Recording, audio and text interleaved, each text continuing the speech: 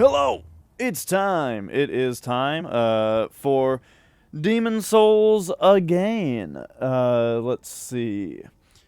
We might finish the platinum run today. Maybe, but you know, no rush. We'll just keep seeing what happens here. So that said, where are we in the run right now? We just finished Worlds 2 and 3 on New Game Plus. And if I remember right also, we did the White World Tendency events in...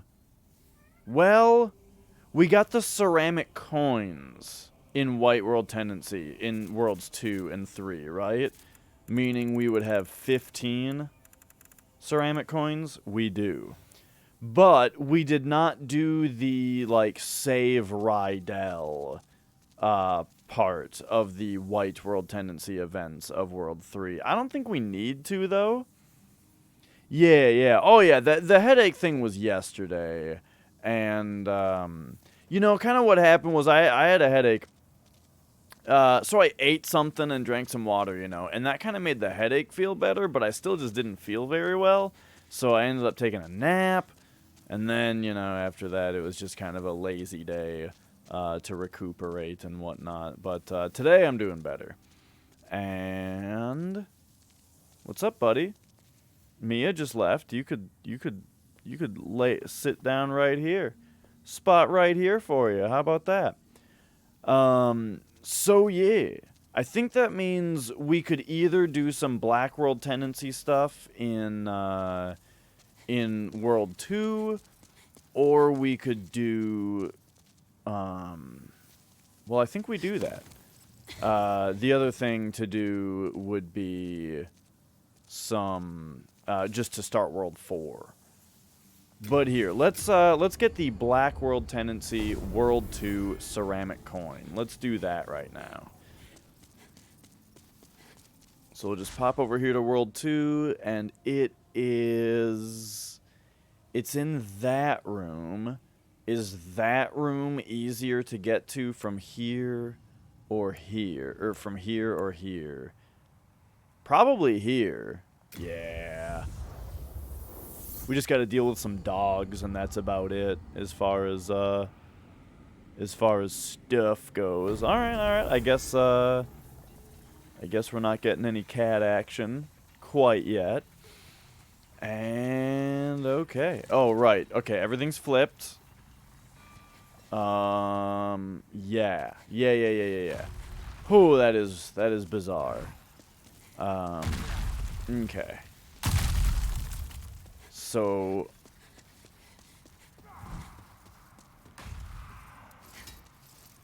that said, let's see. I gotta remember where the shortcut is.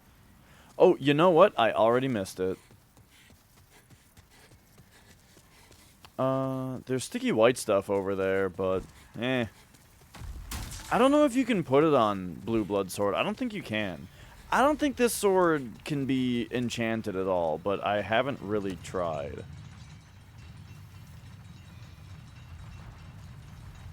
At the same time, and like that said, I'm pretty sure that sticky white stuff and turpentine are also like, those are like enchantments. In that, like, if you can't enchant a sword. Wow, that one-shots, huh? That's right, we're in New Game Plus. We're in New Game Plus, and he's a Black Phantom. I should probably be more careful. But there we go. Sticky white, what? Yeah, it's a mystery, dude.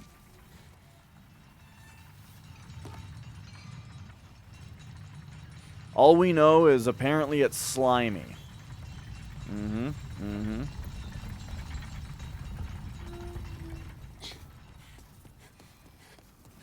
Okay, so let's be slightly more careful, considering the,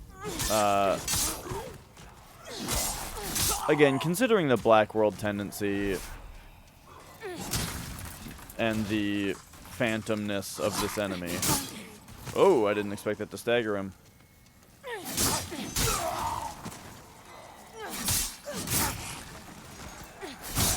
Oh!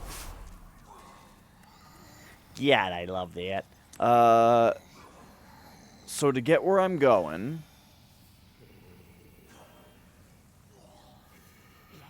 you go this way, don't you? Whoa! Forgot about that. Whoa! Okay, I guess that kills. Alright, alright, alright. Once again, more careful.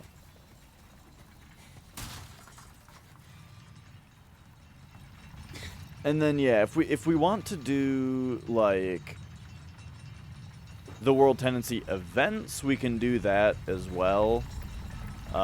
Seems fine. Seems like it would be fine to do that. Like that being just defeat Scurver and the colorless or the primeval demon. Whoa, that guy got right into position. That guy couldn't take one more day of this shit. Alright.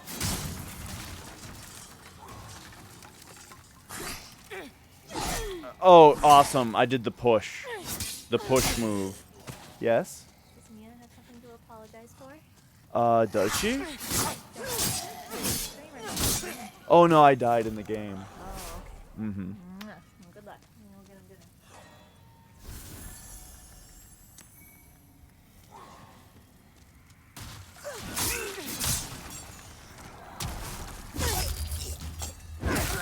And there we are. And there we are. Okay. So none of those guys will be stabbing me in the back. What the fuck? See, I just like... I tried to just come in and immediately roll away. But he was already swinging. Alright, who's next then? Can't trust any of these guys. Yeah, it's you. It's you, isn't it?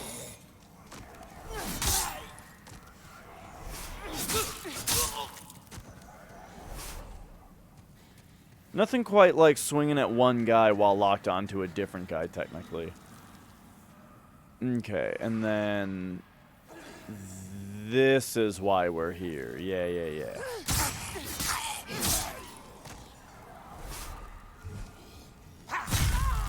Are you fucking kidding me?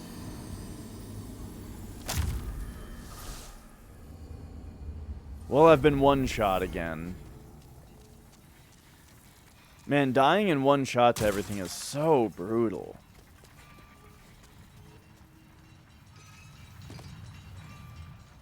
I'm just trying to figure out where we're going. So, Fire Emblem.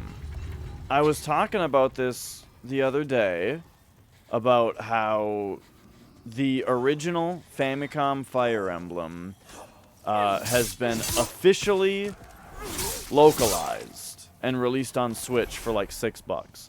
So we have an official English translation of it, and it's on Switch. And it's the 8-bit Famicom game. It's, so that killed me? Oh my god. So last night and a bit today, I've been playing a bit of Fire Emblem. I've been playing the original Fire Emblem game. I've never gotten into those games before. Never really played them. I played a little bit of Sacred Stones for Game Boy Advance when I was in high school, and that's about it. I didn't finish it. You know, I probably did like 10 battles in it or something like that, and that was it. So I'm playing this 8-bit one though, and it's really fun. And man, it gets into like sort of the issue that I've been running into a little bit lately, which is that, like, it's really hard for me to play a game blind, essentially, without streaming it. Like, I can, you know,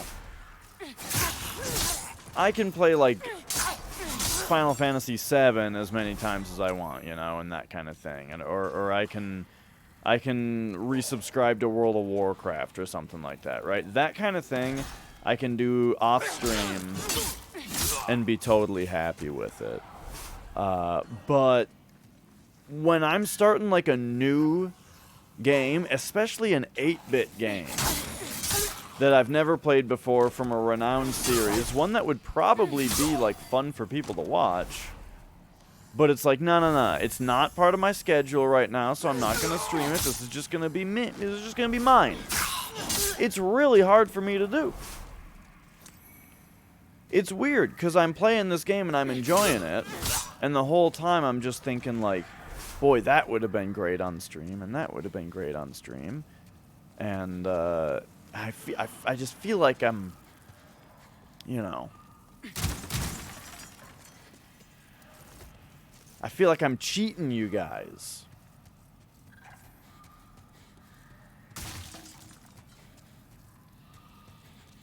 Yeah.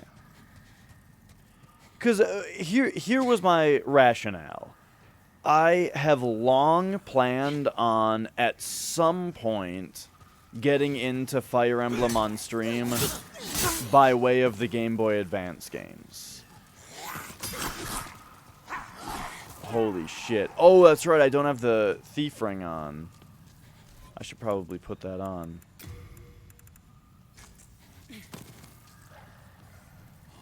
So yeah, I have long planned on dabbling in Fire Emblem by loading up one of the Game Boy Advance games.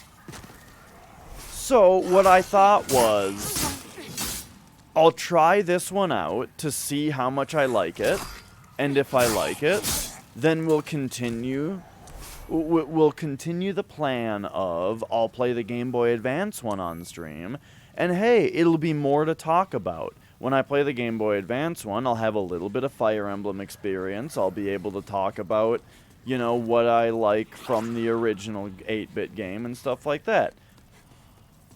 And also, what am I gonna do? Isn't Fire Emblem on Game Boy Advance like Fire Emblem 7 or some shit? What am I gonna do? Play all the old ones? No. We're just, you know. What the fuck? I just got bit by a dog from underneath the ramp. So no. I'm not gonna play the first 6 Fire Emblem games just to get to the Game Boy Advance one that I was originally planning on streaming. So I just started it, you know, but I'm sitting there playing it and I'm going, this is a fucking Dash Retro game right here. This Fire Emblem, this 8-bit Fire Emblem game on Famicom. This is 100% a game where I would want to get a Famicom copy of, get an English translation of it, and modify the cartridge, and play this fucking game. And it would be great. Yeah.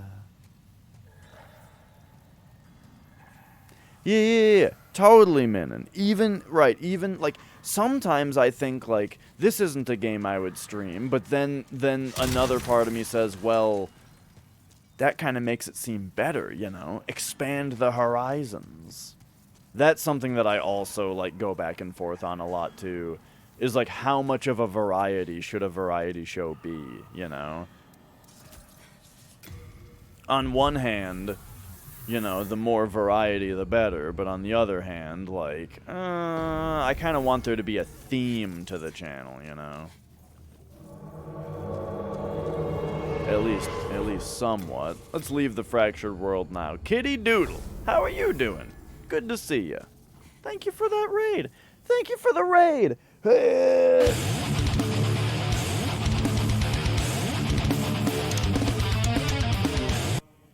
How are you doing?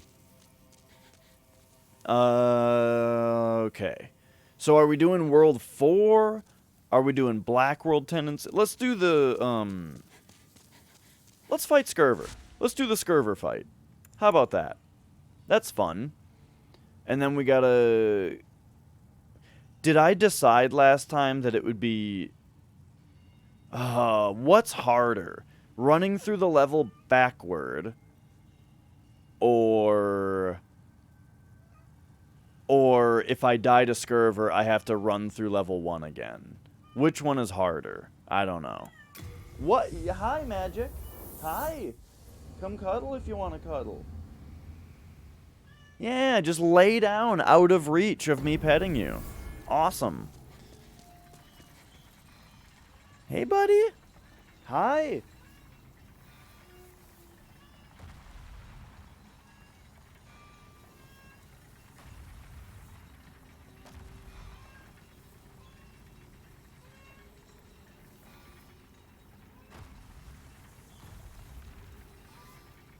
Come to me.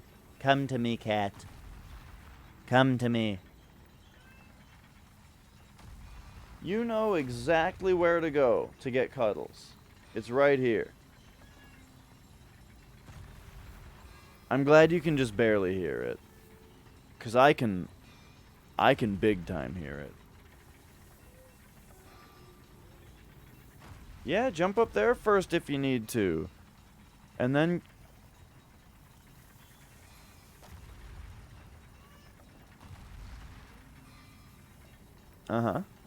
You coming?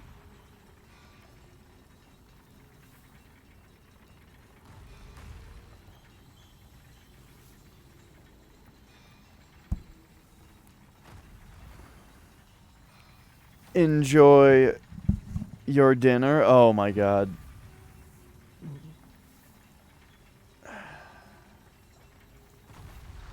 Hang on. I'm trying to move the camera and shit.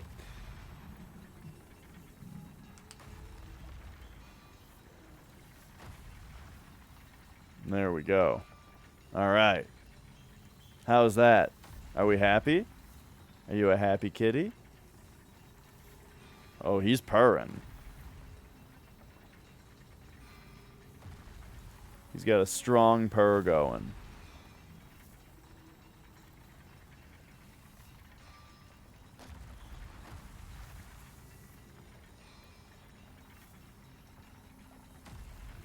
But anyway, what I'm trying to say is, well, specifically, Fire Emblem feels like a dash RPG, or a dash game. You know, it's a really cool, well-known as far as the name of it goes, 8-bit RPG, turn-based RPG, you know, and it's like, it's exactly the kind of thing that I love to stream. And so... the whole time, so what ends up happening is, what ends up happening is, like, the whole time I'm playing it, I'm, like, thinking, like, should I just quit playing this and then stream it instead? And so then I think, well... that sort of makes everything I'm doing invalid. You know what I mean? Fire Emblem is a game where you need to, like, execute every battle perfectly, you know? Where, like, it's like, okay, this battle, there's, like, a thief that you gotta kill really quickly, or he'll steal something from, like, he'll, like, rob a village that you want to go get something from later, you know what I mean? So right away, boom, you gotta go take care of that thief, right? And then you gotta position your guys for, like, an early battle, but then they got this other thing happening. Oh, but then also one of their guys can be recruited if you talk to him with the right guy. So you gotta get that one guy over there. And this whole, you know, and so, like, you know, it's all this stuff, like, stop the thief, recruit the people, and all the while, don't let any of your people die, because those games I think, like, the most notorious aspect of Fire Emblem in general is the permadeath of your party members. So there's all this stuff going on, right? And so it's the type of game where, like, you need to execute a perfect battle. And it feels really good to do that. But then it's really weird to execute this perfect battle,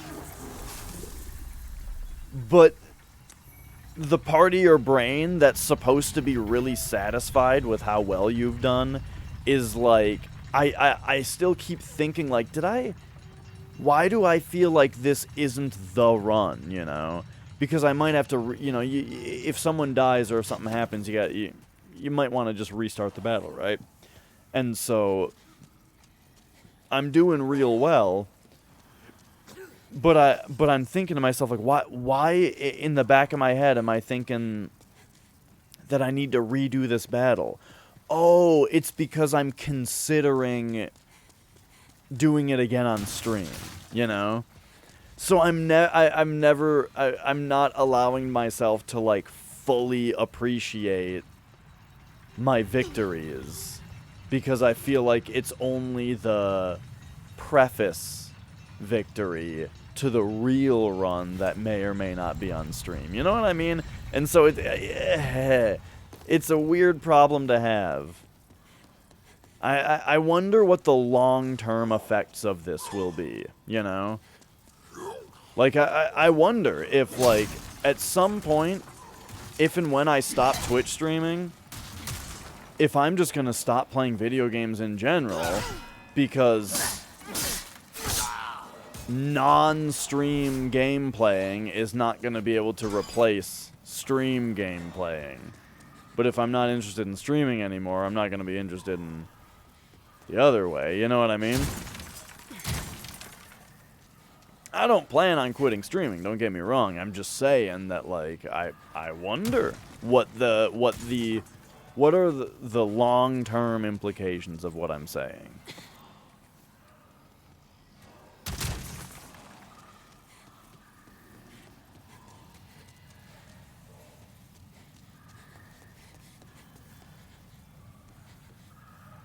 Did I go the right way?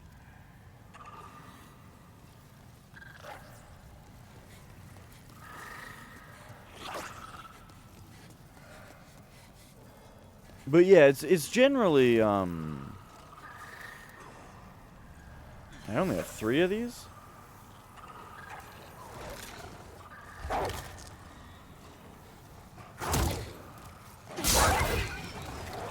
Because, yeah, what I was getting at the end there is just that, like, I have no idea what my, you know, what the long-term future holds as far as, like, maybe I'll get super into travel or something, you know, and who knows.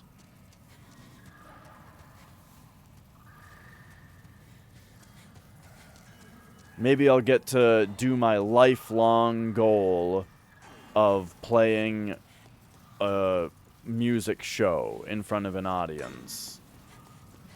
And that'll become the thing that I have to that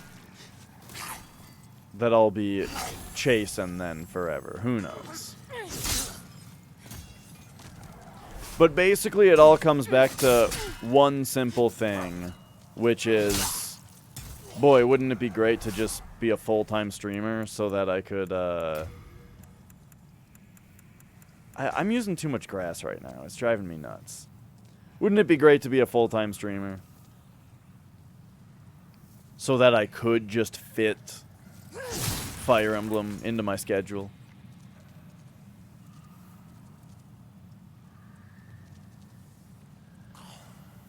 Alright, we're just gonna get a little bit of free health here.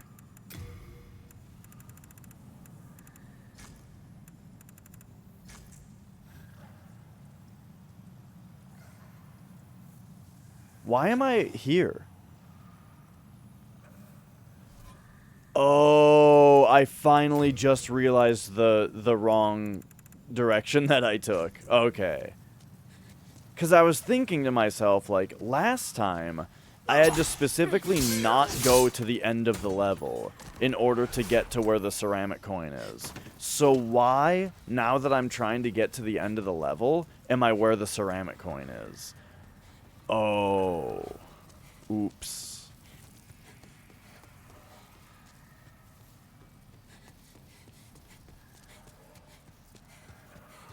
When I got up there, I didn't come down here. I went into the door.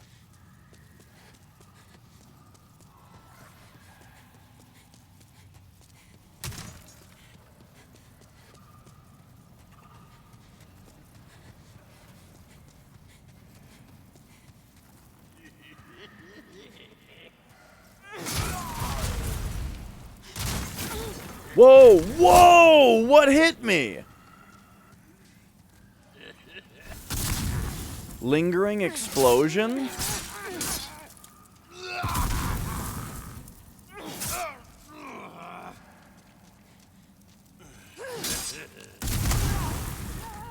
Oh my god. I dodged backward because I thought that it might have been just like the explosion hand.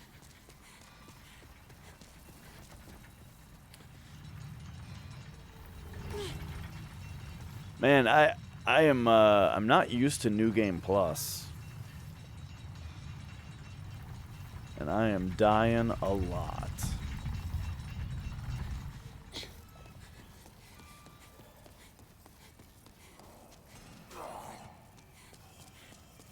Okay, so let's not make the same mistake this time. Whoops.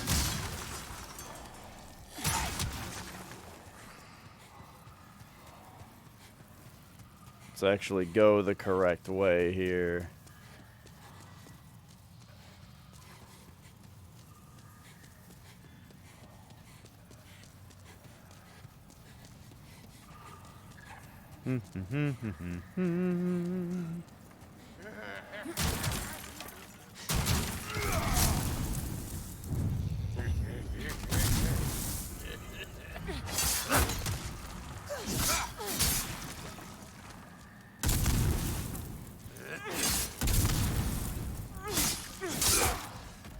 Alright, much better.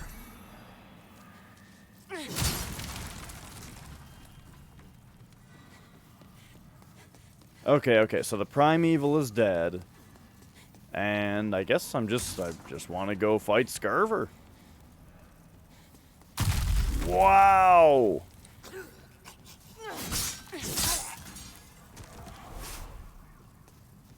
Oh, hello.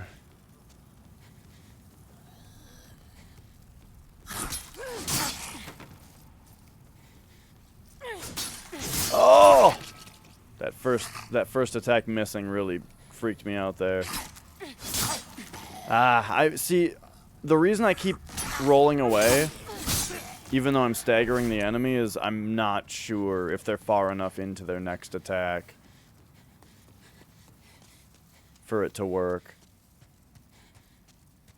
As in, like, if an enemy is far enough into their attack animation, you won't stagger them out of it anymore. And so I keep being afraid. If they do the overhand attack, I think it's safe. But if they do the sideways attack, then I'm worried about it, you know? Because I feel like the timing is tighter.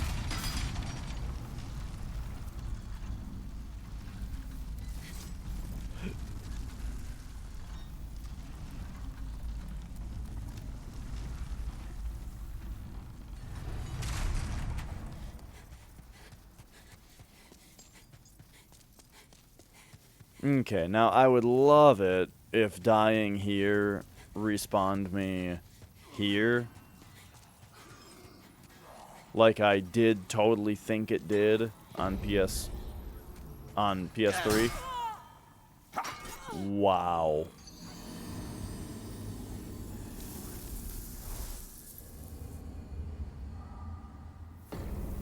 It's such a pain in the ass that it's like this. I would like to load up the PS3 version and verify that, like, is it like that? Because I swear on PS3, if you die, you go to the Archstone of the level you're in, not the one that you came in on. So, like, if you spawn at like a certain boss archstone and then walk back a little bit and die, it'll send you back to that level. Because I feel like I specifically remember that happening. Like, let's say you spawn at the Tower Knight archstone, and then you walk back into the Tower Knight, like Tower Knight archstone, as in the one that's the boss arena.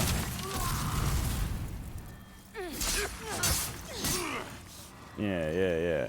Cause like I want to go fight Scarver, but now I got to run through this level each time. Because the other option would be to have to run through this level backwards, which is real tricky.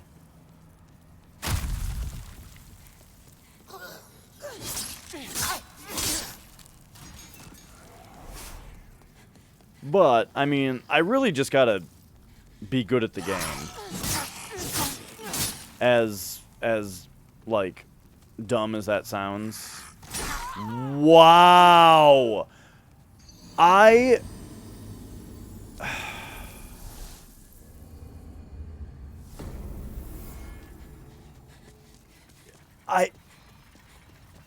don't remember those pickaxe guys even having a jumping attack like that.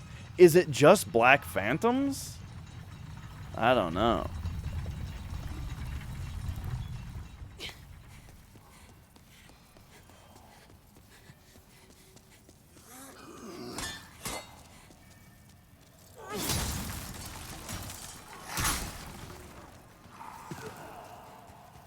Alright. What am I doing here? I'm playing like an asshole, that's what.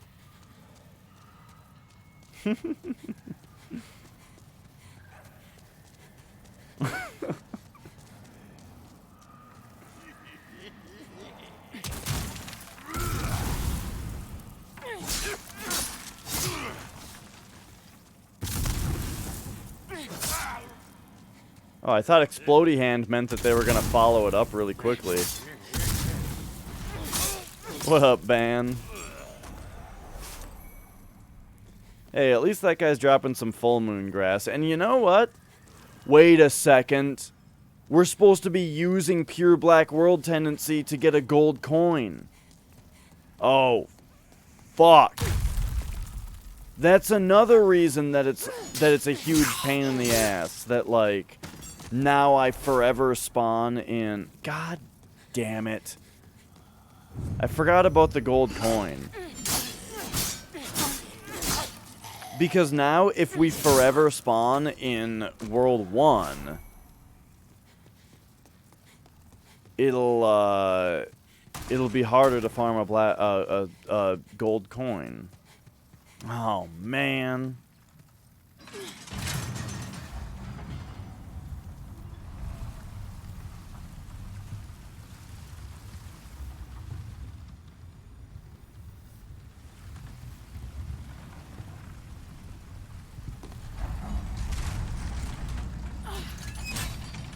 Okay.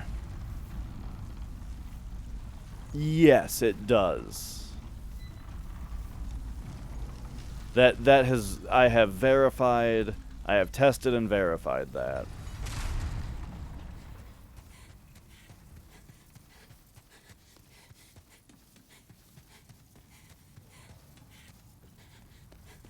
Well, hopefully we just get a gold coin from the guys in World 1 when we go back and do that. Hi, don't kill me this time, please.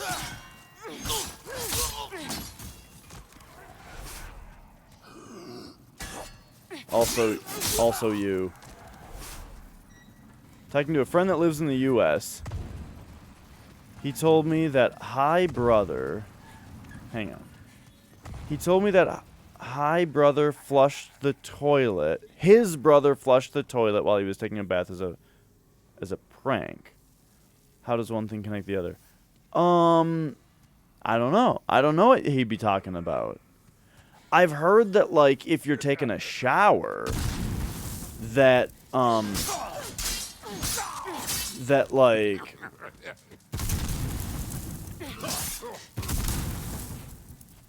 So if somebody's taking a shower and you turn on the hot water, it might take hot water from their shower. You know, it might like cut down on how much hot water they're getting in their shower and make it cold. But bath and toilet both make that story sound like, you know, incorrect. Because, yeah, I don't know why the toilet would be taking hot water. And also, if you're taking a bath, then you've already drawn your water.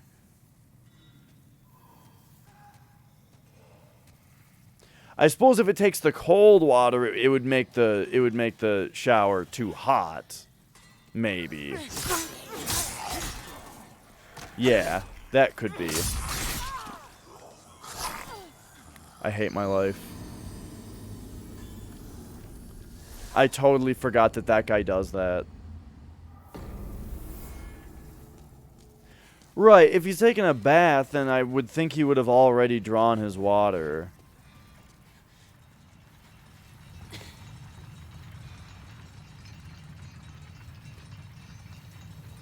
You know, and if not, if he was like in the middle of drawing the water, then in the bath it wouldn't be too bad, right?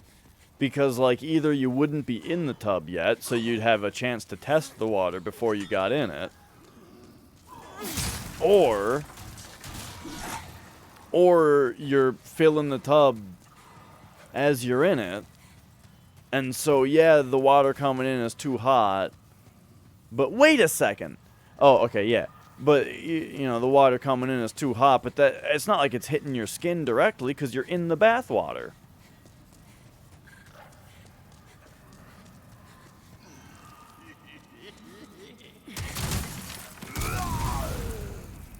Basically, what I'm saying is that it's a real phenomenon that, you know, one water source affects the other, you know. That's a thing. But the specific wording is a little confusing.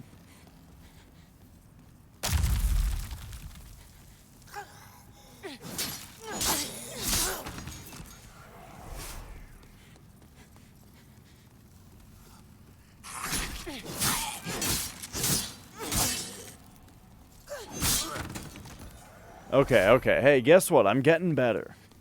All this dying turns out it's making me a little better. I do need to remember to send this elevator back up, though.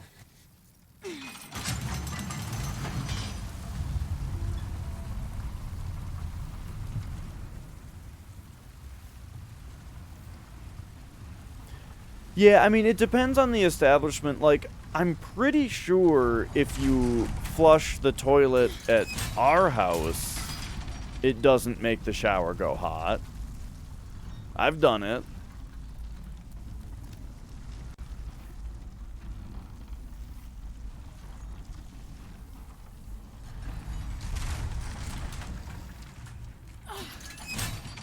Like, the thing that I've heard that is much more common is taking the hot water, you know? Because the hot water comes from the water heater. And I feel like that's a more restricted source, you know, than the cold water is.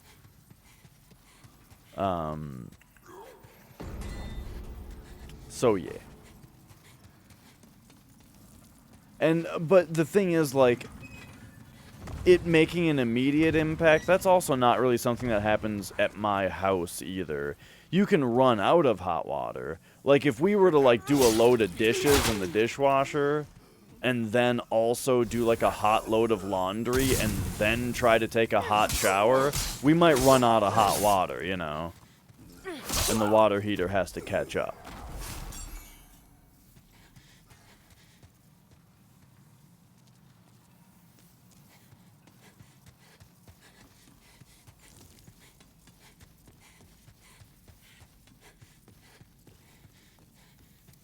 Alright. Please just let me get to Skerver.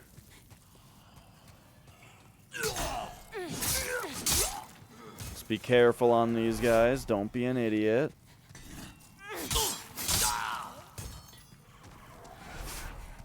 So here, you gotta stand right here, let him hit that, and then you can run past everybody else.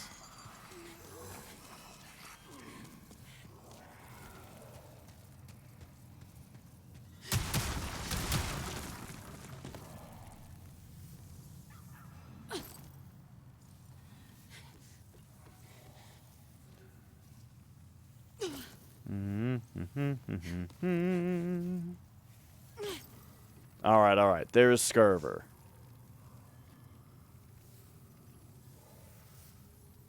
Just gonna wait for some health regen here.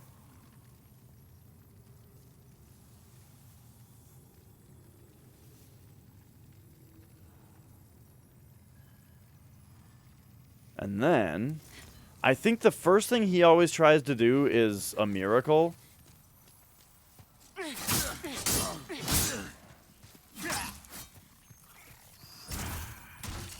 And now he's going to try to shoot me with some magic, and we just got to wait for him to run out of MP. Here's the old... Here's the old... Whoa, the old trick. The old Skurver runs out of MP trick.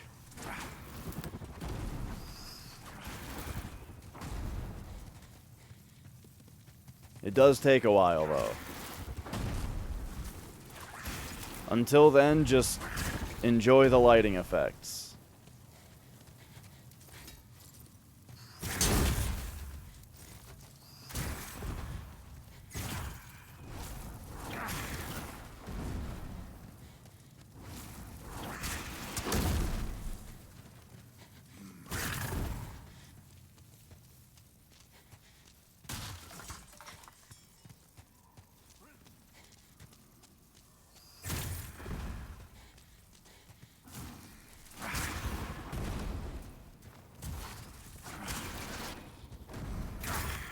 That's right, that's right. Keep it up with those big dumb fireballs. Whoa!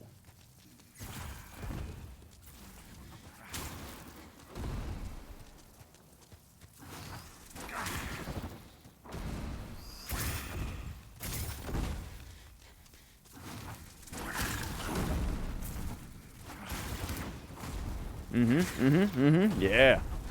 Keep it going. Keep them coming.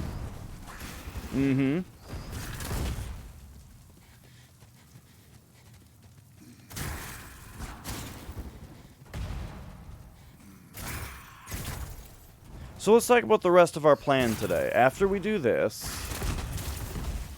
we got to do World 4 while starting to lower the world tendency of World 3. Oh, here we go. What's the matter? What's the matter, idiot?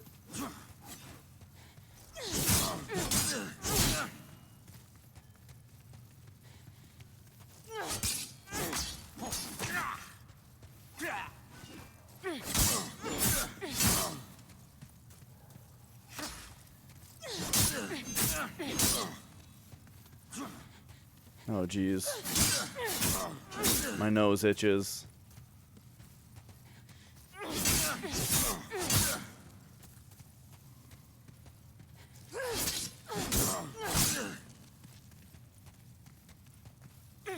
Ah!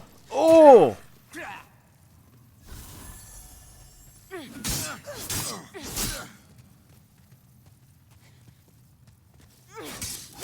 Oh my god.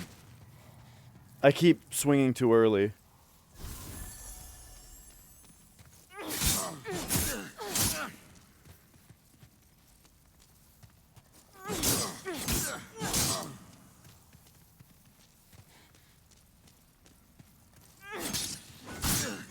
There we go, there we go.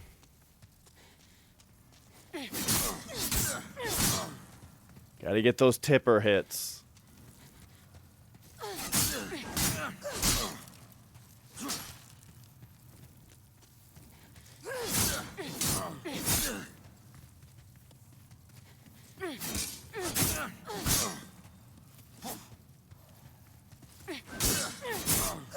What a crazy idea. Black phantoms in Black World Tendency.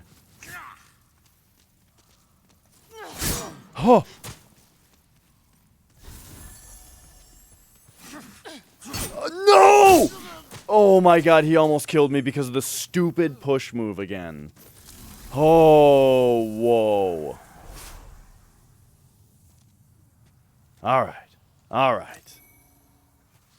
By the way, how are we doing on quality options today? I'm curious if I have them.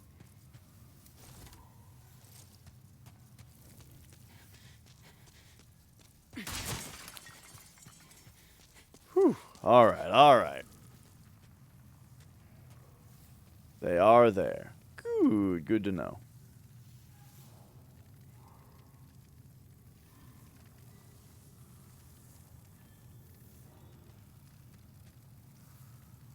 Alright, we did it. Skurver's down. We got a new Talisman of Beasts. And alright. Now, if we warp on out of here, World 2 should be reverted back to neutral white. Yeah. Alright, so now it's time to just do World 4.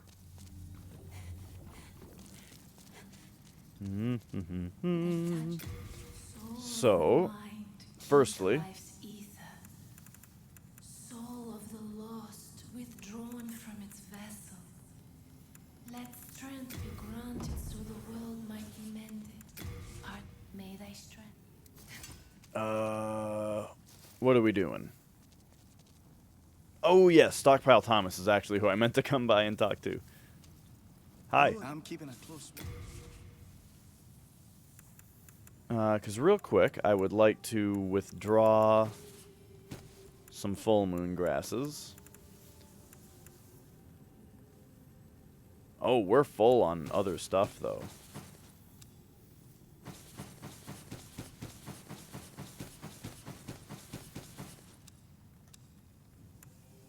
Oh, but we have, like, a ton of stuff. Okay, hang on here.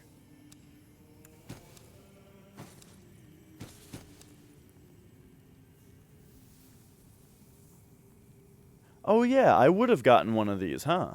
Yeah. You can always post links. Alright. Get that stuff out of here. And all this and that. Now what? This.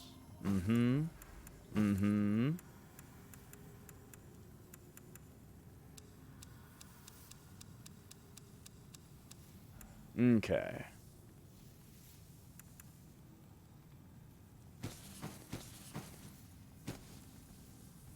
Go into World 4.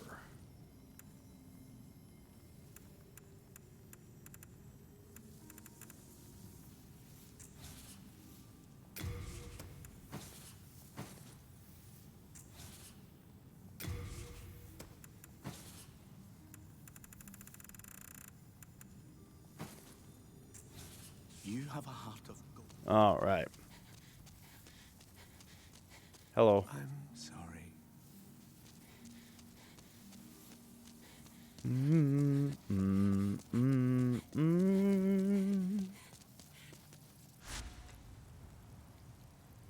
Whew.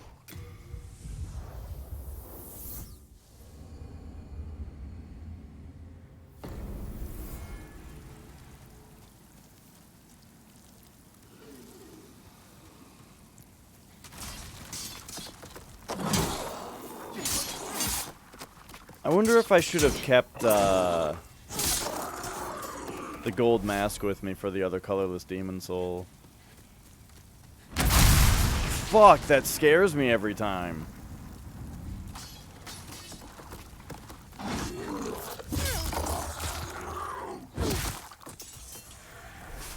But I think that'll be fine.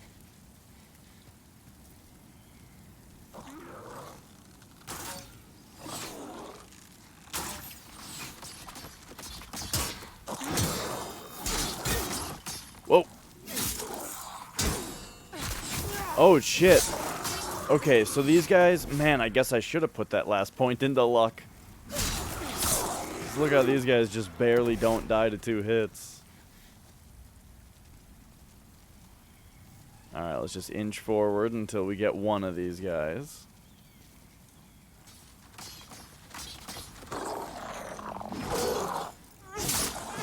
But we can just two-hand.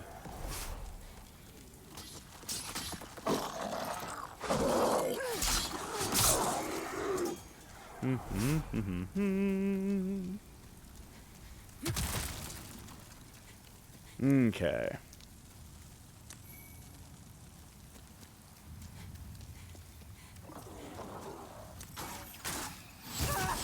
Yikes.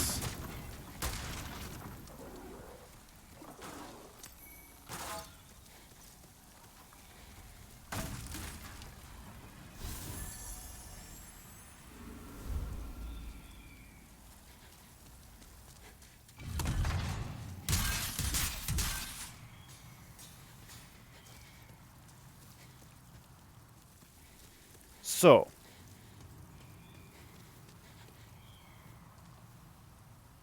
I'm just thinking about how best to approach this level this time. I think we probably do want to take these guys out.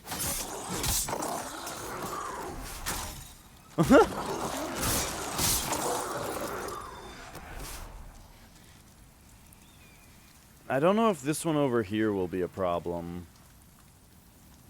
I don't think so.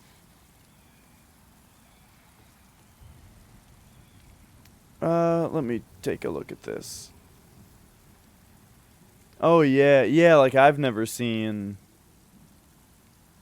a shower head like that.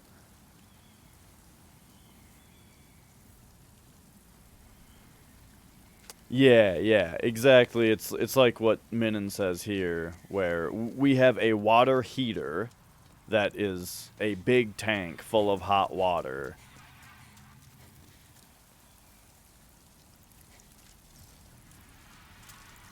And things that need hot water draw from that.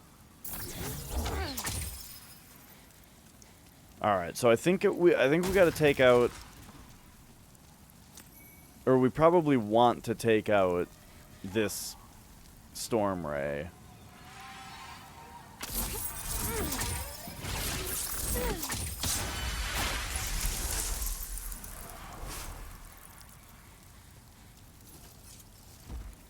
And alright, time for this guy. Wow.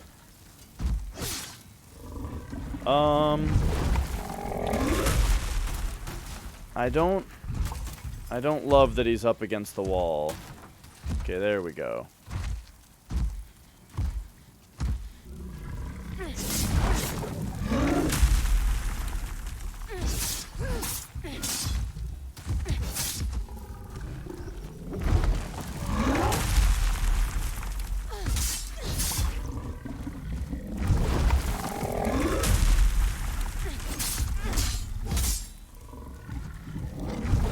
He loves the ass stomp. Here he goes again.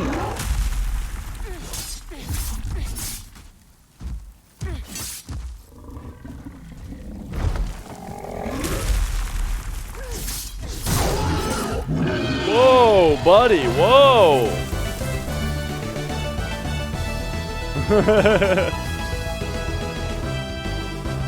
How's it going, Flex?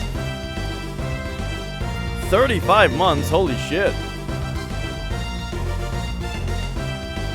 You've only got, next month is 3 years. Damn! Alright, so we're kind of running through here pretty... I'm trying to run through pretty quickly. I mean, I wanted to kill the Vanguard just 'cause. And then, now that that is done... That's right. You felled a bat. Golden Sun was the first thing, and still one of the only things I've ever heard use that term that way. To say, you felled something. Okay, wait. I'll let you finish it.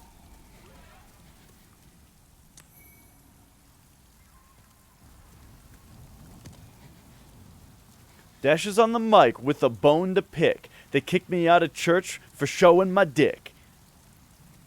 They said I was a sinner like a hooker or a stoner. I thought, oh shit. I should have waited longer. What?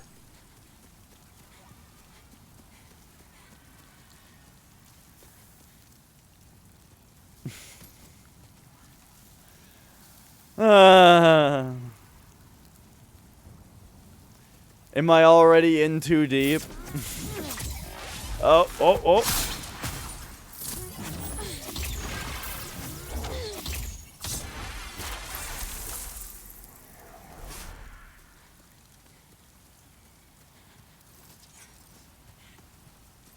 Alright, alright.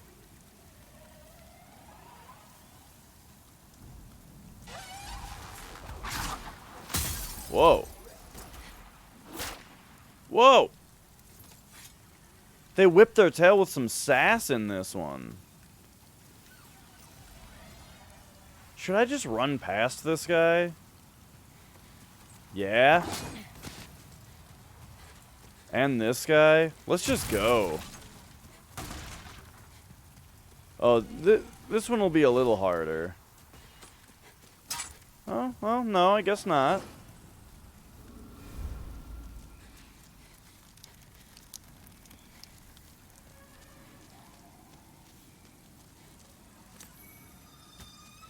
Okay. That's just a ring we already have. Other way is a regenerator's ring that we already have. So... Actually, I don't know what this is.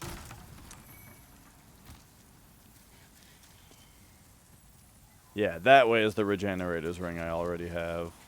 So...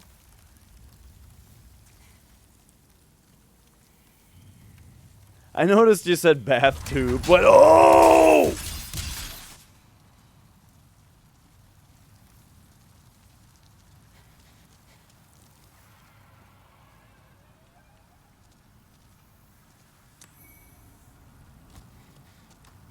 Alright, alright. The question is, do we even rumble with this guy? Yeah, probably.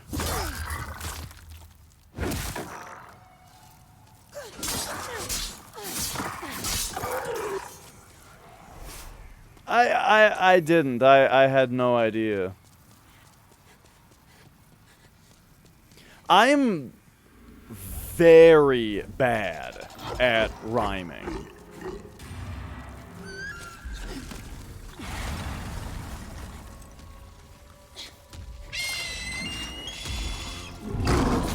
Like, you know in, like, Whose Line Is It Anyway and stuff? When they do the...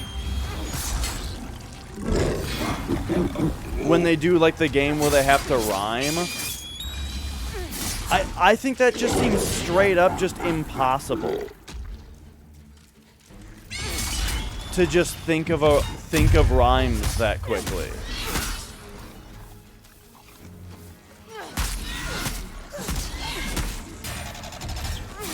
Yeah, the questions only thing is super good.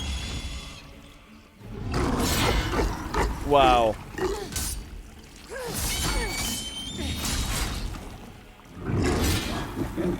Alright, Adjudicator, I need you to look this way.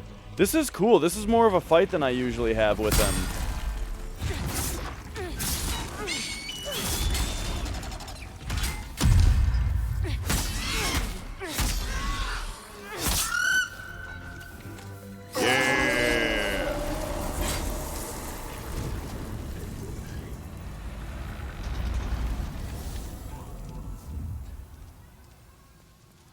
Your phone only autocorrects for English. I turned like all that kind of stuff off on my phone.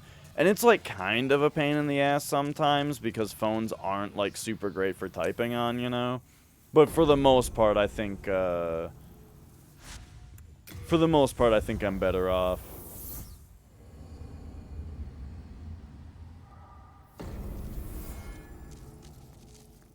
Alright, alright.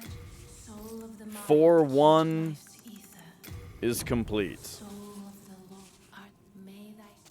Now, is it pure white there again already? It is. Cool. So now we're trying to lower the world tendency in Latria.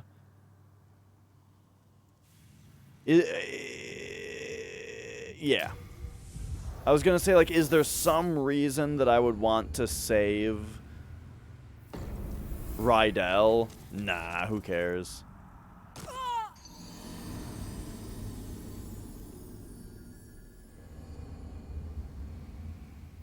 You prefer showers? I agree, man. I much prefer taking a shower to taking a bath. Every once in a while, it's nice to take a bath, you know, to lay down and just have a real relaxing soak, you know? But I really dislike I really dislike the fact that that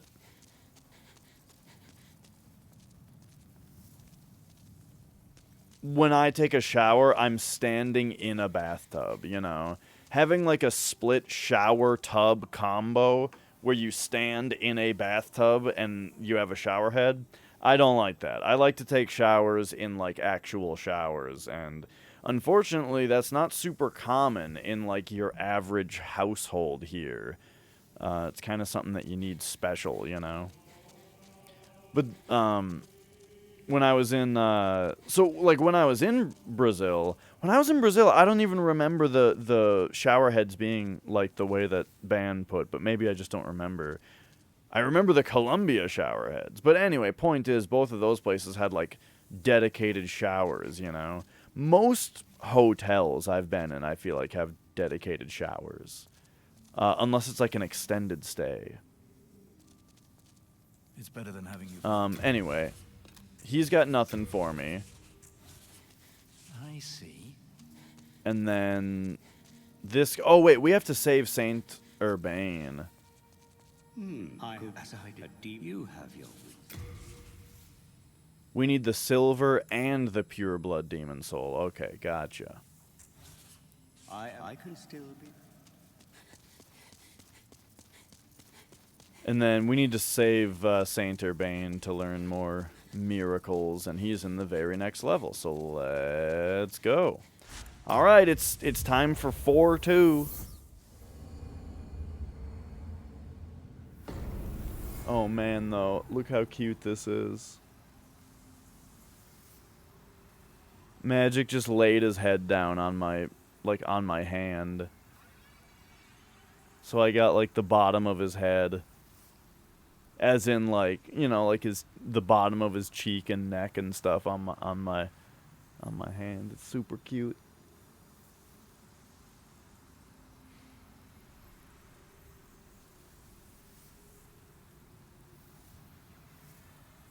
Oh yeah, that could be Minnan.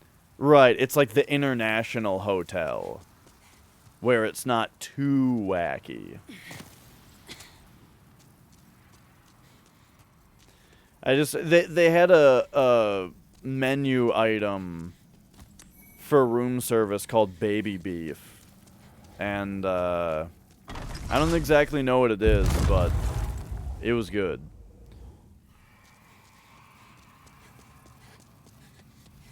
That was the best part of the Brazil trip in general was the food.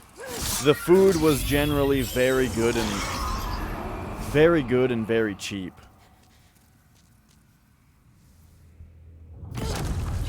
Shower having wires in it? Yeah. Yeah, the idea of electrical heating in water seems kind of weird, for sure.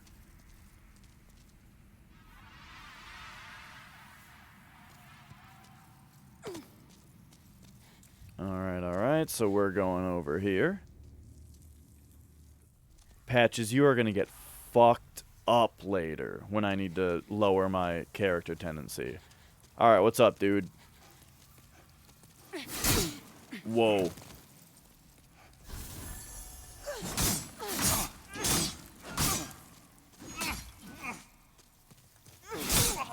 Whew.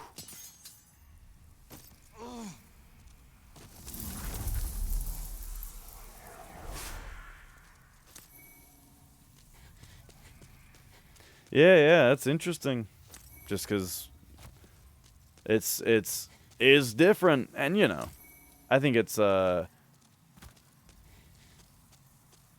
I gotta think about ceramic coins here again. Because let's see, one of them is in this pit, but only on Fractured, and then the other one is World 4 ceramic coins. One of them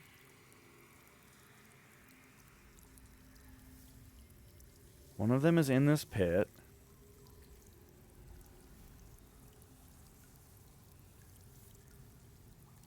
And the other one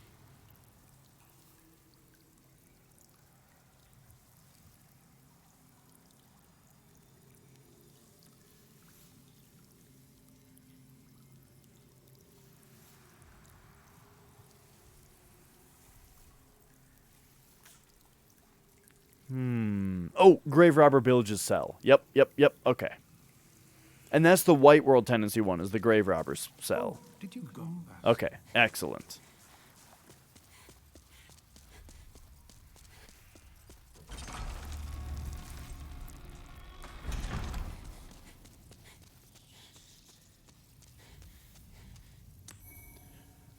Alright, so hopefully... This is notoriously my worst level that I always die in a million times. So hopefully I can get through it just a little bit more quickly this time and with a little bit less huge embarrassing failure. Let's see. Let's try it.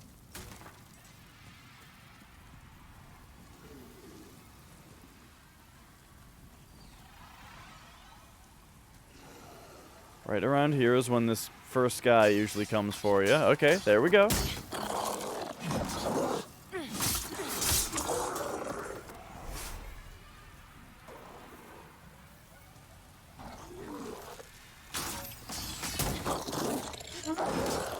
Man, I can't wash my hands with cold water. Part of it might be that my hands are always really cold anyway. So, like, they just can't handle being any colder. I don't know. See you later, idiots.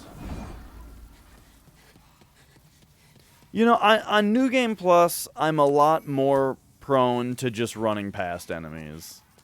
You know? And it's a bit freeing. I feel a slight weight off my shoulders doing it. Whoa, already?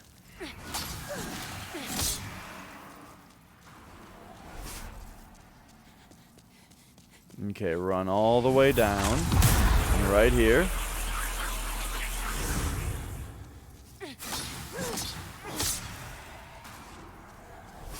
And...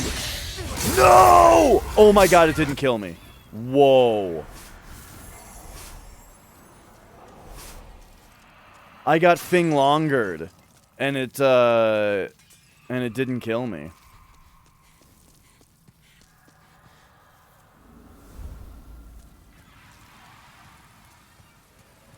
Yeah, I can't do it. I think it's like, it's partly because of my,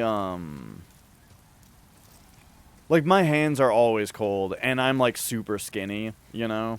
And, so that also doesn't help, like, the fact that I just generally can't handle cold conditions.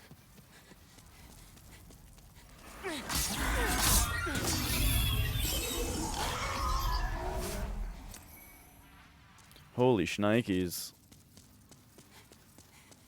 Am I gonna get through World 4-2 in one try on New Game Plus? I mean, I ran past some of the enemies, but come on.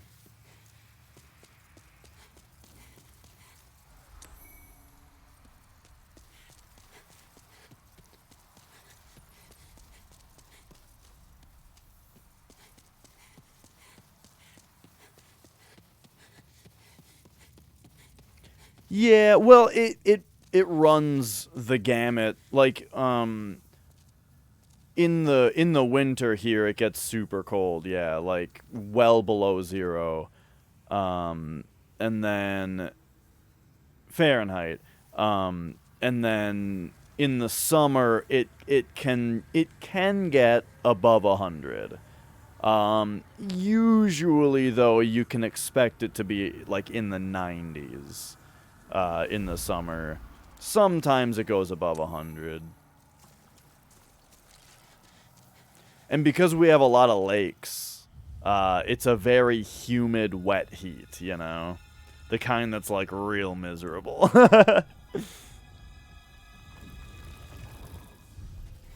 But I vastly prefer the warmth to the cold because I'm just always cold all the time.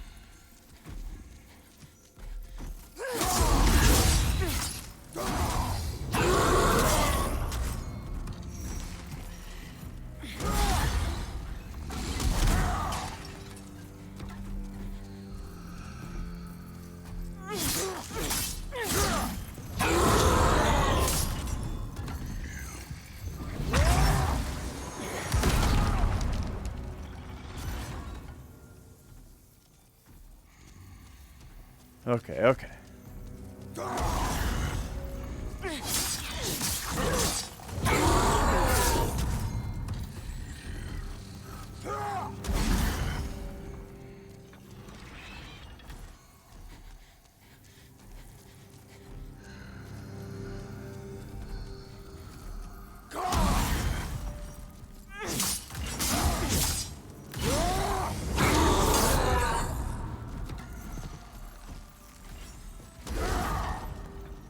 Yeah, like I would describe 90 as very warm, for sure.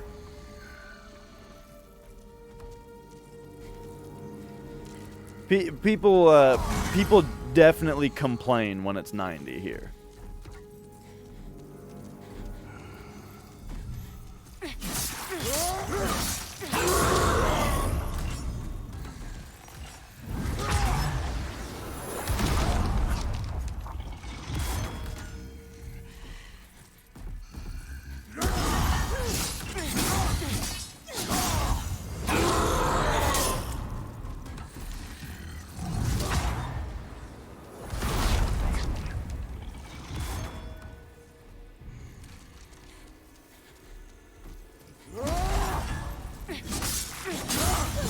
Yeah! Yeah!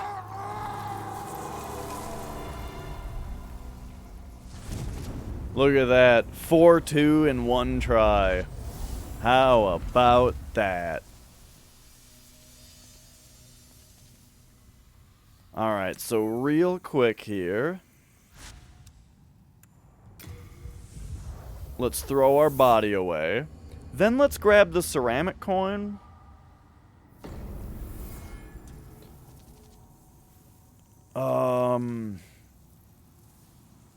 Is this all making sense? Yup.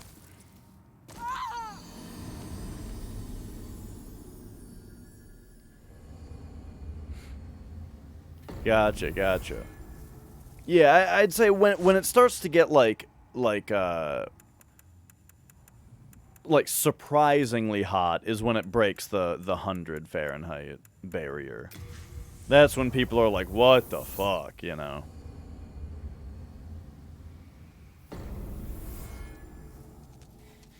And speaking of, you know, I've probably talked about this before, but I'm all about the metric system, right? And it actually makes sense and is scientific and stuff, you know, versus our random bullshit, you know? But I do like Fahrenheit as far as describing the weather goes, you know? I think Fahrenheit is well suited to weather because from 0 to 100, it's like it's a nice 0 to 100 scale of temperature, right? Where below 0 is like, don't go outside, it's too cold. It's you know, it's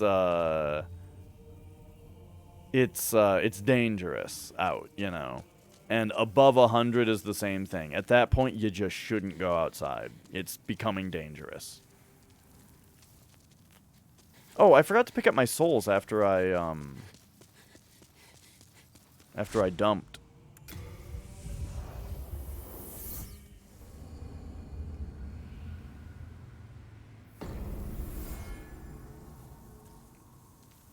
The Kelvin gang, you say?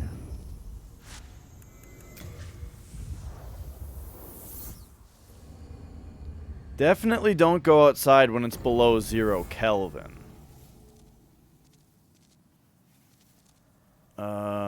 Alright.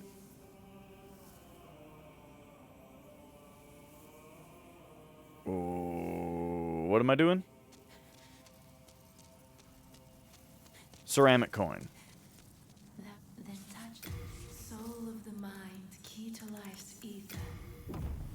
Soul of the art that may thy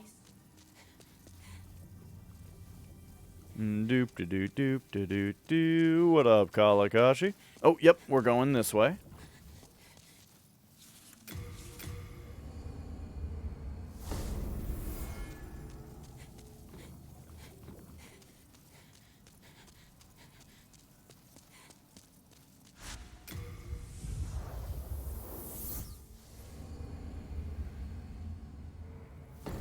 Damn. Yeah, for us, if it's negative 30 or 40, that's like the feels like temperature. You ever hear that? Where you guys are at, do you get that kind of weather? Where it's like, hey, the weather is this. You know, the weather is, you know, negative 4 feels like negative 30, right? Something like that because of wind chill and whatnot. We get those days. We get those days here as far as that goes. Like negative 40 including wind chill and that kind of thing. This winter though has been very mild. Particularly this winter. It's only snowed a couple times and it's for the most part been like not very cold out.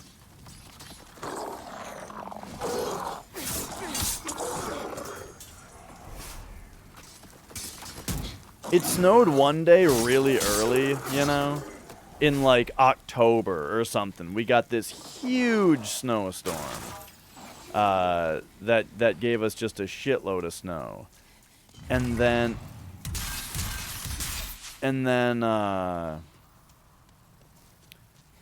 it was just super mild and didn't snow another time until like 2 or 3 days before Christmas. We just got dumped on again with another, like, huge snowstorm. So, that night, there was this giant snowstorm, right? And I was thinking, well, I'm sure all the plows have been waiting for today, you know? Like, it's not gonna... The roads aren't gonna be that bad because the plows have been out, you know? So, so Nicole and I went out because I decided that I was going to get my nephew a Switch for Christmas. I was like, you know what? Why don't we just get him a Switch? Then I'll be the coolest person he's ever heard of. And so, you know, and so I asked Nicole, like, hey, you want to come with? And she's, sure. So, and she warned me about the roads. She was like, I don't know. I don't think we should go out because the roads are going to be really bad. We should wait until tomorrow. And I was like, nah. The plows have been out. It's going to be fine. And then, so we go out. And very first thing is the driveway is just caked. You know, there's like over a foot of snow just on the driveway. So I busted out the shovel. And I shoveled out a path for my car to get out of the driveway. and then tried to back out and just immediately got stuck. Even after shoveling it. You know, I didn't shovel it thoroughly. I just thought as long as I backed up kind of fast, you know, the car would be able to just go through it. But not. Immediately got stuck. And so, you know, couldn't go forward, couldn't go backward. Fuck, you know, got out of the car, shoveled out underneath all the tires and stuff, and behind the car and stuff, and got back in, still stuck. Got back out, shoveled a little bit more, and then I got out these, like, things I have. I've got these, like, little tracks that you put underneath your tires if you're stuck, to give your wheels some traction. Got those out. And got out of the spot that I was stuck in. As in, like, I was able to back up a little bit further. But then, when it was time to go forward, stuck again. Couldn't go forward. And you gotta understand, part of the reason I was getting stuck is because when I say that I was hoping that I could just kind of plow through a little bit of it with the car, just with a little bit of momentum, the thing was, one of our neighbors always parks in their driveway, so I couldn't back up that far, or I would have been in danger of backing into them, you know? So I had to go kind of slowly. What up, Grave Robber Bilge? So yeah. So for all those reasons, right? Stuck again trying to move forward. Can we use chains on our wheels? I think I don't know. There might be something about you're not allowed to on like main roads or something, but I actually don't know. I'm not sure. I've seen chains on tires though, yes. But anyway, so I got stuck again. And then I went out and you know, grabbed the little tracks, the little traction tracks, right? And put them under my wheels again to go forward this time. Shoveled out around in front of the car and stuff, you know, did a little bit more shoveling. At this point, it had been like 20 minutes, right? Just trying to get out of my driveway. And then when we got the traction and the car started going forward, I was like, you know, those little traction pads I was talking about, fuck them. I'm going. I'll pick them up when we get back. 'Cause at that point, I'm moving and we're going forward now. So, start driving forward. And we're getting out onto the road now. Onto, like, the neighborhood road, you know? And the thing is, the neighborhood road hasn't been touched by the plows yet, you know? It's totally just fucked. And, but we're moving, you know? And as long as I'm going, as long as the car is in motion, you know, we're moving. Who are you? So we keep moving. And there's a few tracks that have been laid just by other cars, you know. I'm trying to keep like in the tire tracks that other cars have left and stuff like that. But then but once we get like almost to the main road, I'm convinced, right? I'm convinced that the main road is going to be plowed, you know. So once we're like we're almost to the main road, we make, you know, the neighborhood road takes a turn, you know, like a big swooping turn. We go around the corner and there's this giant lights flashing tow truck in the middle of the road. And remember, I'm like having to drive in the tracks of the previous person who drove through in order to like maintain motion, you know. But now, right in the middle of the tracks, right in the middle of the road, there's a tow truck just sitting there. And it looks like the driver is like off in this parking lot somewhere talking to someone who's in the parking lot. Like they're not even in the right spot to tow someone. So, I'm kind of a dumbass, and I tried to just go around it through some untracked snow, you know? So I make a small turn, lane change to get around the truck, and boom, I hit a spot and get stuck next to the tow truck. But this time it wasn't like stuck, because you gotta remember the problem as far as being stuck when you're backing out of a driveway is that you're turning, and that like way complicates the situation, the fact that you're trying to turn your car while you're moving. So I hit the snow in a way that stuck the car, but I was able to put it in reverse and go back a few feet, put it back into forward, and drive and kind of plow through a little bit more snow until I get stuck again. Put it in reverse, go back 10 feet, put it in drive, and go forward again. And each time kind of pushing a little bit further into the snow, plowing a new path. And as I'm doing this, another car turns onto the road coming at me, right? And the problem is we're basically on a one-lane road right now, where normally that wouldn't be an issue, but there's only like one track of existing tire tracks that either of us can really drive in without me having to do the back and forth thing. So I had to stop, right? And they stopped, and they got they got out of their I have winter tires on my car, man. I have a set of winter tires that I get put on every year. So they get out of their car, and I get out of my car, and they're just like, "Are you stuck?" And I was like, "No, I'm not stuck, but I'm not going to be able to get around you." And they were just like, "Okay, I'll go around." And then they just like backed up out of the street and back into the intersection of the main road and just went another way. I was like, "All right, sweet, perfect. That's what we needed."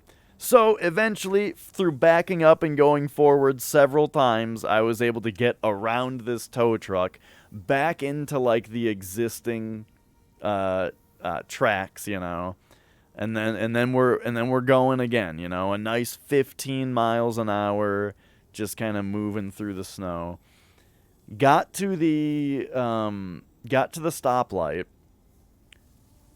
and I think it was green. I think luckily it was green that time, so we could just roll right into it and right through it. And then we're on the main road. Now the main road I was convinced was going to be just fine, like plowed, salted, all that stuff. I was convinced it was going to be no problem. But turned out it was like one pass plowed. Like there was still probably 2 inches of now compact snow, which might as well be ice, you know what I mean? Winter is the where is the edge of the road? Yeah, totally. This one time I was driving home from I think it was a New Year's party, and Nicole had a little bit too much to drink, and she was gonna throw up, so I had to pull the car over, and I had to pull over so she could open the door and throw up outside. But it was the winter. And there was a bad snowstorm the entire New Year's party, so you couldn't see where the edge of the road was. So I tried to pull over to let her open the door, but I pulled off the road into like extreme snow and where there wasn't road and where there's like not cul-de-sac. It's called what the hell is the dip called on either side of the road that water runs through? Culvert. In the culvert. And so I pulled it and so the car just like went into the snow of the culvert and got stuck. And then I had to call a tow truck to pull me out of the ditch. So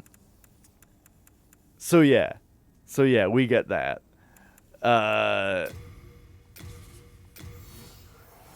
So anyway. So we get back onto the road. Or so we get onto the main road. And the main road is like, there's like 2 inches of snow on it still. That's like compact. And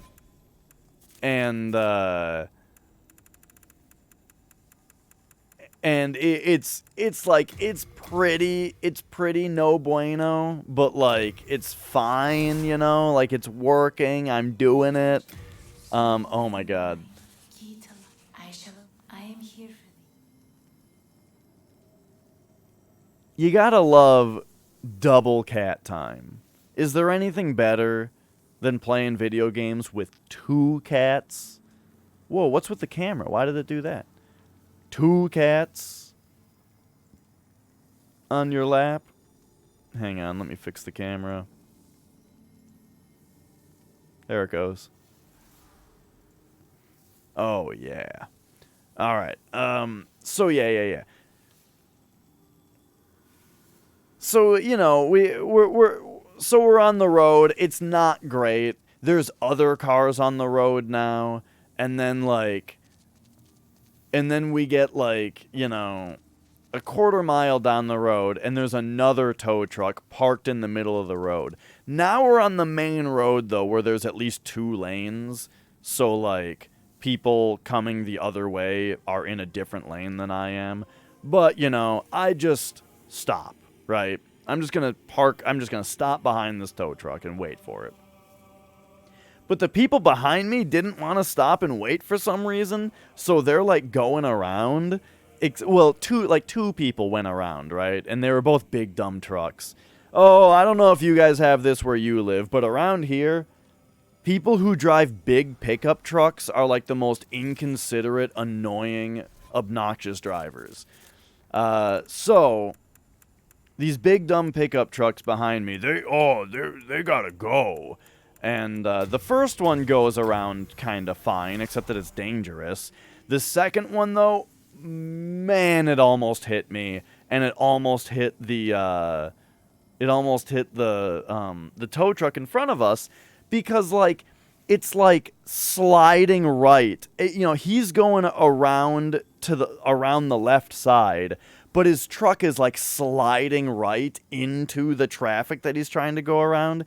And you can see his front tire just cranked left, you know, trying to not hit anybody. And oh, dude, he came within an inch of me and the tow truck.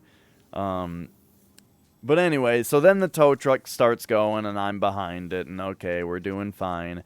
Then we get up to like an intersection and 2 things happen. So, the tow truck that I've been behind is also... okay, it's not a tow truck that I'm behind, sorry. It was a plow truck. But the plow truck that was that was parked. Turned out, though, that the plow truck was behind a tow truck that was like a flatbed tow truck, and it was transporting a bobcat. You know, bobcats... They're like little mini bulldozers. The bobcats often come out in the winter to plow like parking lots and driveways and stuff. So it was like a tow truck transporting a bobcat to go plow something, you know, and there was a plow truck behind it. And that's what I was behind. So we get to this intersection, and the transport truck turns right at the intersection and parks right there because it is about to unload the bobcat. Okay, that's fine, except the plow truck that was behind it just stayed in the intersection, and they were together. But he just didn't turn, and instead just parked at the red light, which was now a green light, that I was supposed to be going straight on, but this plow truck that was accompanied with this other truck that turned out of the way is just sitting there. And the guy gets out of the truck so that he can go, like, help unload the thing. So I'm just sitting at this intersection now, waiting for these guys to unload this bobcat that's not in front of me. And then while the tow truck, while this is happening, to the left of us, some actual big behemoth tow trucks show up. So the Bobcat truck turned right and parked right away in the road. So if we were to turn right, it would be blocked, right, by that. Right in front of us, though, in our lane, we're blocked by a pickup truck with the plow on the front of it. On the left, coming into the intersection, are two big behemoth tow trucks that want to go straight, but they have to sit there and wait because the Bobcat truck is parked where they're trying to go because they're trying to go straight. So we're all waiting, right?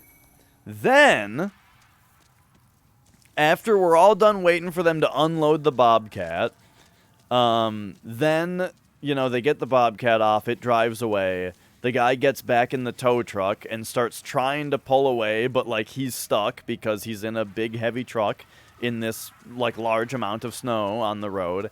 But that's, like, I guess what the pickup truck with the plow was for, that was behind it and parked in front of us, because they just, like, drove up and, like, planted their plow onto the trailer of this thing and started pushing it with their truck, and they just, like, both kind of pushed off. And so they start going, right? So they start going. That allows the big behemoth plows to the left to plow through the intersection, which that then caused, like, this giant snowbank in front of me because these two plow trucks just went by perpendicular to me through an intersection, and now there's a big snowbank in front of me. So I had to back my car up like 20 feet, right, to get some speed to just blast through this snowbank. Wait a second. Why is this still here? I thought this guy woke up and we fought him. Huh? This shouldn't be here anymore, should it? Unless I misinterpreted the... Oh, it's like the spirit comes out of it? Oh, okay. That makes sense and is also way cooler. Alright, nice. Anyway. After that, the rest of it was pretty much smooth sailing. Because then it was back with just having to go like 20 miles an hour on 2 inches of snow. You know, but there was nothing in front of us anymore. So at that point, it was kind of fine. And then the roads around the actual Target parking lot were really bad, but, you know, it was mostly fine. And then the parking lot itself was totally fine because they had a big-ass bulldozer getting that shit taken care of.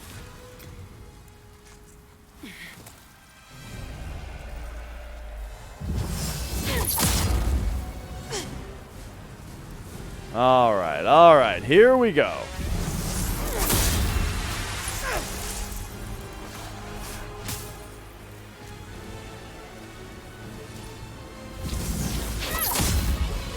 Oh yeah, it's Storm King time.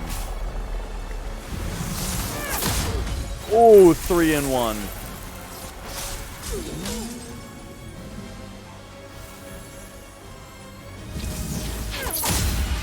Oh, yeah. Oh, is he coming? Nope. Is that all of them already? Holy shit. Oh, now he's making his big swoop.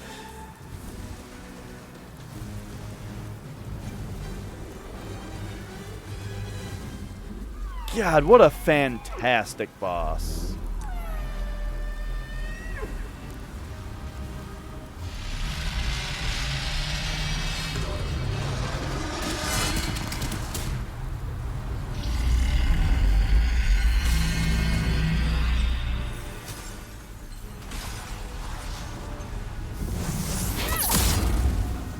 What?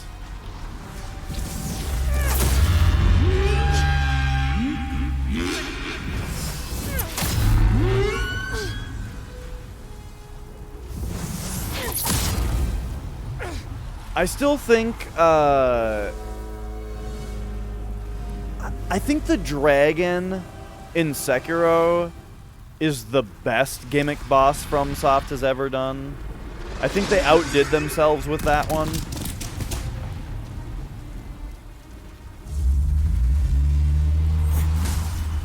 But boy, oh boy, this one's real good. Especially because this one's only half gimmick boss. As in, like, you don't have to participate in the gimmick of this fight, you know? You can just shoot a bow at this guy if you want. Whoa, there's one Storm Ray left?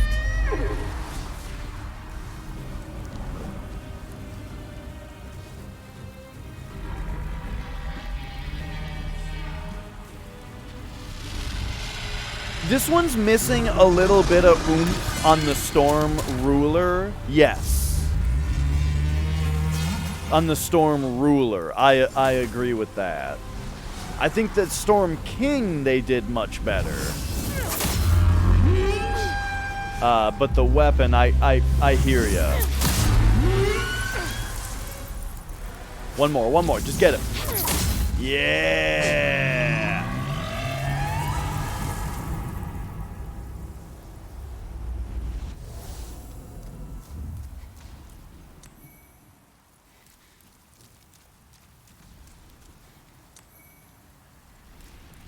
All right. But anyway, so that whole driving story, remember, that was because I, like, last minute decided that I wanted to go get that Christmas gift for my nephew. And guess what? It was the last one they had in stock. We got there, and Target only had one left, so it felt worth it, you know, worth the trip.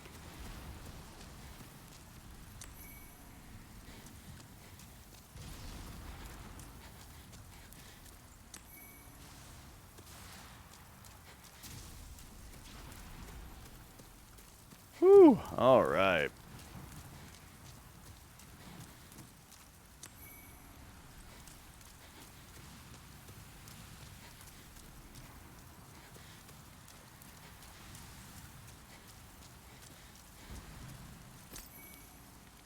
A friend of yours got abducted by aliens? No, I don't think you've told us that story. Oh, hey, Mia. She's being real cute. Laying on her back with her paws up. Aww. With her little paw. Oh.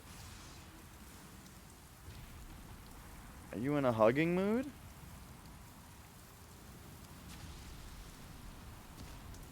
Aww.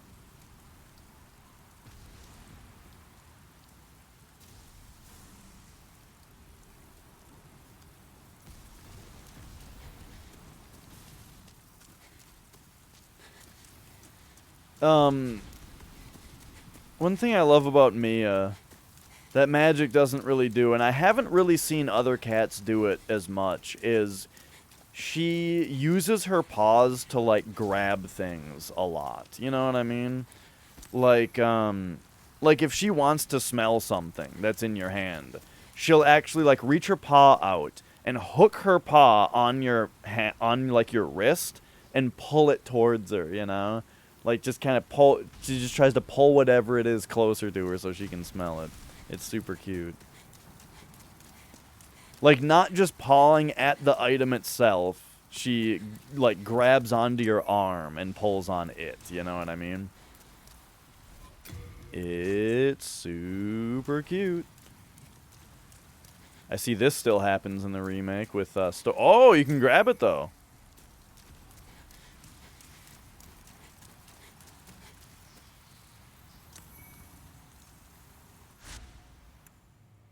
Alright, so that's Shrine of Storms done.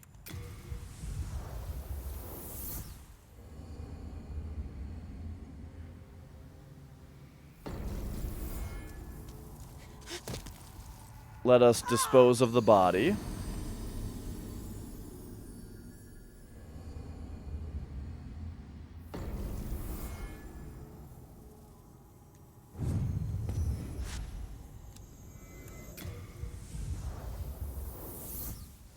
Then we'll come back out here, and we already did the White World Tendency stuff here, right? We got Makoto, even though that doesn't matter, and we got the ceramic coin. So it is now time to drop the World Tendency here.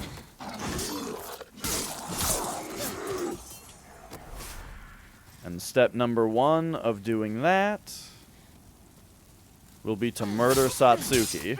How dare you? Whoa!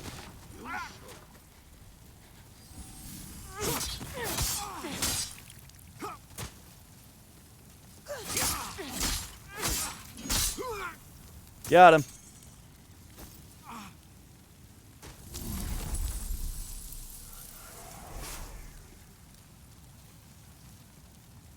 I'm looking at my character tendency on the top left, like waiting for it to drop, and it didn't. I thought that updated right away.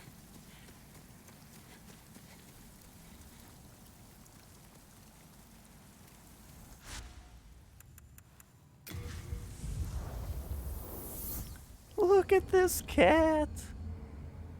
Just...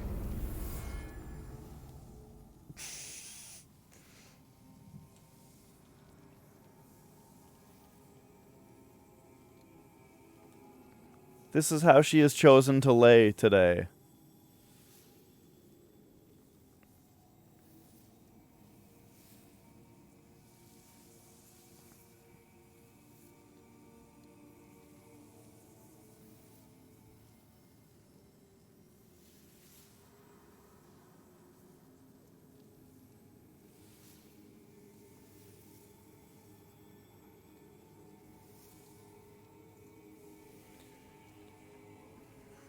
Oh. You're in some other city with a friend. You had a drinking competition. And you were done. So he takes you to the hotel. Left you in the lobby. And went walking to the house to someone else. Okay, okay. Now, let me just offer the skepticism, though, of your friend got abducted by aliens, but now the story is starting with you guys heavily drinking.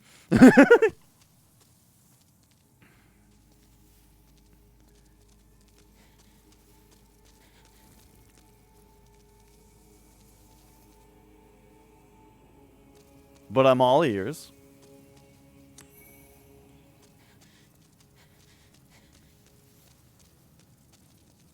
Then touch soul of the mind, key to life's ether.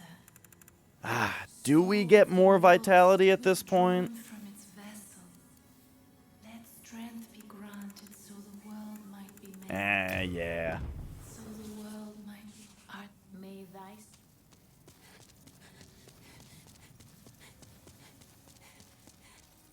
Thanks to you. Now I will cleanse them. Alright, alright. So now... Aha, we can get these. Yes, this all makes sense. Okay. I need my clipboard.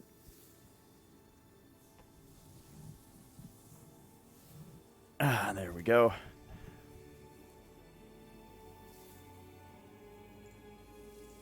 Okay, so we are obtaining now God's Wrath.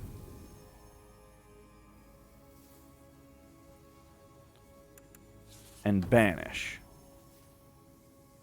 Leaving only Cure and Resurrection. Excellent.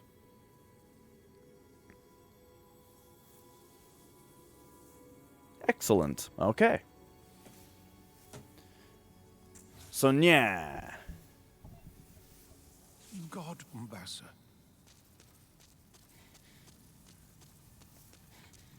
So now, what else? What are we on? Is it just time to start World 5? I think so. How am I still pure white character tendency? Does Satsuki not... it must not drop your character tendency to murder Satsuki.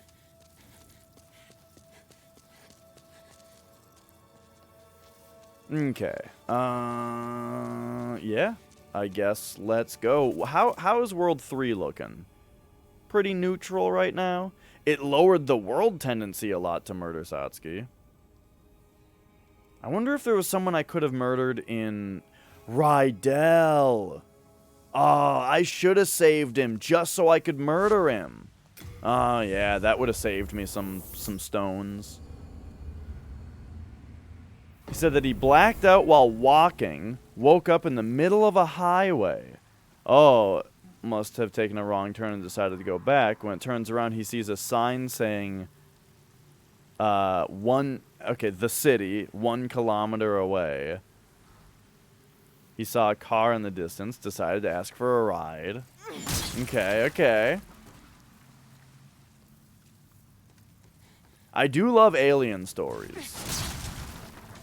I also think alien stories, like, as far as all of, like, the things that spook people, you know, like, things that are unproven, like, Sasquatch and ghosts and aliens. I think aliens are the one thing that's, like, plausible, you know? And also kind of the scariest. They're kind of the scariest because the thing is, like, if aliens are real, the thing is, here's the real thing of it, is that aliens are real. It's just a question of whether they're on Earth or whether they are around Earth. You know what I mean? But, like, of course, aliens exist, just not, you know. It's just a question of whether they're close to us. So if they are close to us, you know, it's like they're by definition so otherworldly that, like, you know, makes them scary. Because you have I guess the thing for me that makes aliens scary is the idea that they see us as aliens. Thus, all these things like tests and stuff like that seems reasonable. You know what I mean? Like, why would they? What would they do if they could just pick us up? Well, if they're so much more advanced than us, you know, maybe it would be really easy for them to basically see us as animals, you know, and treat us like we treat animals. I would like to think that an intelligent society, one that is advanced, that's so advanced that it's mastered space travel, would also be socially advanced enough to have the morals or ethics to know to treat humans properly, you know? But who knows? Makes it scary.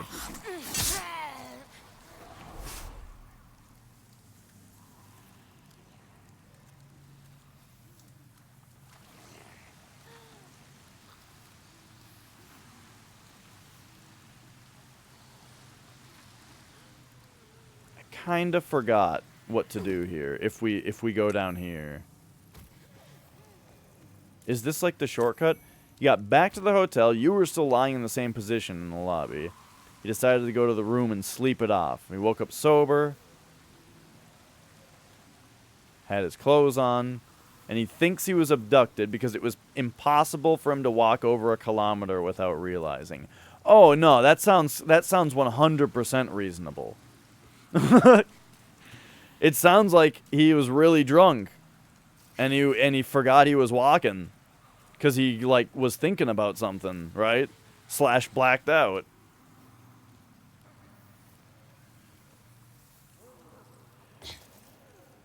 That's funny.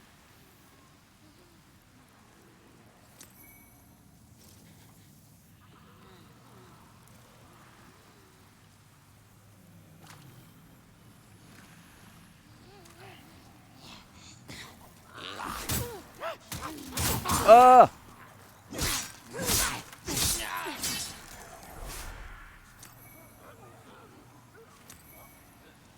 The Ring of Magical Dullness. Hey, buddy. Okay, okay. I think we want to probably pop down here and then... Oh, my God. I tried to drop down and roll right away so that I wouldn't get pushed like that.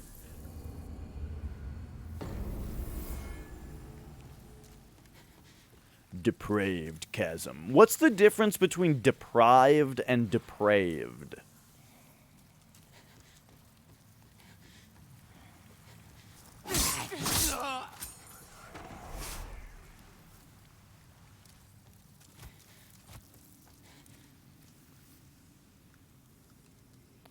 Man, I love what they've done with the look here.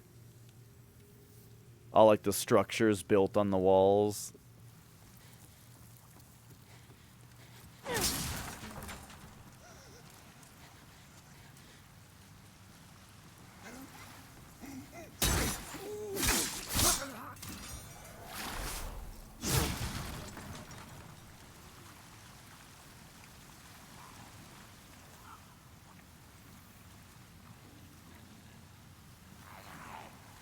He thought there was an avalanche coming, and he just ditched his family. Oh my God. It's like that Seinfeld when the fire alarm goes off and George Costanza is like pushing all the kids out of the way. Deprived is when something is taken from you. Depraved is when you do bad stuff. Oh. Interesting. Okay.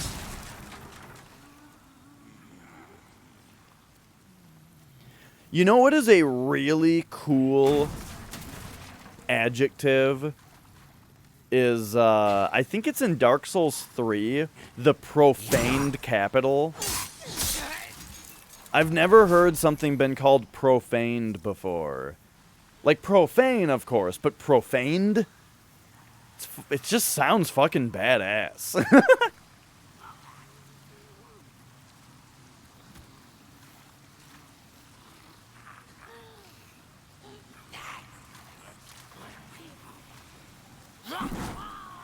Oh, there he goes.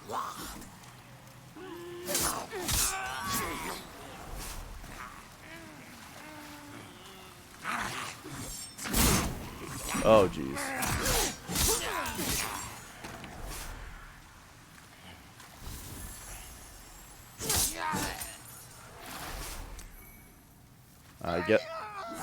I guess we're going this way this time.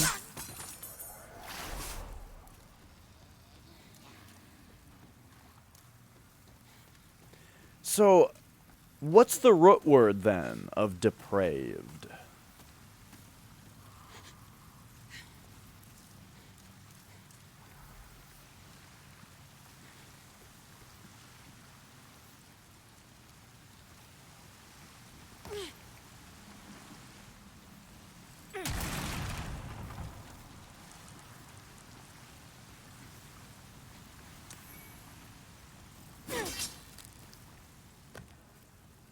Deprivation?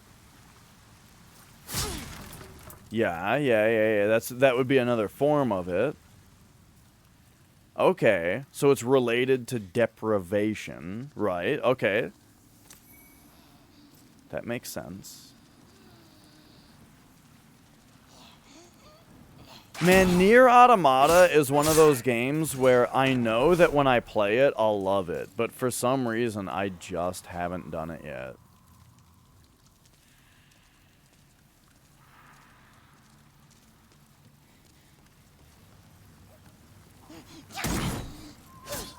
Whoops.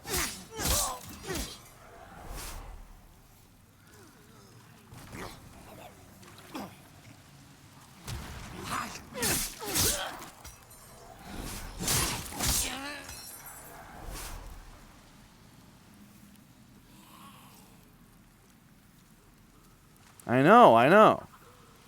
Well, trust me, I've enjoyed the character designs of Nier Automata. I just haven't played the game.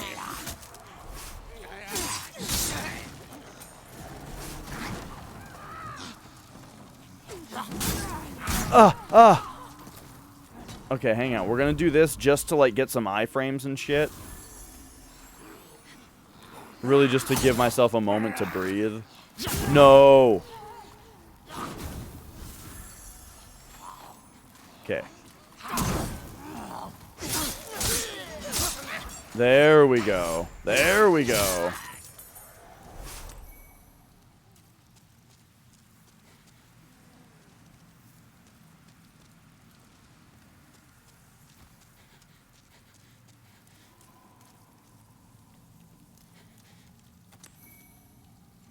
Okay, okay.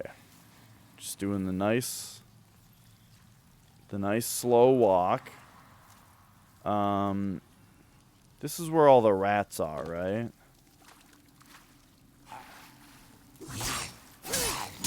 No?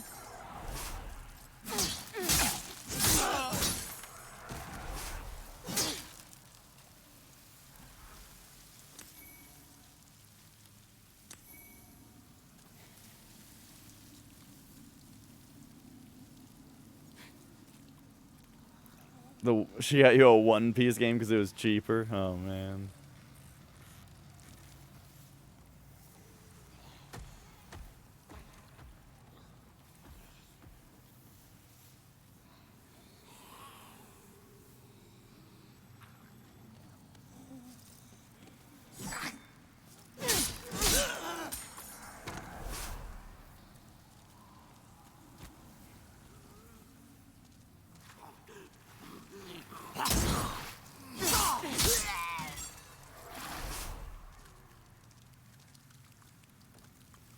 I don't know if I've had that, a time where, like, I've asked for something and just gotten something, like, similar. Yeah, I mean, that's not necessarily similar, but you know what I mean. Well, there was one time, this is just a mistake, though. It wasn't like they made a decision to get something different. But there was one year where, so I've talked about how, like, growing up, we had an NES, right? And then we got a PlayStation later. Totally skipped the Super Nintendo generation. The only time I ever played any Super Nintendo when I was younger was emulated. Well, when I was like 16 or something, for Christmas, my brother and sister teamed up. Where my brother got me a Super Nintendo, and my sister got me The Legend of Zelda: Ocarina of Time. No, I had to have been younger. I must have been like 13. My brother got me a Super Nintendo, and my sister got me The Legend of Zelda: Ocarina of Time. And at the time, when I opened the two gifts, I didn't even think about the idea that it must have been like a... that it must have been like a failure to cooperate. I was just like, oh, a Super Nintendo, sweet. Time to get some Super Nintendo games.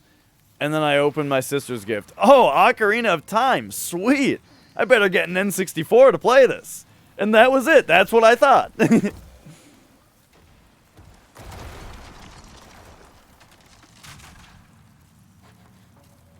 What the fuck? What just got hit?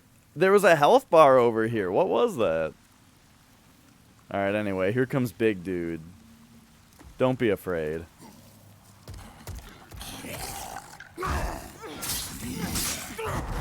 Yikes. Hang on. Be a little afraid. Okay.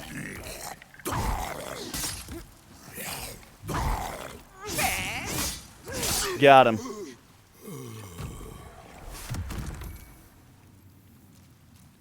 Can I throw his body off and then we'll talk to him later? She found an N64 on a trash bin. Oh man, those were the times, huh?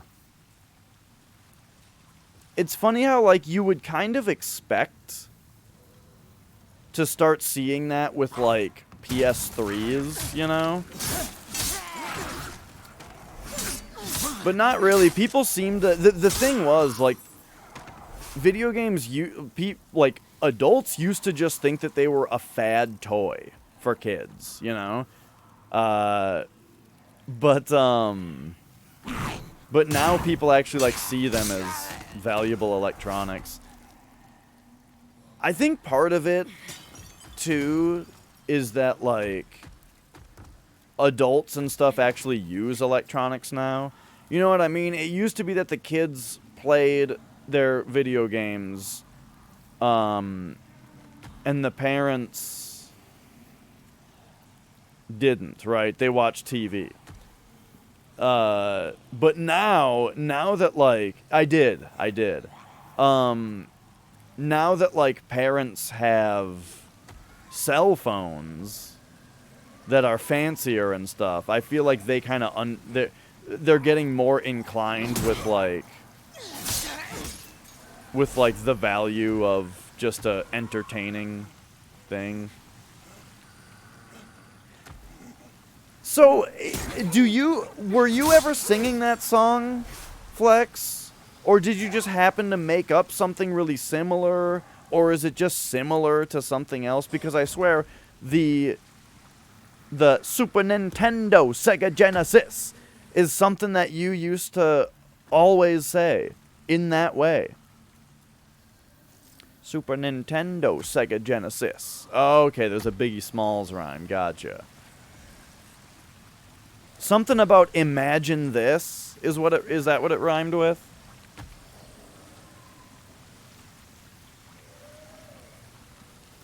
Picture this. Okay, yeah.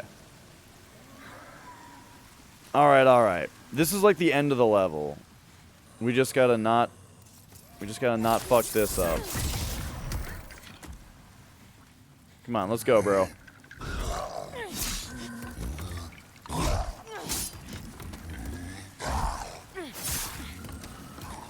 Yep.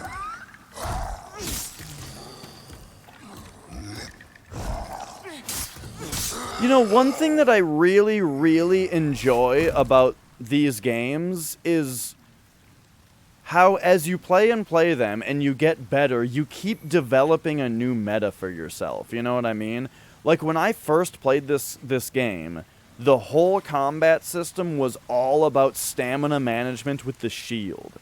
The whole idea of combat to me was if you block a strike, it does damage to your stamina instead of your health, and then you gotta lower it and then raise it and do that with timing to like manage your stamina, you know? Then you start to realize how good dodge rolling is, and you start dodge rolling every attack, you know? But now, like, the final form of this game's combat, I feel like, is learning to dodge attacks without dodge rolling so that you save that stamina for an attack, you know? If you lock onto a guy and instead you stand, instead of rolling through their attack, instead you stand just outside their attack, then you can punish them way faster and with more stamina. And I just love that. It's like it's just like learning to be disciplined in the way that you fight, I think is really cool. Because, you know, these games teach you a lot of discipline. Like, that's the one thing that I'm talking about now. But also, like, just the idea of, like, not mashing. You know, these games teach you not to mash the attack button. Don't mash the roll button, you know. Only take actions that are necessary. Oh my god. And then, like, in Sekiro, the whole thing about Sekiro that I learned...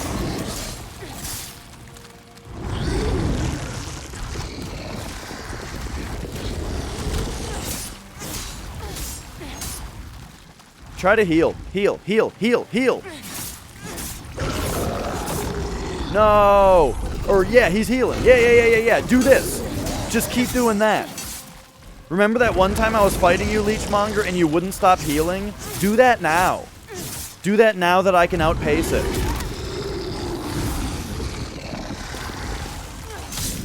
Got him.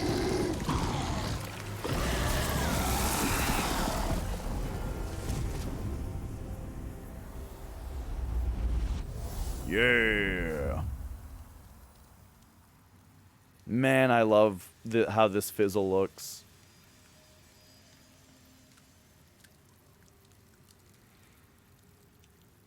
Oh, Bubsy 3D. Oh no. Yeah, that one belonged in the trash, didn't it? Yeah, just Magic Cube all day, every day. Yeah.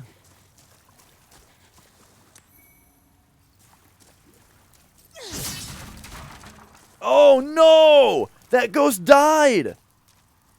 That person who's playing, they just died. Someone just died to Leechmonger. Fucking F's in chat for that guy. Alright,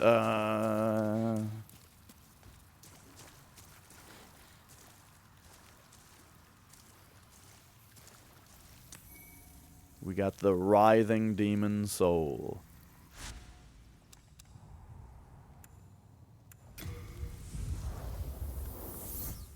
What was I talking about?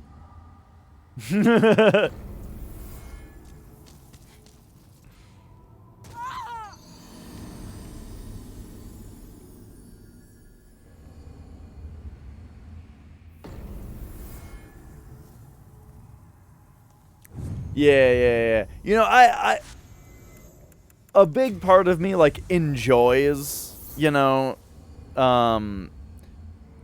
big streams with ridiculous chat. I'm not a fan of Omega Lull, though.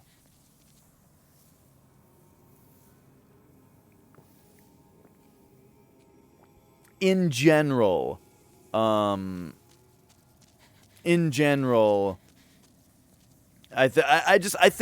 feel like the Omega Lull emote just kind of misses the point. It doesn't really look like anything. You know what I mean? See, that aspect of it I kind of like. But like, I just think that, because I like the idea that a bunch of people are hanging on what you're saying. You know what I mean? If you're talking about something and everyone's like amped up about whatever it is you're saying, I like that. I just think that the Omega Lull emote it's transformed to the point where it no longer resembles anything, and it just looks like a shape. You know what I mean? So I just don't like that emote. That's all. Yeah, I don't know. It doesn't really contribute much, except that it sort of encourages whoever's speaking, you know, to keep on going, because you're into it. Patches, what the fuck?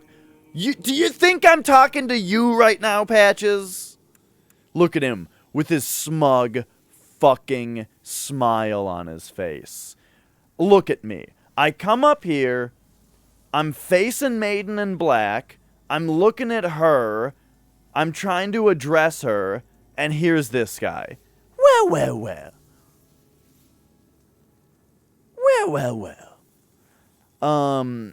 I don't know what Keku is. I see people type KekW.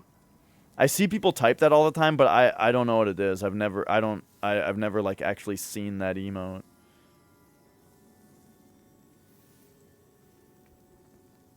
Fine. Anyway. Fine. Thou seekest the power of the soul. There we go. Sounds good, Ban. Enjoy your sleep. Alright. We need like 10,000 souls for a level. Let's just do it. In fact, well, yeah. What does this give? 8,000? That one gives 10,000? What? Oh, no. It's that thing where if you use them quickly in succession, they add up.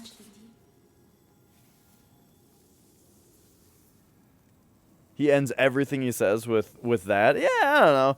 I mean, there are some emotes that I feel like I've overused just because it feels like they fit everything. You know what I mean? But not literally everything. World might Hey, be Mons. ended. Art may thy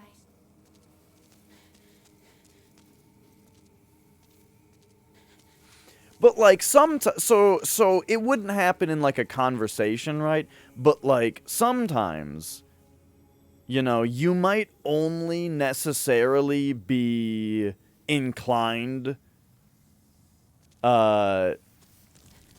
you might only necessarily be inclined to write a Twitch message if you're feeling a certain emotion, you know what I mean? Like, just, it might just happen to be that way, where it's like, normally you just lurk, but like, there just happens to be like, if you're feeling a certain way, that's the way that you feel when you're like, I'm gonna write something, right?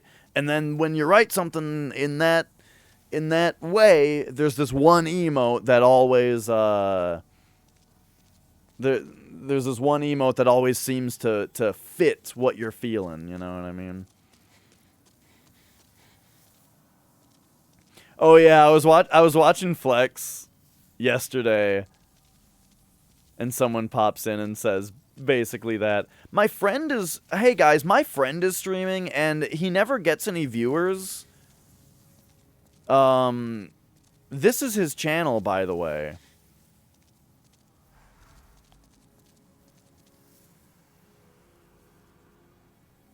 You said haha Doge out loud while playing DS3 the other day. Ironically, you were killing it.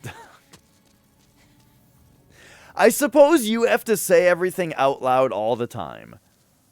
Sometimes I, like, I've had that realization before. But,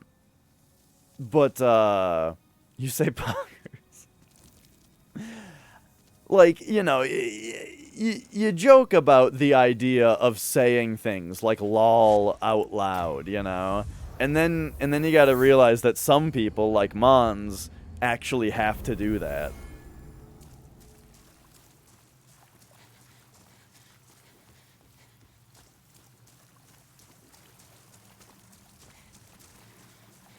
I don't know, you guys can call me an old man all you want, but would an old man be happy when people say that something I did was poggers? It was pretty poggers.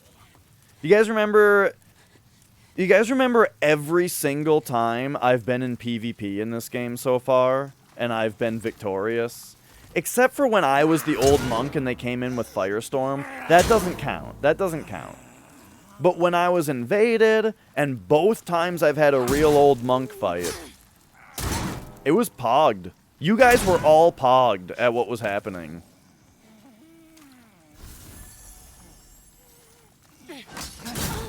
Nicole is still recovering from it. She might be permapogged.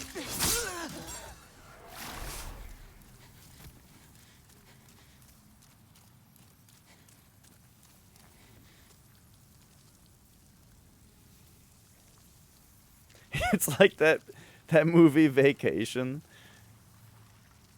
Y'all gonna need fucking plastic surgery to remove your goddamn smiles.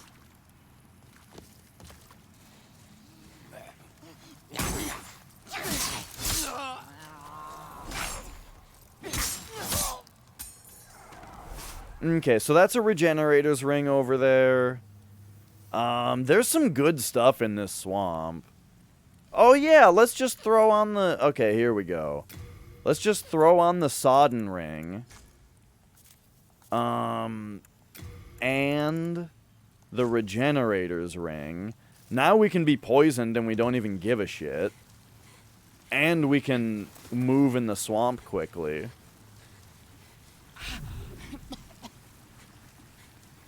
Oh yeah, totally, Mons. Like, also, in all of these PvP situations that I'm describing, you better take note that the other player was the first to heal. Both of my old monk fights that I've had have been, I'm fighting, I'm having a good time, then they fucking bust out the healing items. And so then we have a little bit of fighting where we're both healing, and then I'm like, fuck this will never end this way. Boom, parry 'em, one shot, take him out. Both times, that was like exactly how the fight went.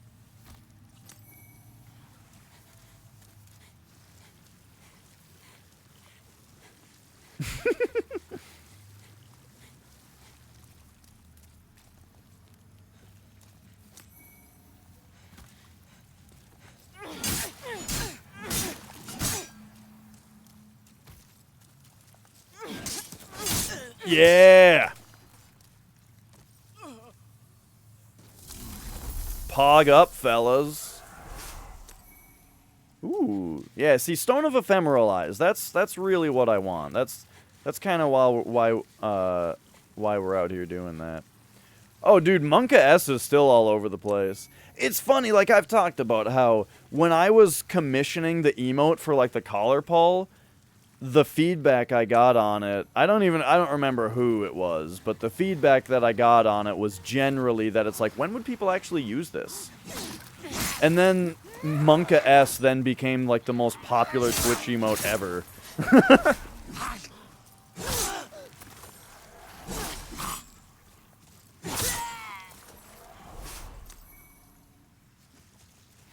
Nah, I like Monka S. I like most, like, widely used emotes. I think they're mostly fine. I just didn't like Kappa when it was overused. And I still don't like...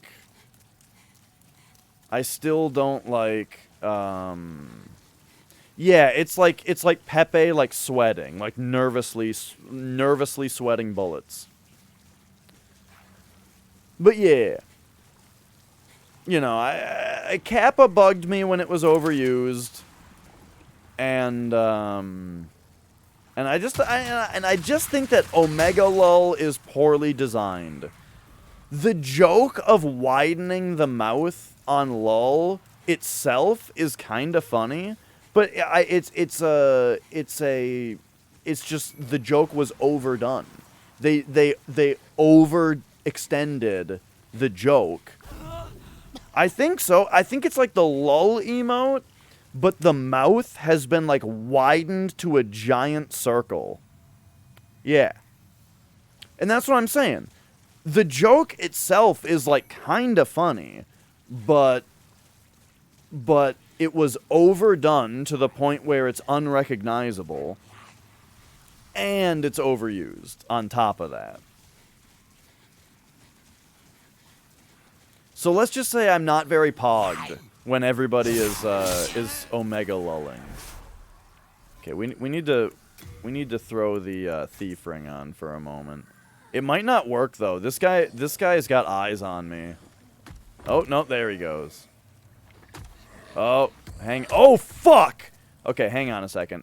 We're just gonna pop in here, and we're gonna... Oh, I just got hit. Am I dead? I'm dead.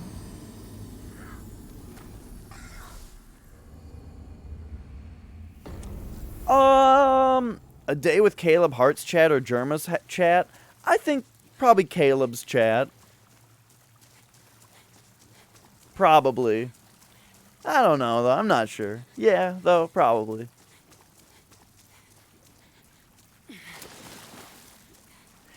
Because, like, Germa's chat is very reactionary, and he plays off of it very well. You know, and it's part of the show. And he does a good job with it. Caleb's chat actually makes me laugh, though.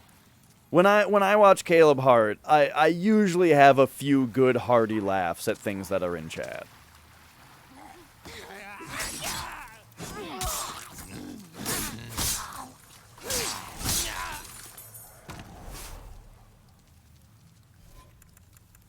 Okay, hang on. Thief ring again. Or wait, no, we had the Sodden ring on? That's right, I switched to it and died.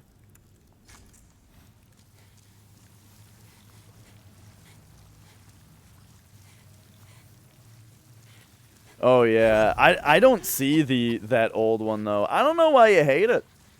I guess the thing is I only see the new one because the new one is an actual Twitch chat or emote and I don't have better Twitch TV, you know?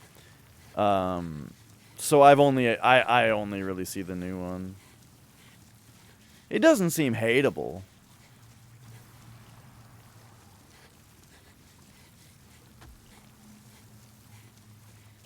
Alright, so now let's switch to the Thief Ring.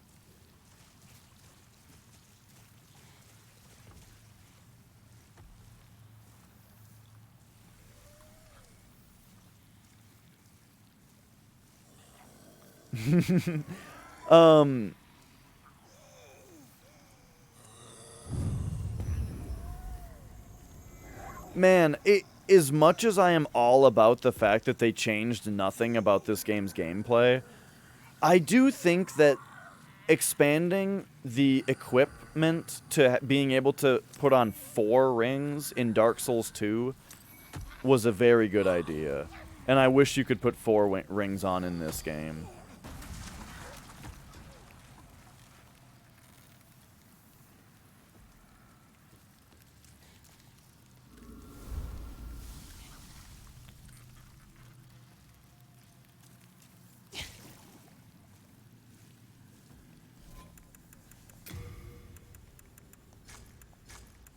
There it is.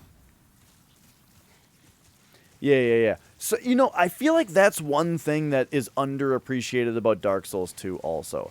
I very often talk about, like, the aspects of Dark Souls 2 that I think were improvements on the series, you know? Or just, like, really good ideas or things that were well executed, you know?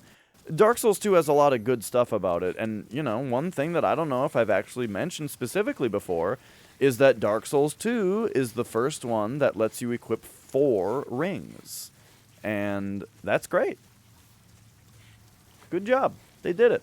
Proud of them. Do we need the Thief Ring for this? Probably. In fact, do I even need the Regenerator's Ring now that I think about it? I think a Adjudicator's Shield +5 might just counteract poison all on its own. Okay, so now we've got Sodden and Thief Ring on. There's 3 Stones of Ephemeral Eyes over here. We were talking about how this treasure doesn't really seem worth it for how much hassle you have to go through. Except that, Stones of Ephemeral Eyes are like the one treasure that I care to pick up on New Game Plus.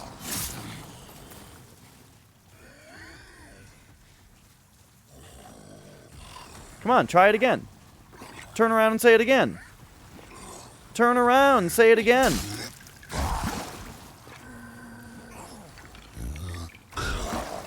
What?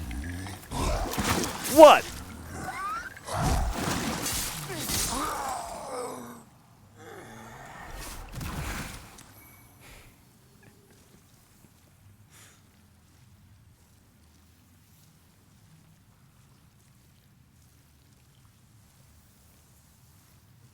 All right, 1 down, 3 to go.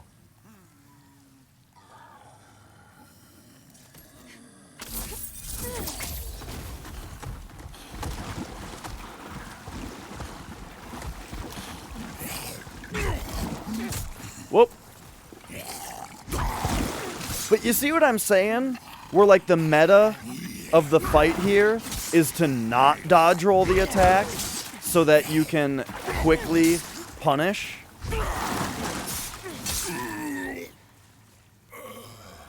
That's what keeps getting me. That's the thing. Now I can talk about it. When I'm playing Code Vein, I keep complaining about how, like, I'm trying to do that, but the hitboxes in that game are kind of fucked. And so I keep getting hit when I try to just nimbly dodge something without rolling.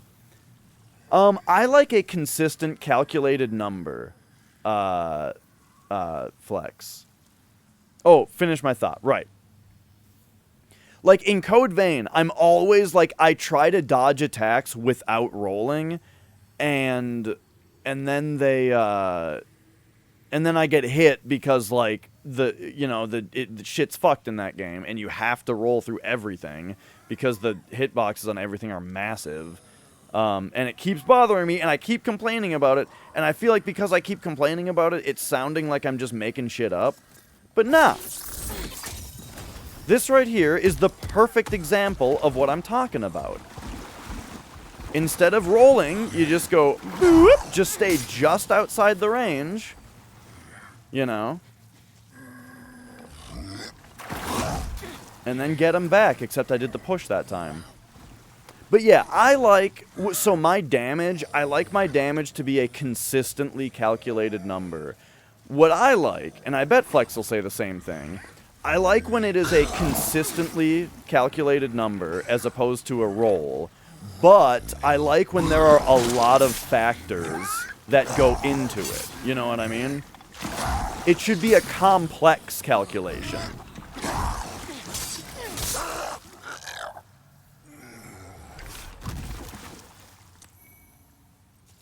Such as Final Fantasy Tactics. Having it be like, like Final Fantasy Tactics is so good about it. Where it's like, so the amount of damage that you do, it's like this number times this number, and then it's got a modifier on it, right? That's some other thing, maybe. And then there's the zodiac signs, right? To add range that's predictable and you're warned about.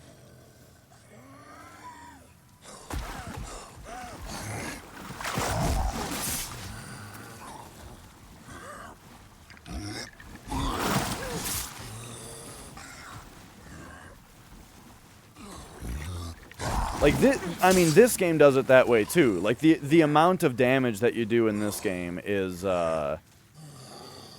pretty complex, but it's consistent, as you can clearly see.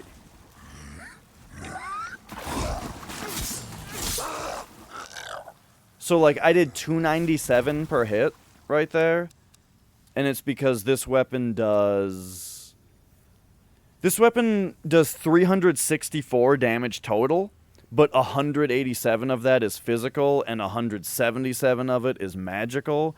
And then so that means that enemy has a different physical and magical resistance. So those two resistances are gonna cut the damage of those two parts of it differently and that kind of thing, you know?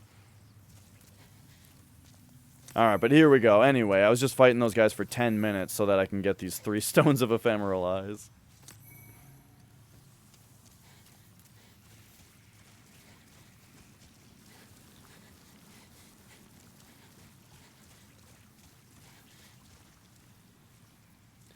So it's kind of an interesting thing about how damage works in this game. This is the thing that drops this is where I found the dull gold set. Yeah, why does this guy drop this? It's so weird. Anyway, yeah,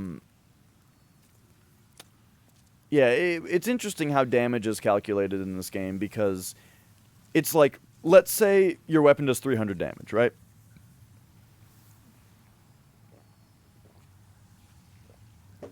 Would you prefer it to be... So, also, this game... One thing I like about this game is that it's pretty simple in that weapons... there's physical damage, there's magic damage, and there's fire damage. And that's it. Now, physical is split into blunt, slash, and pierce. But, basically, there's physical, magic, and fire.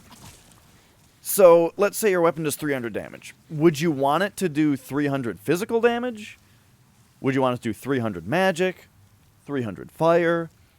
Would you want it to do 100 of each? 150 of 2 of them? And so, the argument against splitting it up and for putting it... I guess it matters if it's percentage-based, or it's different if it's percentage-based, but I don't think it is percentage-based. The thing is, if you split your damage up between 2 damage types, that means that the enemy essentially gets to roll defense twice on your attack. they're going to roll defense on, or they're going to have some kind of resistance to the physical and some kind of resistance to the magic, for example. While if you just did the 300 physical, they would only resist that. I guess if it was percentage based, that wouldn't matter. It might not be, though. If they just have like a straight up 10 armor class on both of them, then by splitting your damage, they're resisting 20. You know what I mean? And that's why you use buffs. Yes, that's why you use buffs, because then yeah, they're rolling damage again, or they're rolling resistance again, but that's on a completely new damage source, because it's being added to your base damage.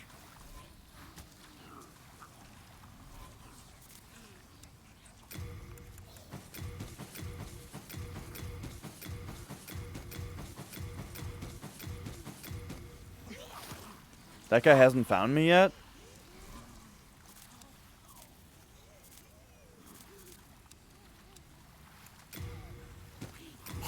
Ah, he's here. Oh man, have you guys seen that bullshit Mario 64 blindfolded speedrun?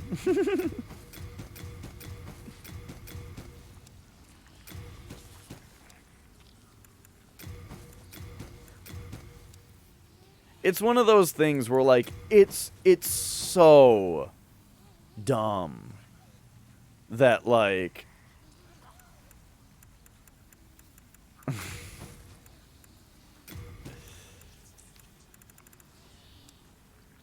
that, like, it's hard to believe it's not a joke, you know. But it's not, because, I don't know, the way that the guy is talking as he does it, it's like, doesn't seem like it is.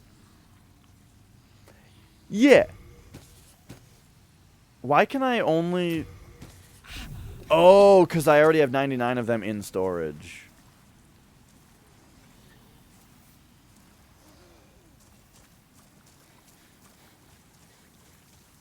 Yeah. Carl Jobst has a video on it, but his video mostly... Or no, not Carl Jobst. Never mind. It was, I don't know the name of the guy. I watched Cheese. I watched a video that Cheese did about it, except his video was kind of just watching someone else's video and not really adding much commentary to it, which I was hoping for was the commentary that he would add, being a runner, you know? So I'd rather just watch... I would recommend just watching the regular one.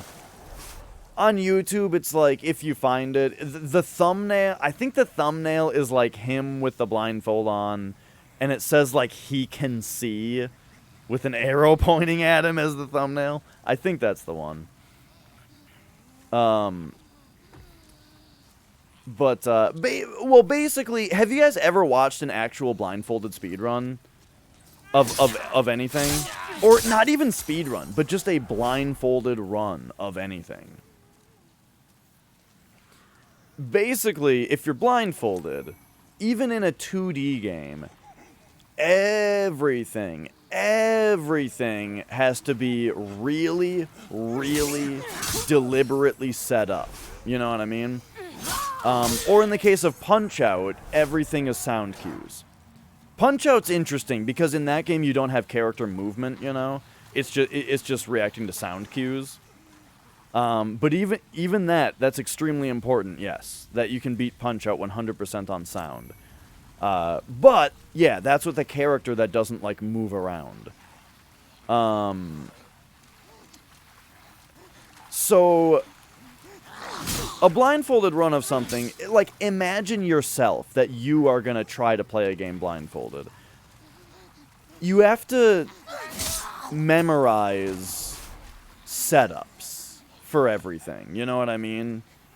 Where, like, certain movements that you can do are gonna be inconsistent. Like, you have to, basically, if you ever watch a blindfolded thing, it's always a lot of pressing up into certain walls and corners that you know are there, And so you press up to them for like 3 seconds, right? So that you know that no matter where you started from, your character kind of is in a spot that, you know what I mean? Like, if you're going to press up against a wall, you got to press up against it for a few seconds, because the idea is that way, no matter where you're starting from, you know that you've given it enough time to reach it. And then that's like your checkpoint, right? And then just moving only in certain ways that are controlled. And it's a lot of feeling around, as you would expect. Like, I watched someone play Super Metroid blindfolded once, and they developed a strategy of like shooting. They would just shoot and listen for when it hits the wall, so that they know how many like frames essentially they are away from the wall. And then they would only jump in one particular way, because it would move a set amount of pixels when they did it. So without being able to see, they could be confident that all of these jumps that they've memorized ahead of time, they could be confident that they are landing where they think that they're landing. Because if you land a couple pixels off, like if you were to do a regular jump... Why am I losing health right now? Am I plagued? Hang on, I'm about to die. Am I plagued right now?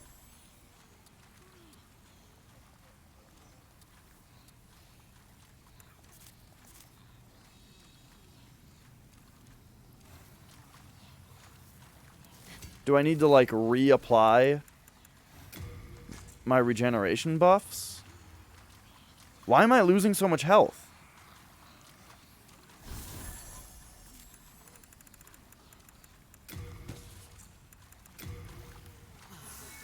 That was just poison? What kind of weird super poison was that? Anyway, if you've ever here's the thing. I'm over-explaining. If you watch a blindfolded run, they're basically pretty slow. And you can tell that the player has to, like, do very, very deliberate things. And if they ever, like, mess up by a couple pixels, it throws everything off, you know, and then once they figure out that they've messed up, they need to, like, abort the level and start again, you know what I mean? Generally.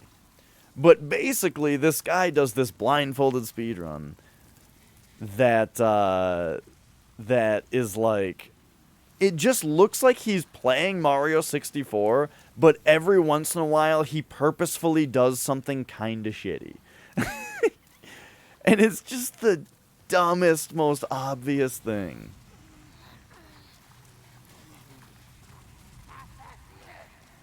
And, like, he's explaining how he does the Bowser throws. And it just doesn't make any sense what he's saying. Because, like, the way that he's describing how the controls work just isn't true. He's saying, like, he's using the position of his thumb to know where to throw the Bowser, but the position of your thumb doesn't matter. Stuff like that. And then because of that, someone who was, like, in his chat asks him, at the end, he's like, okay, will you just do the Bowser fight again, but this time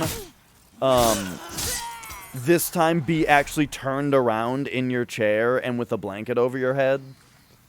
And he sits there silently for like 15 seconds and then says no.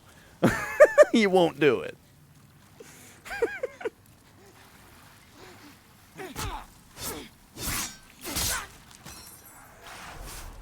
He looked to me like he was probably in his later 20s, I would guess.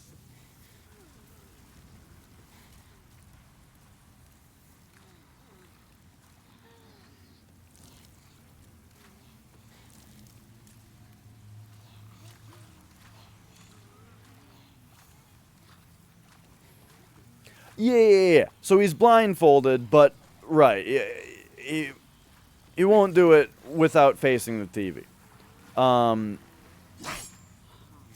Apparently.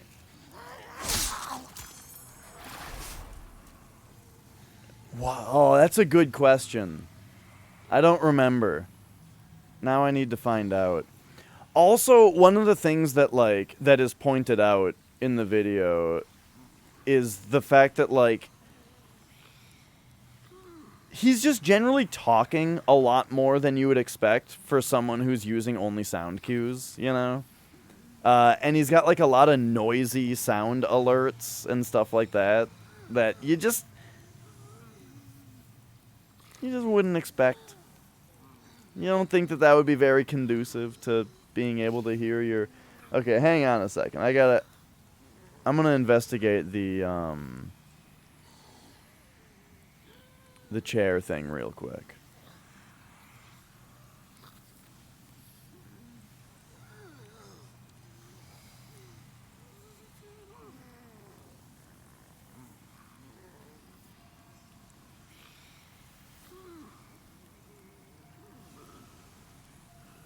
Yeah. Yes, he is in a racer chair. Mm-hmm.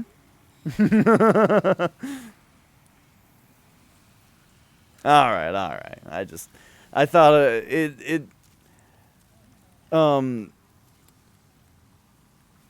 who's in Ridiculon? I know Matthias Bossi is the drummer.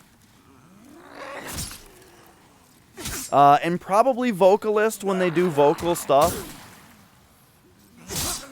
But there's one other guy. There's one other guy, and I don't know what his name is. I should say there's at least one other guy, and I don't know what his name is.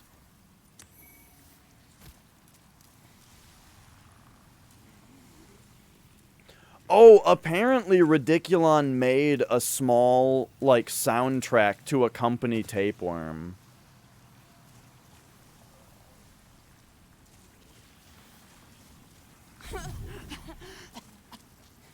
Yeah, I mean, right, the blindfold is just like a thing, it's just like a little, it looks like a sleep mask. Which, if it were a sleep mask, that would be legit, right? But it's also something, small and unrecognizable enough that it could very easily just be something he can see through, you know? And who would know? Who would know except for how obvious everything else is?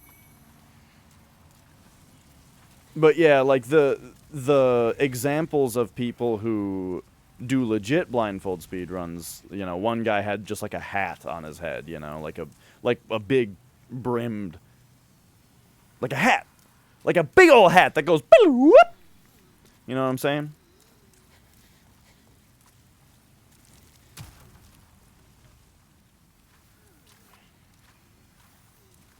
How do I get up here? I guess I just go a little bit further. Sorry, I've been talking about this thing and it's been making me just wander around this level aimlessly for a while.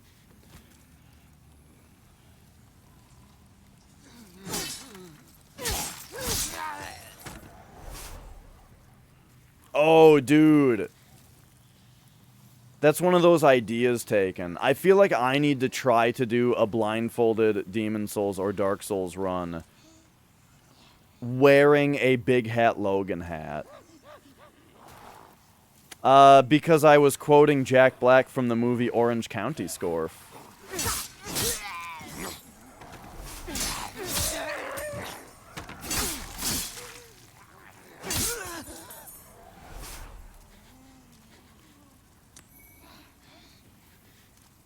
I'm glad you picked up on it.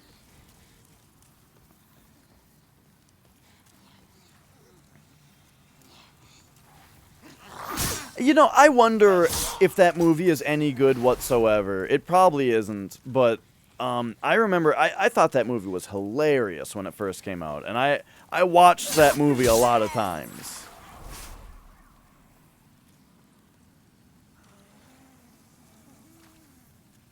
Right, exactly, Colin. Like, the blindfolded stuff that I've seen that's legit, they're either wearing something ridiculous on their head that they clearly can't see through, or you can see that their TV is just off. It's just not even on. Because, like, they got audio in their headphones or something. Or they're turned around in their chair facing away from the monitor, you know? Or just something like that, yeah. Something where it's, like, very clear. Like, the examples I'm thinking of are when Cosmic was doing...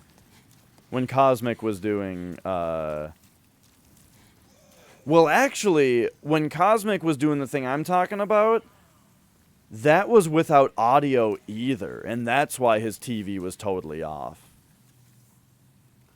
I don't know, you could do it either way. But Cosmic was doing it where he didn't have video or audio, and it was because he was pausing and asking the chat what was happening.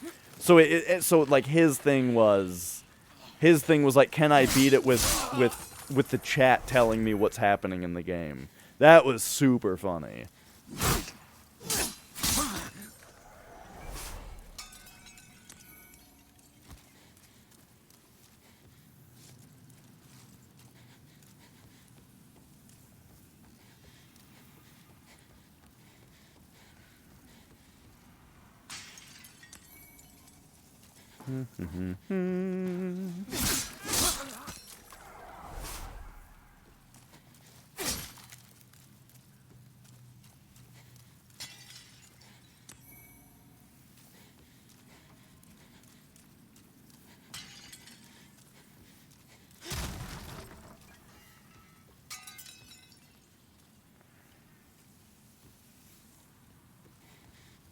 Yeah.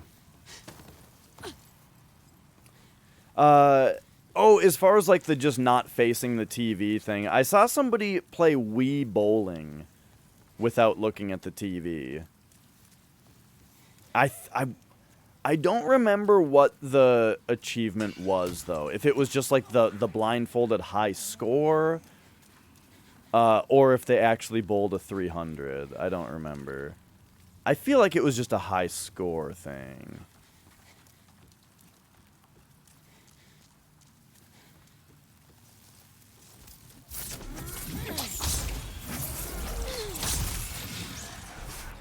I was watching, I think it was Summoning Salt, has a video about Wii Golf, or Wii Sports Golf, and the speed runs of that, and how apparently in that game, if you get a high enough score, which, of course, in golf, a high score is a bad thing, if you get a high enough score, the game gives you easier courses.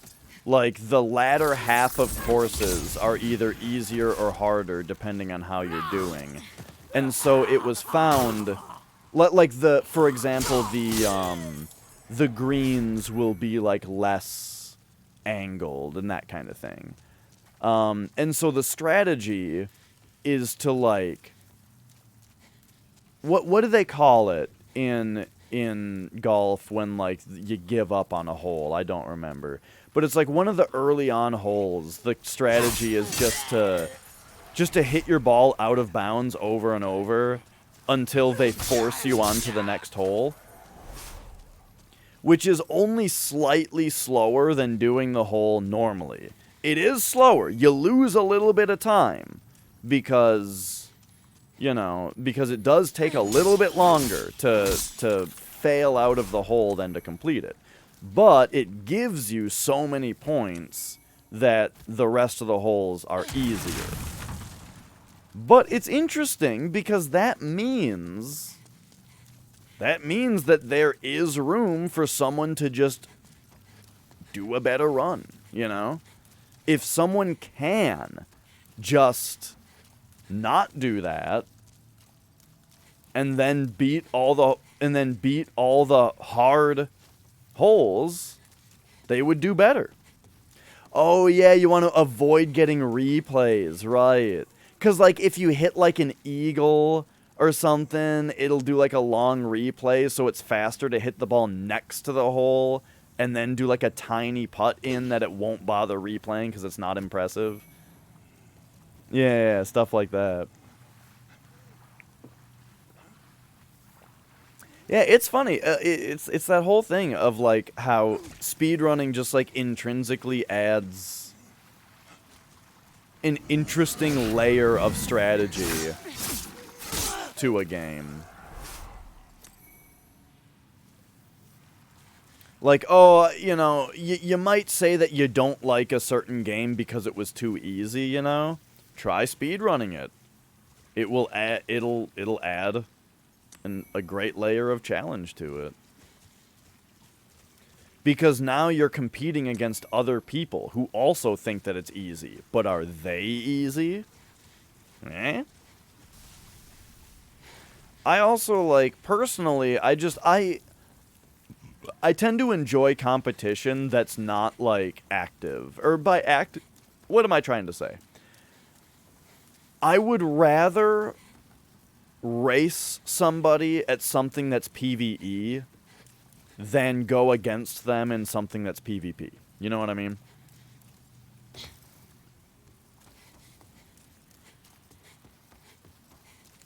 Just because, I don't know. I think that, personally, that's more my style.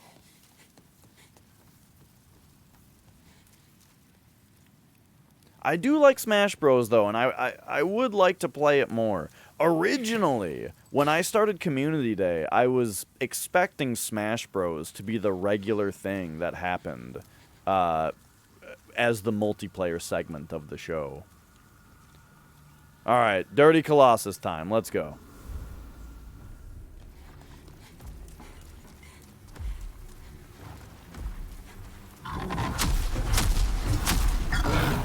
Oh, go, get me around him.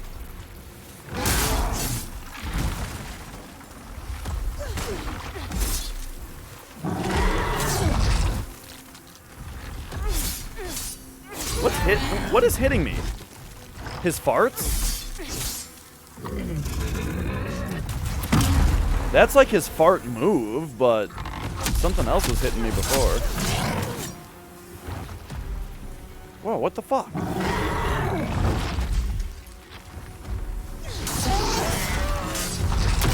Oh. Damn, I actually didn't... Oh yeah, I'm still poisoned. Uh-oh. Okay, I'm not doing very well here. Yeah. I forgot that I took the poison in from the level. Well, something's actually hitting me, though. Like, my character... Right there. My character actually, like, had, like, a particle effect on them from something directly hitting me.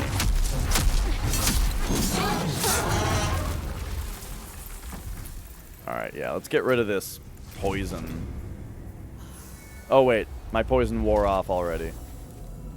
Or maybe beating the boss removes your poison.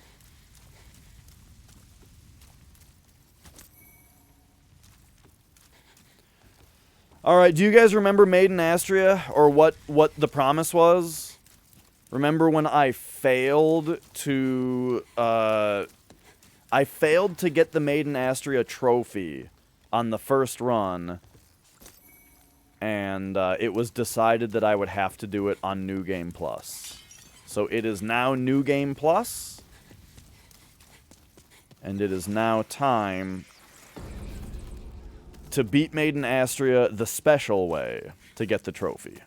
And the way we do that is by beating Maiden Astria without killing Garl Vinland first. Now, last time, I tried just running past Garl Vinland and wailing on her, but it didn't work. He would catch up to me. So the differences are, now we have the Sodden Ring, and that is huge. However, we also have a compound longbow plus 10 and a shitload of heavy arrows, so that might actually just be better.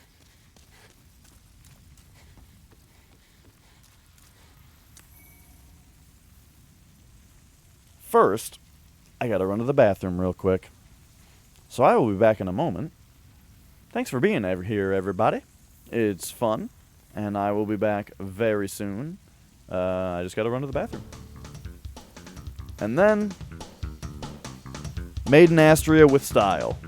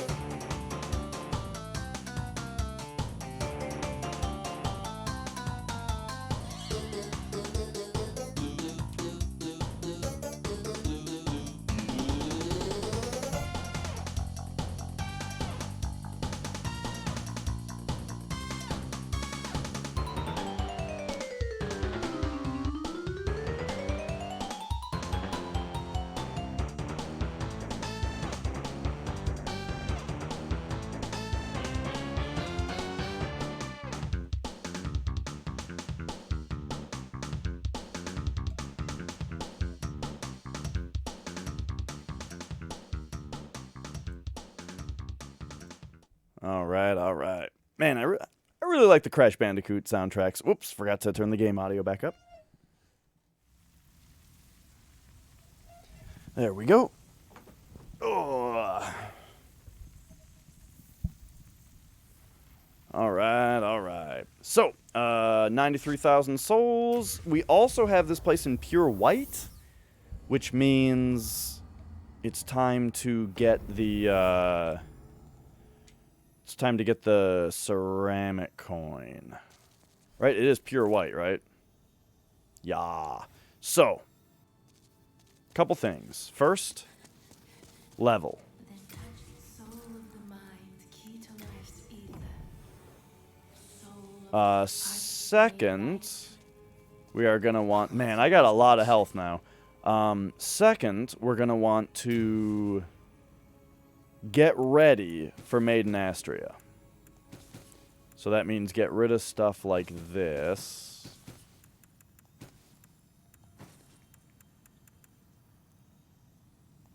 Yeah, everything in our inventory that we don't need. Just get it out of here.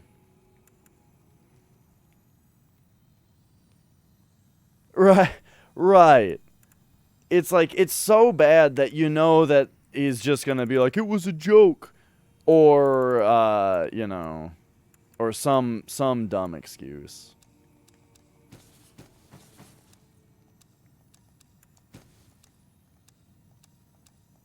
I just wanted to teach people about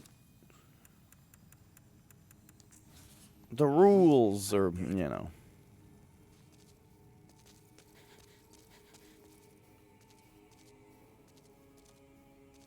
One thing that's been brought up, like, this isn't one of those cases. Like, this case is just totally dumb. But, like, a lot of the time, so when someone who is really credible cheats, right? When there's someone who, like, is big in the community, and they've been around for a long time, and people like them, and they clearly are very skilled at the game, and could get a record legitimately. When those kinds of people cheat, it's interesting that what I was gonna say is, a lot of people like assume that they won't, and will believe them that they're innocent if they're caught with it, because they're able to. But like the thing is, it can be very tiresome if you're doing runs and doing runs and doing runs, and you've got all the strats down to get a certain time, right? And you've done every one of those strats correctly several times each, just not in the same run, So it's all there, you can see where someone will think that, like, at some point they think that they deserve it,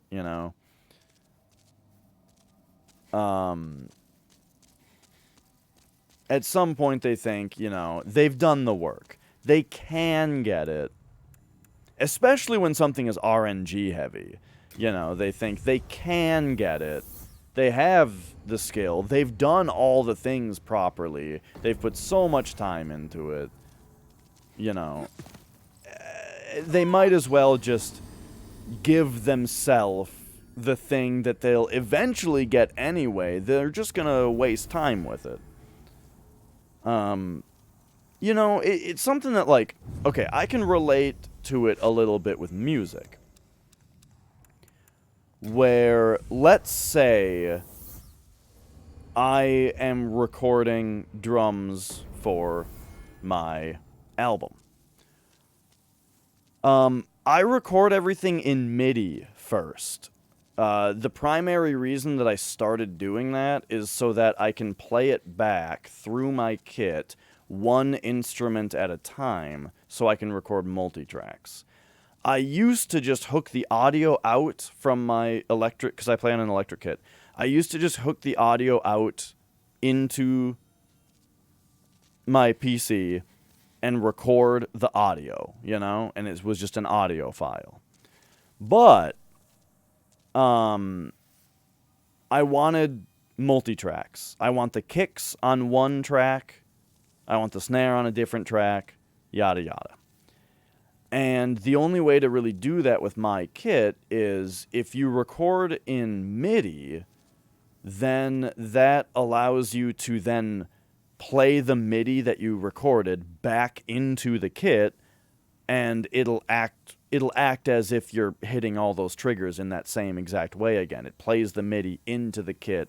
That causes it to trigger all the same triggers again and produce the same sound. So what you do is I record it once in MIDI, and then I turn all the instruments mute except for just the one thing that I want the track of, like the kick, and I play the MIDI back through it and record the audio of that. Then I repeat the process for each different split that I want. But what that means, though, that comes with the side effect of being able to edit my recordings. I can quantize them, for example. I can adjust the velocity on hits. I can move things left and right before I play it back through. And, it's a lot of power to have that you need to balance out on, like, how you think it's best to use it, you know? Because the idea is, like, hang on, I gotta check something. I try not to write drum parts that I can't play, you know? But I do write drum parts that are hard, that are challenging to me, you know? And so, if I'm,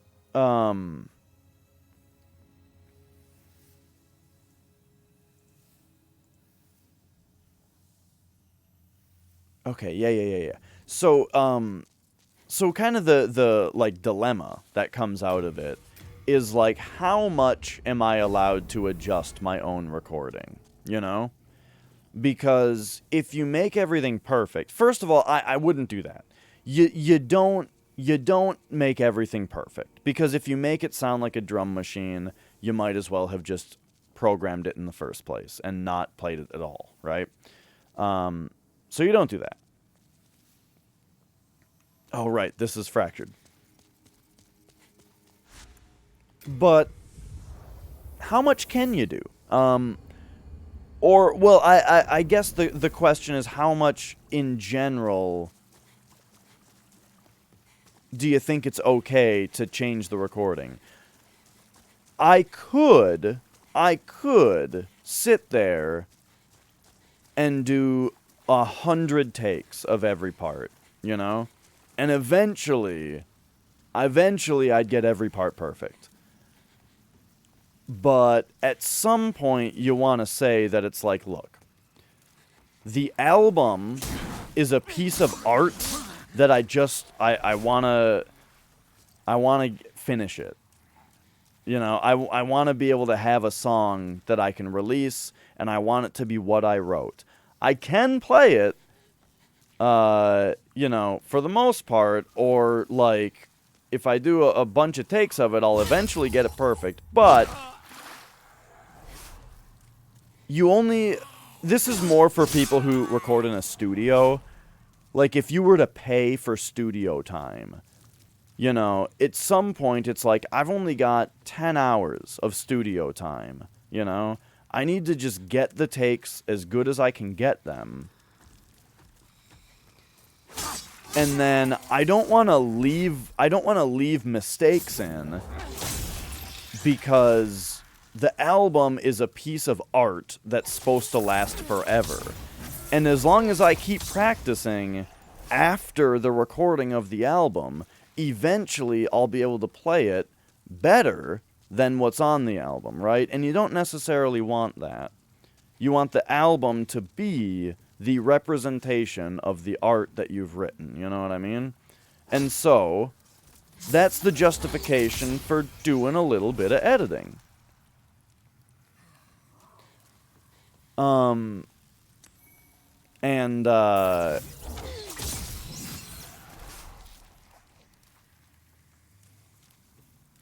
And because the thing is, like, you play live, you know what I mean? You do live shows, right?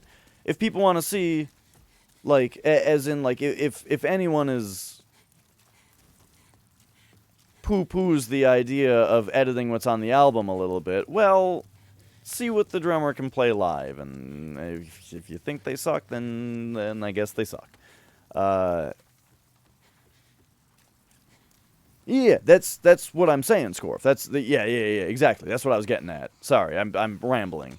But yeah, the you know, as long as they can play the live show, it's fine. And that's kind of what I mean. Where it's like, at the time that you're making and recording the album and the song is new, at that point, maybe you need to do some editing in order to represent what you've written. But then even after you're done with that portion of the life cycle of a record, you keep practicing the song afterward. Eventually you can nail it so well that you start, that you know, you ever see bands play songs live and they play them better than what's on the album? Like, they play it faster, or they add extra flourishes and that kind of thing. You know, you get better at it afterward even. So, A little editing at studio time. What's wrong with that, right? But the thing is, when you're talking the way I am about how music is art, you know, it's not a competitive sport. And speedrunning is a competitive sport. So it's very different. I'm just saying though, you can imagine where someone can wrongfully kind of have that train of thought with their speedruns. I can do it. Eventually, if I put 500 more hours in, I would definitely get it. Why not just edit the run a little bit and get it right now? People know I'm good at the game. I know I'm good at the game. I know I can do it. It'll just be a little faster if we just tweak it a little bit and just cheat a little bit and just get it right now.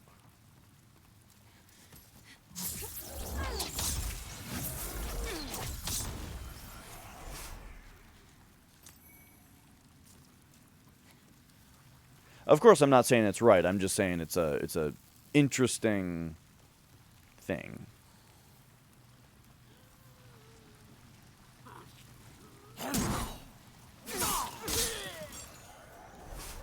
So, by the way, we are here to... Whoa! We are here to get the pure white ceramic coin from this level.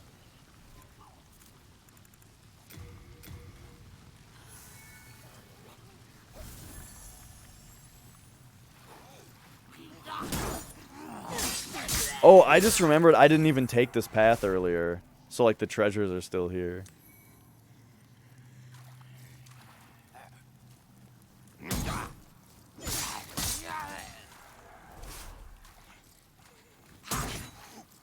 Gosh, that does a lot of damage.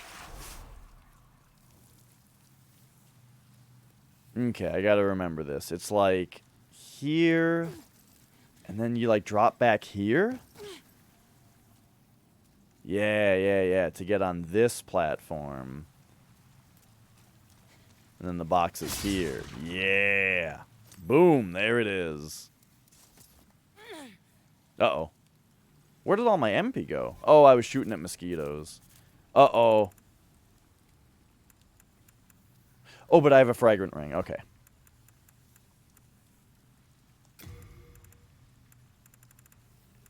I was gonna say, uh-oh, I put all my fresh spices into storage.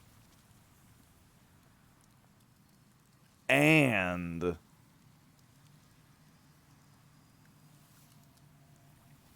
wait. Why don't we oh, because we're about to fight the boss. I was gonna say, why don't we go fight Sellen to lower the world tendency? But then we'll just raise it again when we kill Maiden Astria. But since we're pure white already right now, if we kill Maiden Astria, it won't matter. Alright.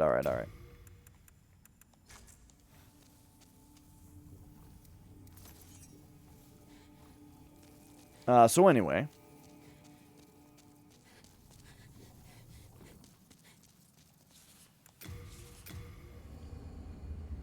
Now that we got that, we'll just pop on back over here. I don't think we have enough for a level. No. And then I was worried sick.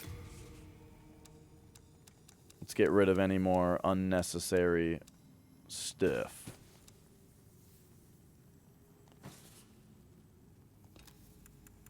Oh yeah, we need to start like just dropping those.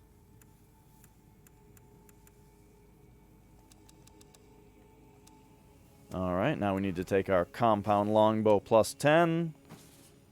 As many heavy arrows as we can store. Oh! We also need something that will drain our health to trigger Clever Rat's Ring. I think I'll take Makoto for that.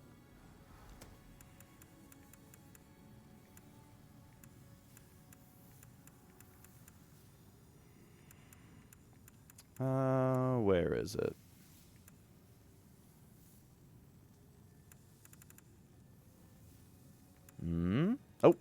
is.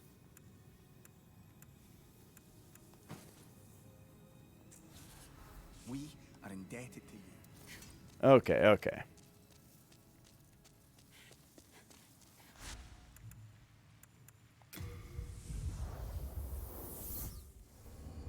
But yeah, as far as my own editing goes, I try to do pretty, what's the word, like, high level edits. As in, like I don't really like to move around individual notes. You know, if something's off time, I want it to be like, if the whole section is off time, well, then I'll just move the whole section a little bit, you know. I try to do it like that. Sometimes you need to fix something up a little bit, though. Okay. So here we go. We want no adjudicator, compound longbow, heavy arrows, and then clever rat's ring, Makoto. Man, this sword is so cool.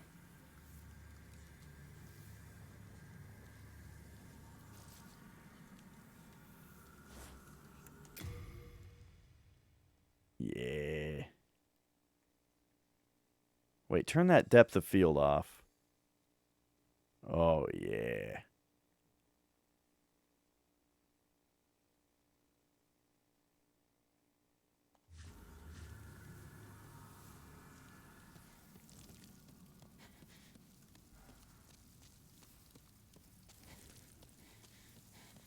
I wonder if we can, like, drop off this ladder to speed up the process just a little bit. Didn't do much. Hopefully something in here doesn't, hopefully something in the boss arena doesn't just murder me.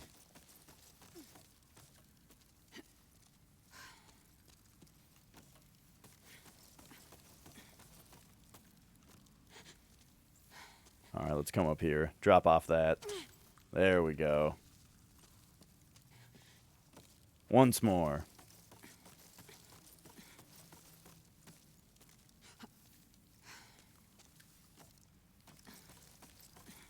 But yeah, the big thing about, like, editing versus, like, whether you can play live and stuff and what is too much editing. Well, some of it is, like, recording in larger chunks, I think, is a big part of that, you know? Oh, there we go. Like, you know what I mean? Like, if you have to record your song, like, one measure at a time, you know, that's a bad sign. You probably won't be able to play that live.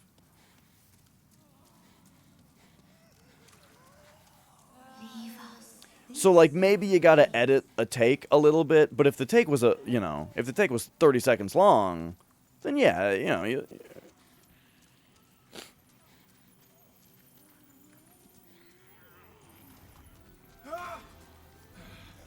Alright, here we go. So this time we're trying to do things a little different.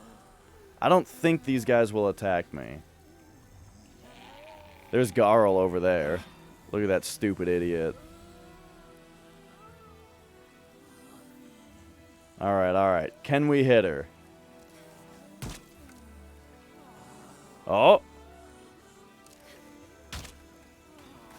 Yes! And we're doing pretty decent damage, too.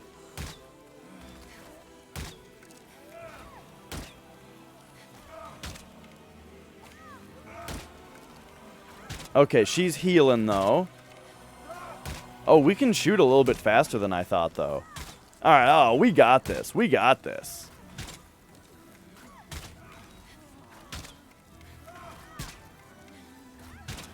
Oh, yeah. Clever rat's ring. That's all we need. Look at this guy to the left. He loves it.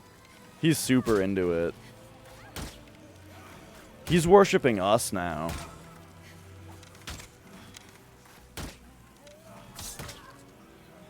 Got him.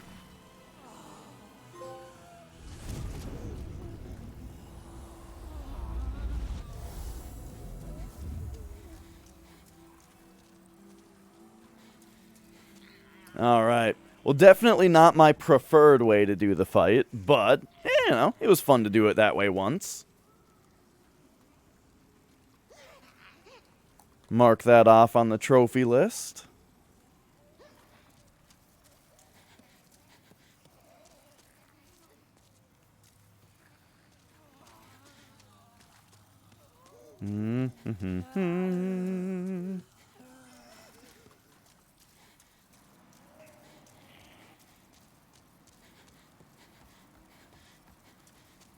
When did I leave the fractured world? I don't remember doing that.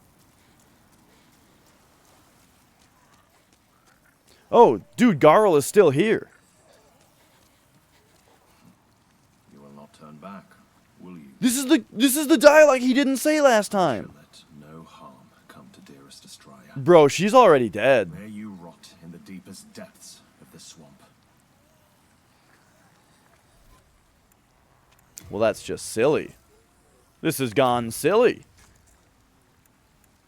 Shouldn't you just be gone? Is he just... He's just... Well, that was silly.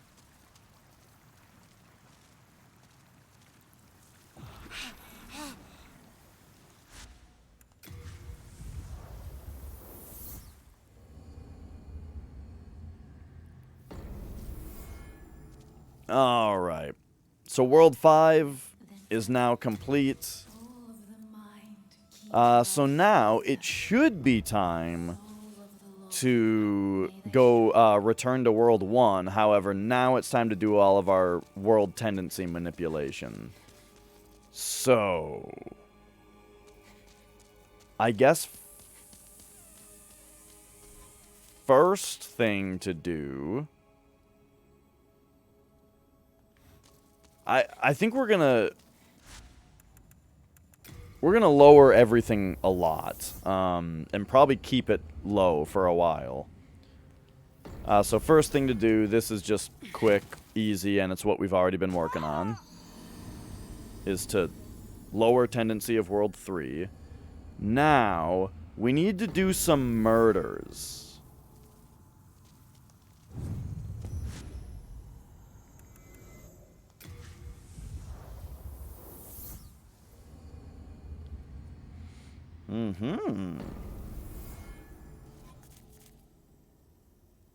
Okay, it's not quite pure black there yet. Yeah, it's time to do some murders. So, let's kind of get some things back to normal here. And I want to see... Can we murder Rydell through the bars? Because I forgot to do this properly. Yeah, I mean if I had to get up at 5, I would be going to bed at like 10 or 9. I would try to go to bed at 9 so I was sleeping by 10. Would be my thought.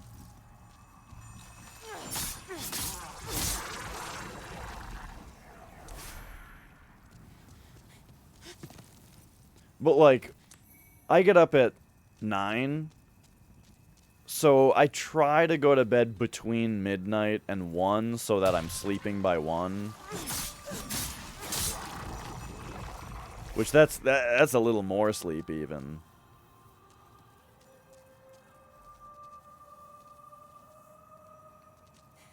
Yeah, and that's kind of what I do. I don't eat food after 8. I do have to have like a little midnight snack though, or not midnight snack, sorry. Just a snack. Because it just, like, puts my mind at ease to have some kind of little snack.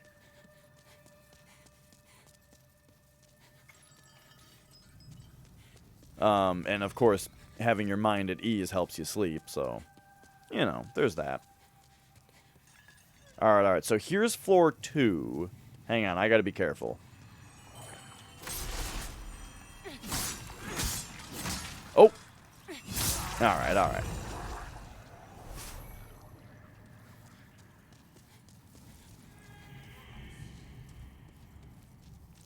What up, Rydell? No, you can't murder him through the bars! When did I get that key? Did I actually pick up the... I picked up the key! I picked up the key! It's murdering time! What's wrong with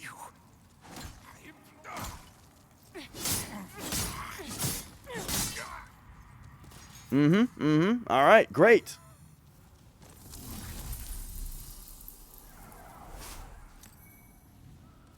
So, that probably did a number.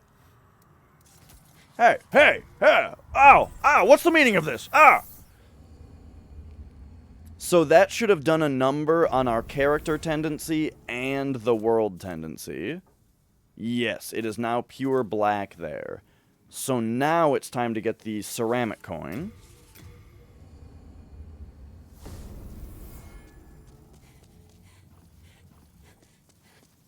And then we've got other stuff to do too. Ceramic coin here is here. So now we got to do the same thing backwards.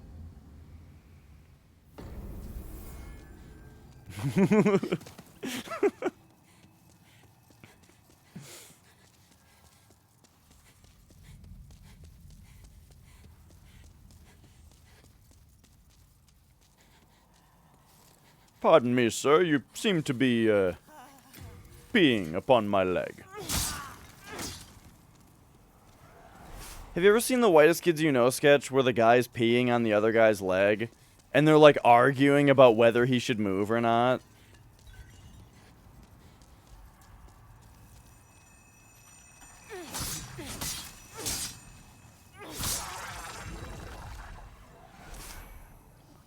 Boy, in high school, it was like the funniest sketch I'd ever seen. It's probably just pretty alright now.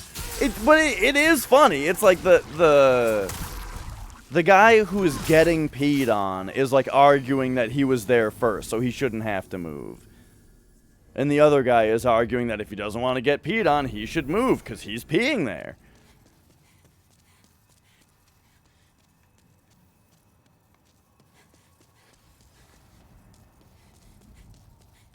But I was just reminded of it because it starts out similarly to, like, that joke.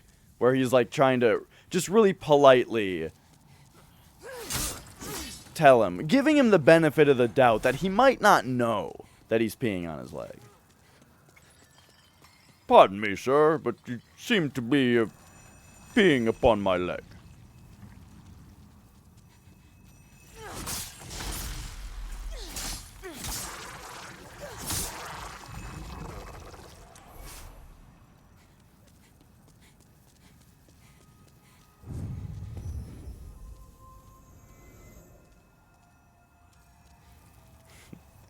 Well, the way I see it is it seems your leg has found its way into my pee stream.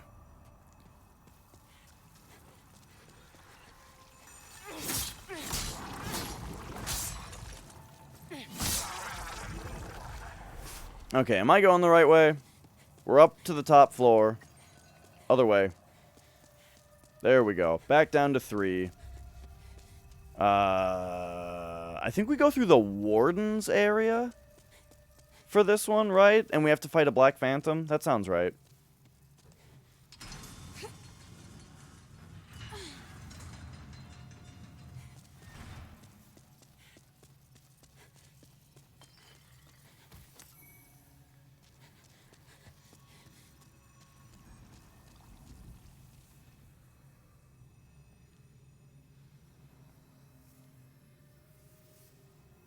Alright, we got him.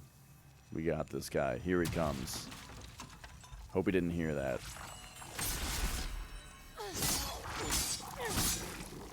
One more.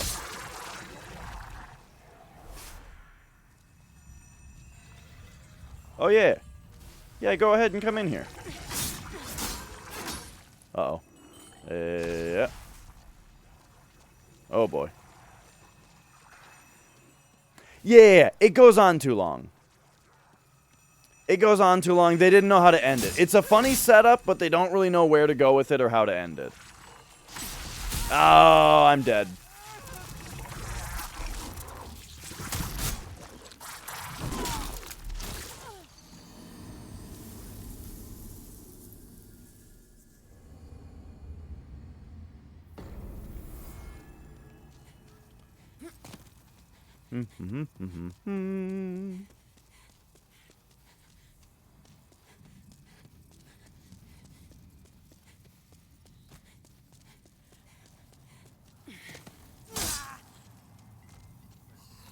You know, I'm glad that all these years later, these jail wardens still really, what's the word? Oh my god! I can't believe that didn't kill me.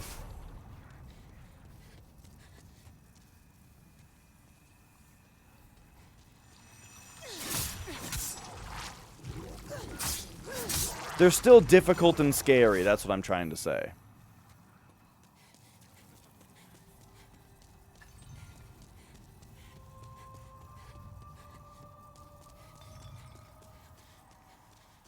Alright, I feel like I gotta be, like, extra careful in the warden's area.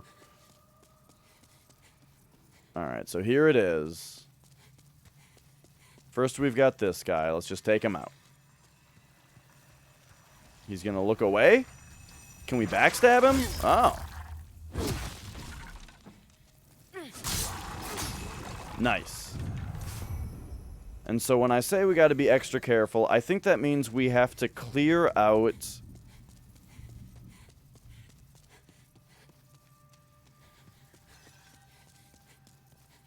I think we have to clear out both additional wardens before confronting the Black Phantom one.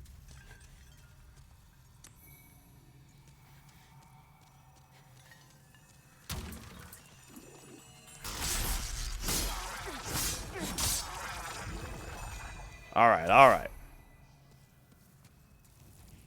So here we go.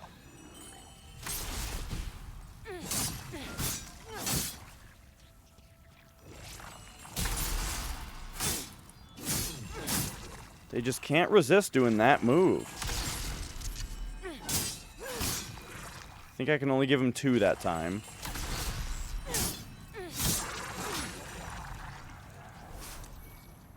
That's your favorite? It's good.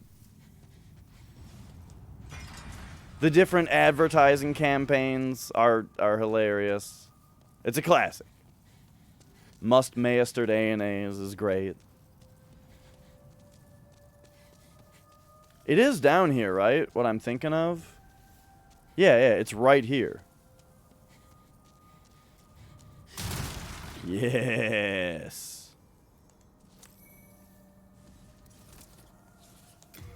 Excellent. Let's get the hell out of here. Alright. Now... it's time for a little bit more murder. But first... oh god, we're still in Fractured World. Free yourself from the 2-jar grind. I think we can get Frake's last thing. Or... if we get the final miracle first, that will allow us to, Oh, is that? Do you have? That'll actually give us trophy. All right, so resurrection. We got it. And then cure. Boom. Done. We got the Saints trophy. We have all the miracles in the game. God, Umbasa. Boombasa. Bye, Daddy. I'm dying. Yeah, it's true. It's true. It's one classic line after another. Okay, so we murdered Satsuki. That lowered Shrine of Storms already. Now we just need to lower it the rest of the way. Which should only be a few stones. It'll probably take 3 or 4 stones of Ephemeral Eyes. Mind key to life's ether. I still have so little endurance.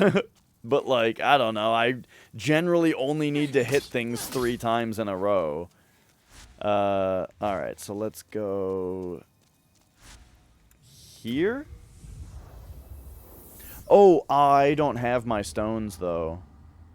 That's why, oh man, these load times are so nice.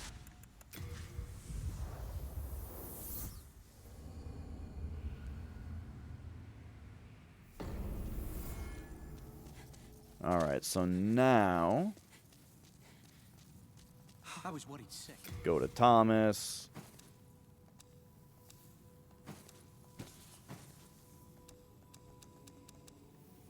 And grab these back. We are in debt.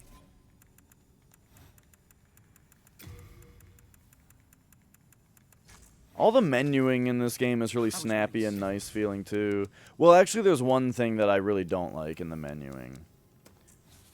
Oops. Which is that, Are in debt. on this screen, switching tabs is, like, really slow. You have to wait for each tab to load. That's, like, the only thing. If you have to go over to, like, your status or go over to world tendency, at least you can wrap the tabs. You can wrap around, so that's nice, but, like, it's kind of slow.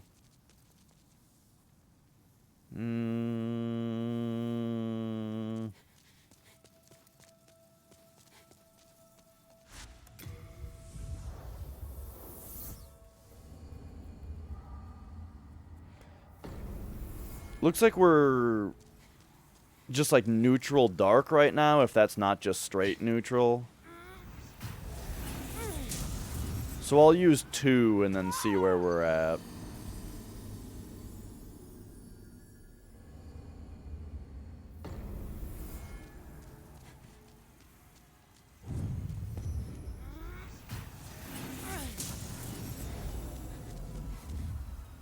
The body restoration animation with, like, the muscles and bones forming is kind of silly, but I like it.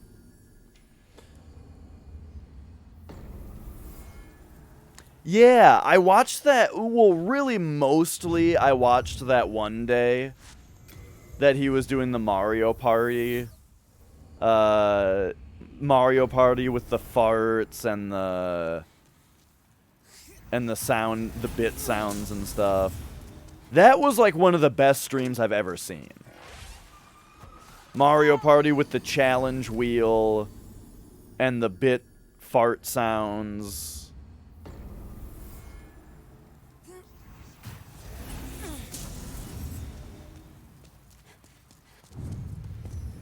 That was definitely one of the best Twitch streams I've ever seen. Looks like we needed to use 3 more there.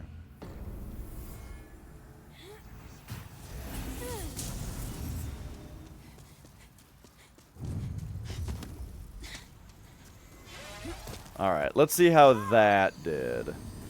Oh, yeah!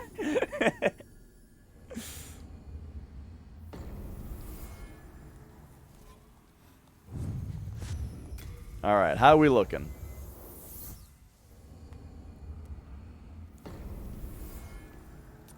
Blacker than the inside of a coffin on a moonless night. I should be in the fractured world. Let's go.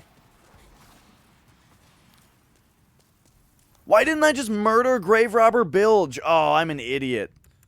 I could have saved a few stones, and also that would have... I want to do that anyway. You gotta think about these things.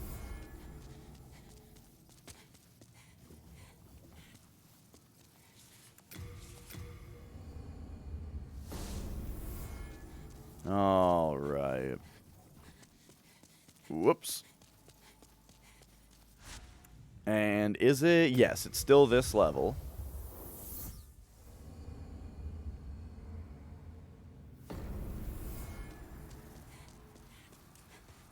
So we are now here for the fractured coin. But you know what? You're getting murdered. It's still murdering time. What the hell's wrong with you? Have you been possessed by a spirit? Whoa, he's got a bow. Woo!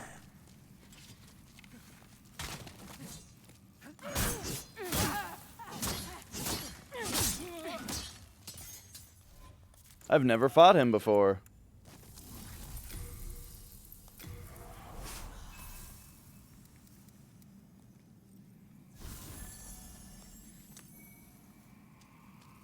Alright, there we go. Character tendency back down to neutral. Whoops, we gotta go this way.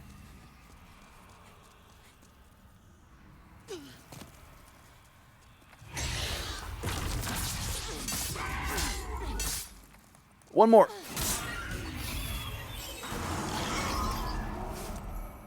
There's a spot that I could have used more endurance. It was fine, though. Okay. Now what? Patch's Pit.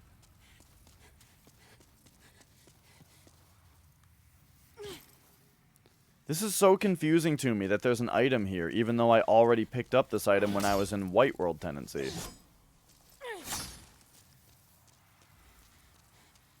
I wonder if you can knock that body off or something. Like, maybe it's a different item now.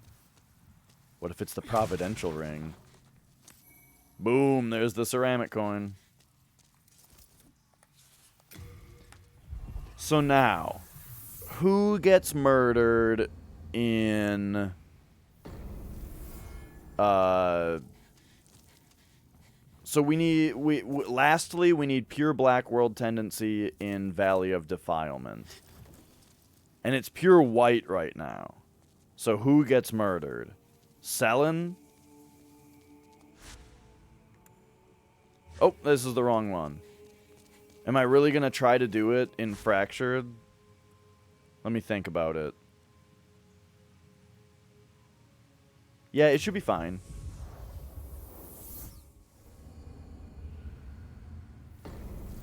It's going to be a little confusing, but let's do it. We just go Adjudicator's Shield.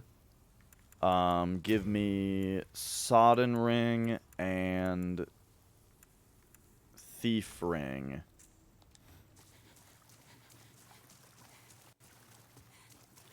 She might kill me.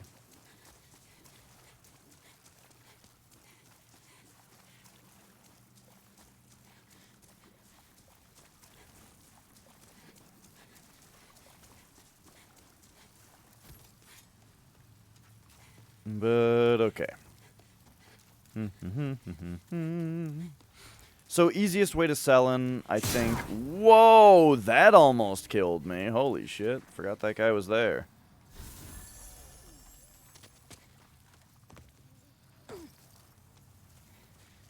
I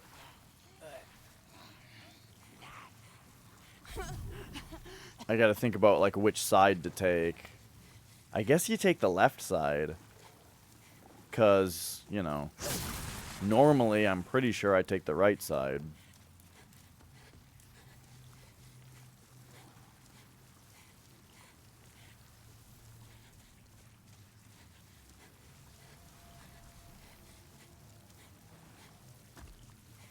And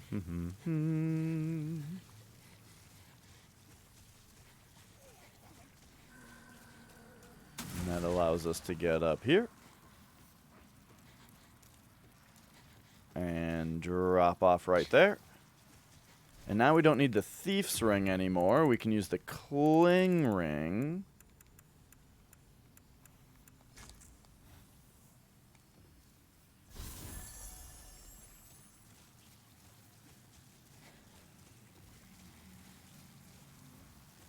Oh, yeah.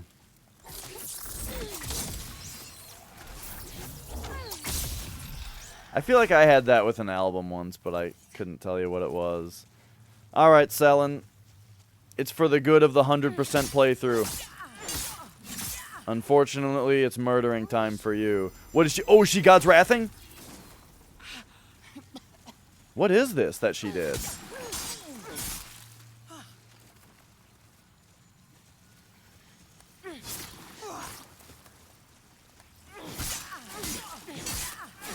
Yeah.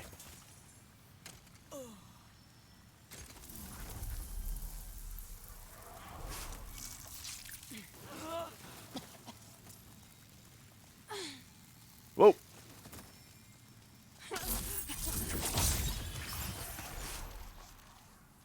Okay. Let's return. Is there anyone else to murder here?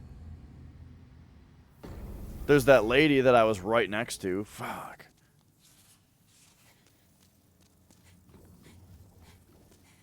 I guess I'm going back in for her.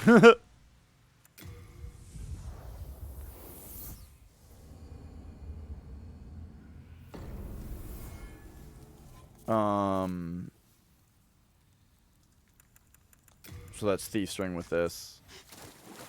Because I think it'll drop the World Tendency to do that. Sounds good. Oops. Oh, geez.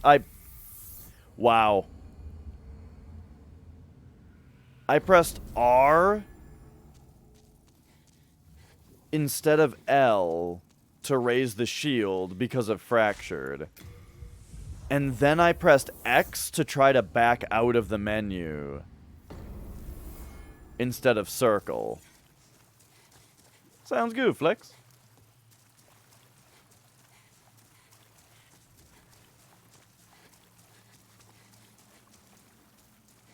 But okay, okay.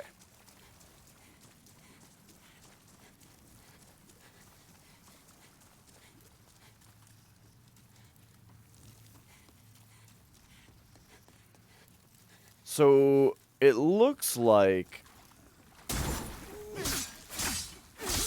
we are going to have almost everything done for the 100% today. Looks like the only thing that I won't be able to do today, well, it might just take a while to beat the game. Like, it would be a stretch normally to do it today, because we'd have to go do levels 1-3 and 1-4, and do all the ceramic coins in World 1.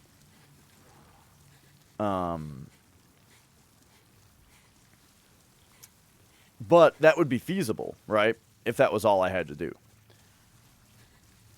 However, because of the Blue Blood Sword, we have to go into New Game Plus 2 and kill Maiden Astria a third time.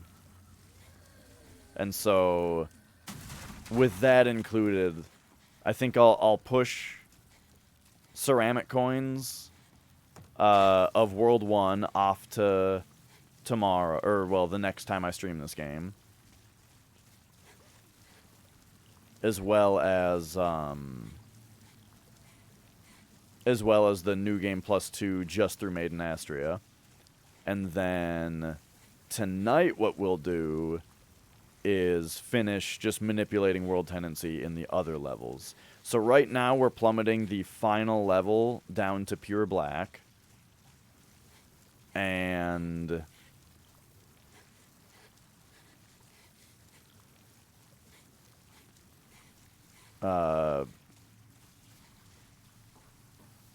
I gotta, where am I? I guess I should have taken the shortcut. I gotta find, like, the village. Here's the village. We gotta find the part where you come into the village.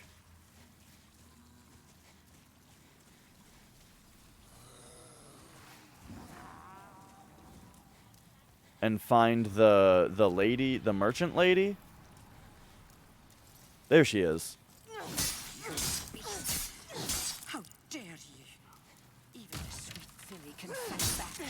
I've never murdered this lady before, and I feel kind of bad about it, but hey.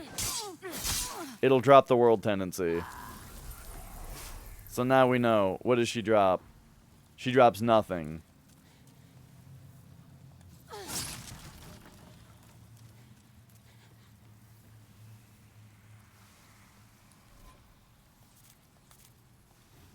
But there we go, much better. We saved a couple stones of ephemeral eyes.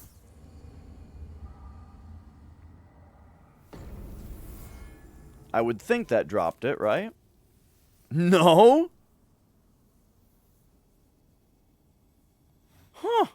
Interesting, that didn't drop, okay. Well. Time to stone it up then. So I think the fastest way is gonna be to just drop down here, right?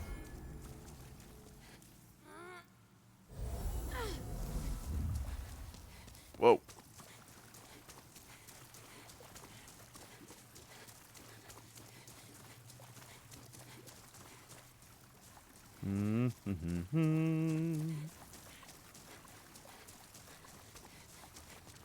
So we'll do 3 and see where it's at. Oh, when I looked up at the health bar and saw that I was human, I like panicked for a second. And then remembered, oh right, that was exactly the point of what I just did.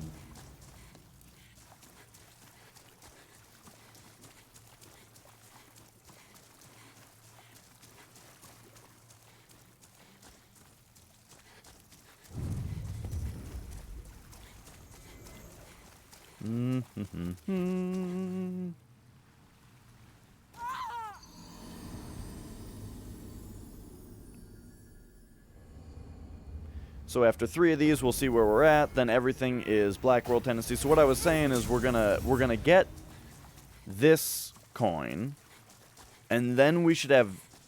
Will we have 21 coins at that point? Because we'll have all of them except for the 5 in World 1.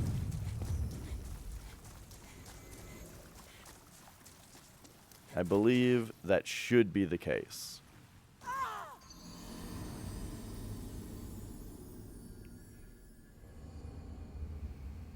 Oh, and then it's murder time. Right. Okay. So let's reload the world and see what tendency we're in. We are in regular black, not pure black. So 1 more.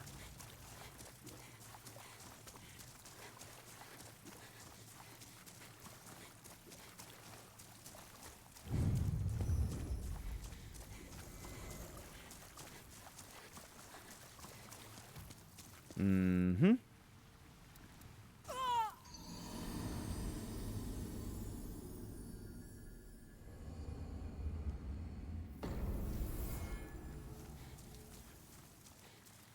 And shoo, then. Still in Fracture World, we just gotta come grab the souls, and then go get that ceramic coin.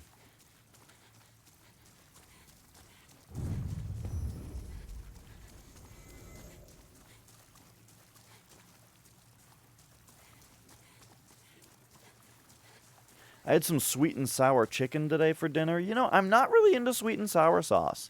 It was alright, but I'm not super into it.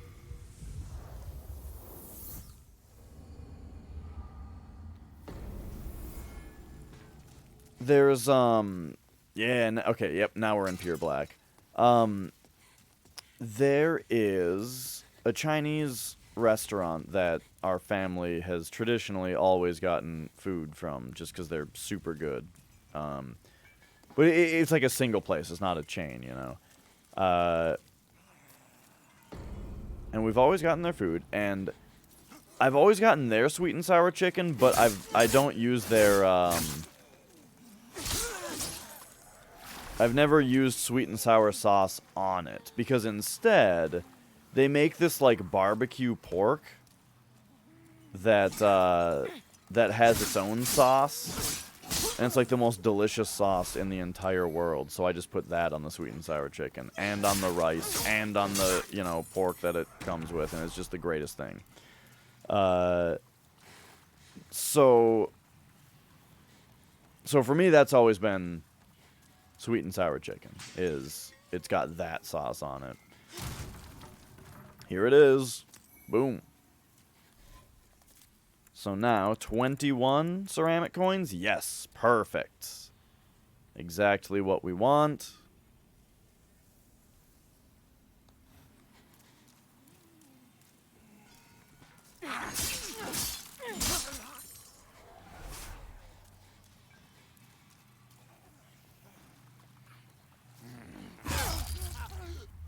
He's still alive.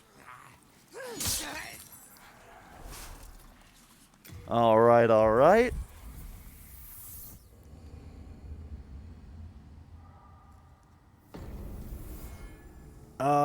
So, once again, what's left to do?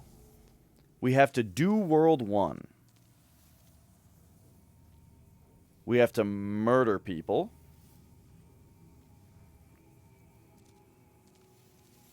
We have to... I would like to get the world tendencies back up.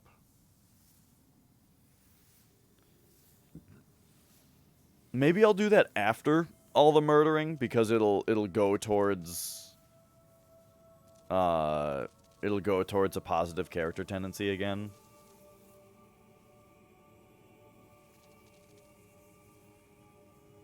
Problem is... Doesn't she want us to murder, like, Sage Frake, like, right away? We don't need Sage Frake this playthrough, though. Okay, hang on. It's murdering time. We don't need you anymore. What are you doing?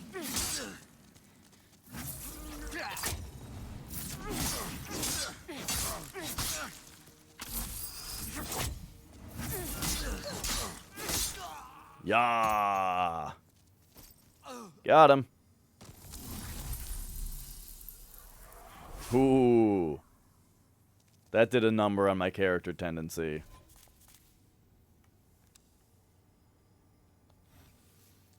I wonder how much we need to do for Mephistopheles to show up. What in the devil is wrong with you? What can you gain by killing me? Oh, the backstab.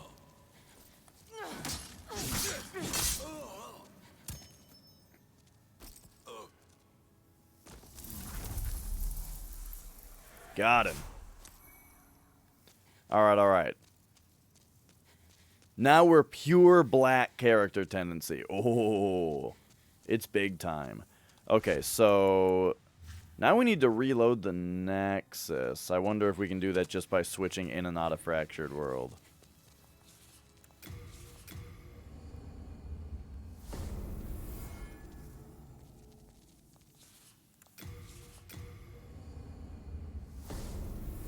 Alright. So here we are. Pure black character tendency.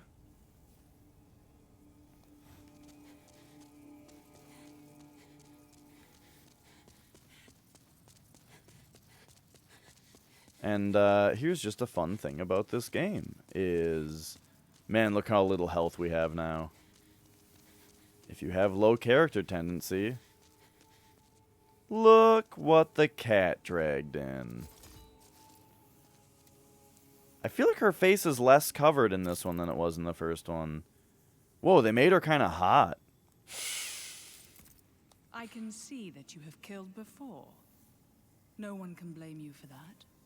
Demon souls are too precious to relinquish. Perhaps a slayer like you would have an interest in my offer. I want you to kill Saint Urbain and his followers. You will be rewarded amply. Do we have an agreement? A reason? Pah. Just think of it as an opportunity to remove a competitor. Excellent. I have high expectations. All right, all right. So, it's funny that I thought to kill Sage Frake and his apprentice first because, like, I've already gotten all their spells this run, you know? Instead of just thinking, I already have all of the miracles, period. What are you doing? The soul's driven you mad. Will everyone be mad at me now?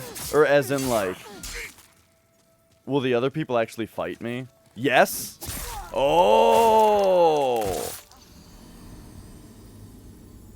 Well, that's interesting. I didn't expect him to... That's interesting. Okay, okay, I like it. I should have known.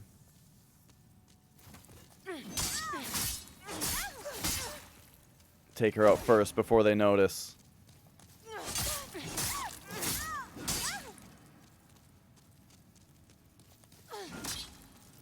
Oh, she's gonna heal.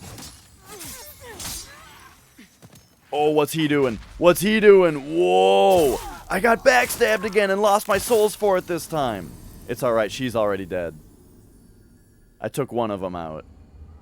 They don't know who they're fucking with.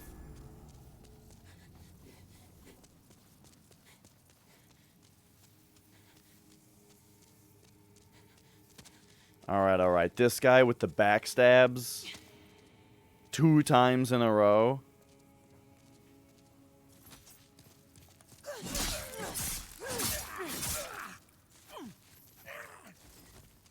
Oh, oh, oh, I did that thing again. How about a front stab? Give him the old dick twist. Uh-oh.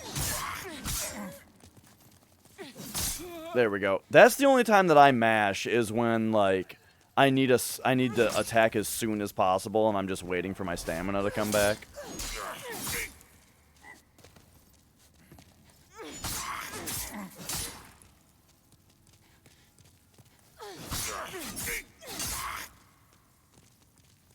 Yeah, get him in the corner.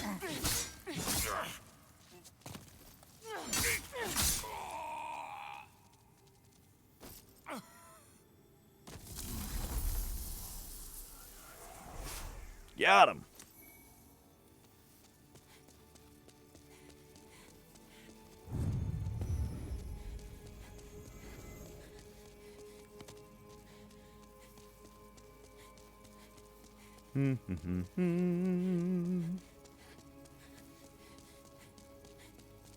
All right, all right. Hello.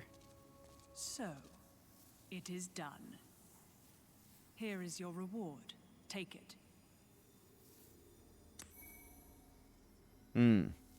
It's not much of a reward. Ravenous countenance. There's more work to be done. I want you to kill Patches the hyena. Oh, it'll be my pleasure. Now, is there? Excellent.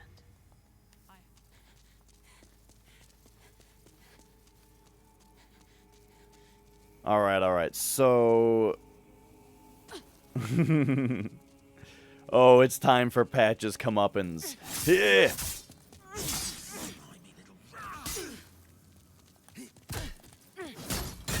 Oh. I didn't even realize he had a spear that he could just poke me with. Man, I hate how little health you have with the... Oh, wait, I have the Sodden ring on. Oh, yeah, that's part of it, isn't it? I was going to say I hate how little health you have with low character tendency, but it's just that. Alright, Patches.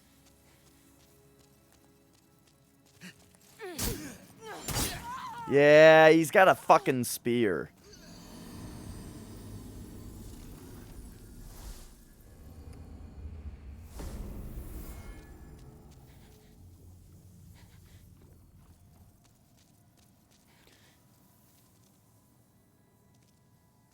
Okay. I'm wondering, if she wants me to kill Stockpile Thomas, I don't know how I'm going to handle that. I haven't given him the jade hair ornament this run, so she might accept that.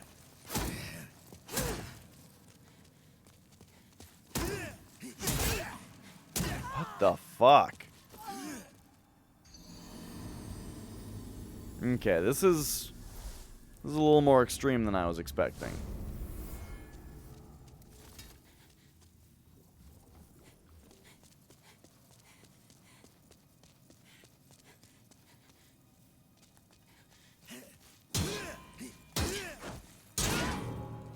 Shit. Oh, I didn't get... I hate when you parry but you don't get the riposte. Was it because we were on different elevations?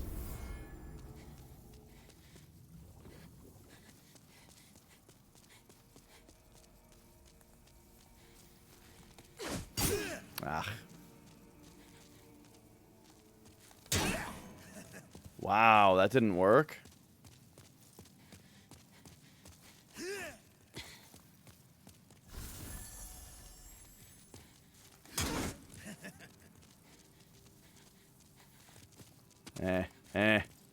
Alright. We'll just get him out in the open.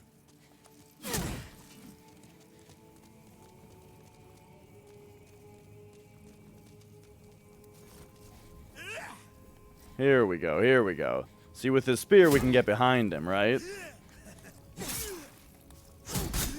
Fuck!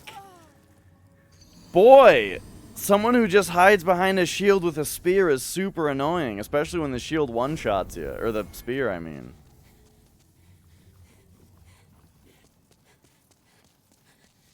Okay, how better to approach this? Let's think about it. The thief ring isn't gonna do me any good. But I don't even really know of anything that'll do me better. I guess Eternal Warrior ring.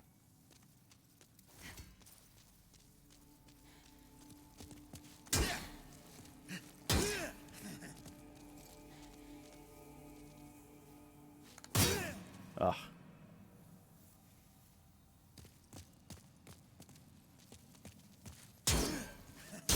I'm trying to, like, figure out if I can time a parry very well. But how did that hit me? I think this is gonna be...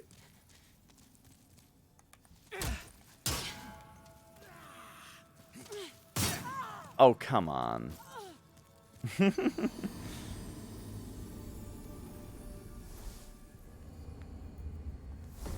God, how do you beat this guy?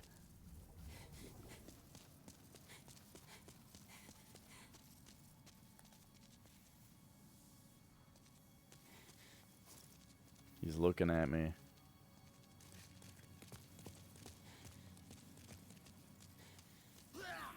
Okay, don't follow him down because he'll just poke you and kill you while you're recoiling from fall damage. Okay, alright. The backstab idea was good. Why didn't it work before? Was it because he just never came down here? Oh, okay, here we go. And then I'm not even going to get fancy. We're just going to get him again. Alright. I don't know why that was so hard for me. It was pretty obvious in the end.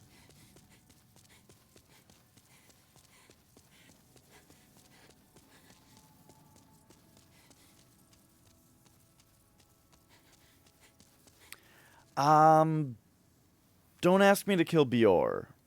Or wait, no, that would be fine. Here is your reward. Don't look at me with that. I want you to kill for pause now, is there? She wants me to kill Bior. God. Okay, well, we can't do that right now.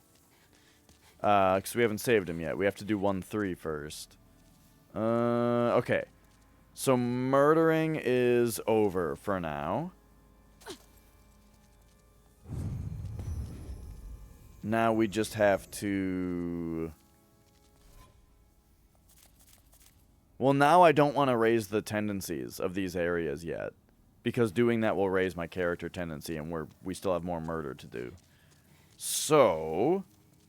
I guess it's time to do 1-3 then.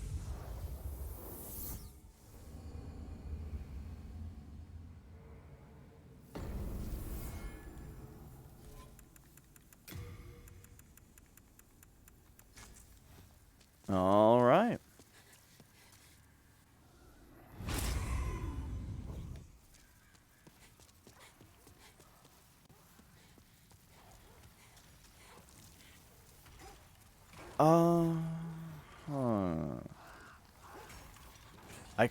Oh wait, no. I was gonna say I could try to just save Yuria right away since I have the outfit already. But we need the keys first.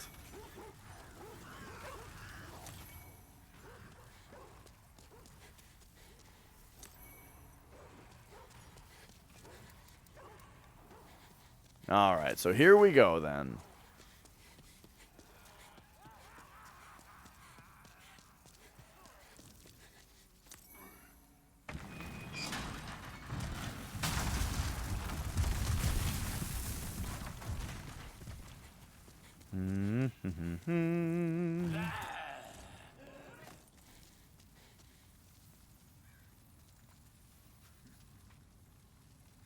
These guys just waiting? What are you waiting for?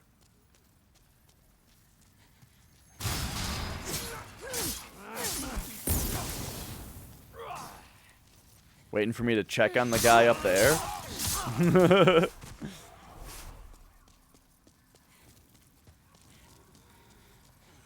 Must be. Alright, alright.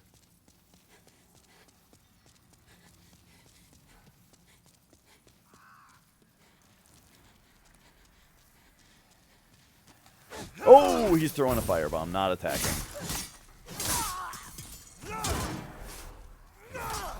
Whoo!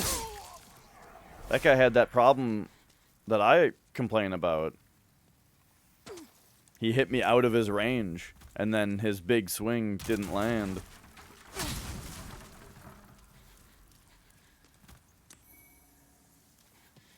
Oh, I gotta remember not to kill Bior out in this level. If I'm gonna kill him, I gotta wait for it to be in the Nexus. Otherwise, I'll lower the world tendency here, but we want to get it up to white first.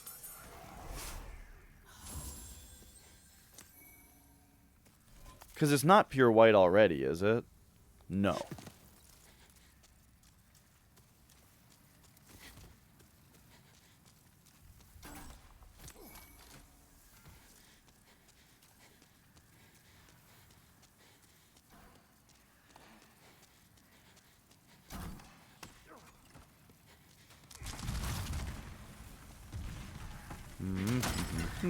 Uh-oh.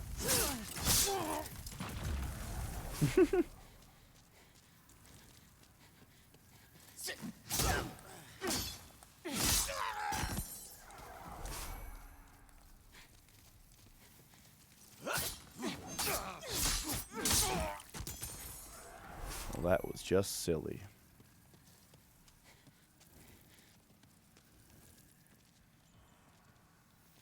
There is another guy in here. All right, all right. So yeah, playing this old Fire Emblem game, it's kind of pushing forward my desire to play Fire Emblem in general.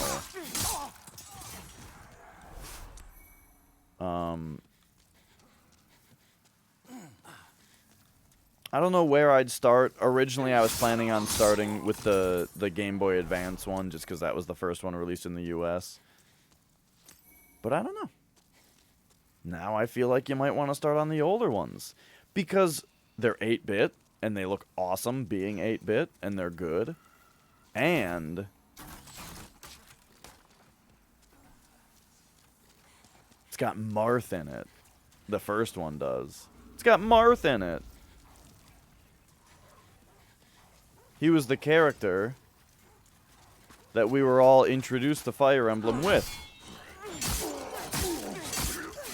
Because of Smash Bros. So then when they actually released a Fire Emblem game here, and it didn't have Marth in it, we were all like, what the fuck? Okay, this part is deceptively difficult. Is he just going to come down here? Because that would be great. And then I can just fight him right here. Yeah, I know it's hard. You can do it, though. You can make it.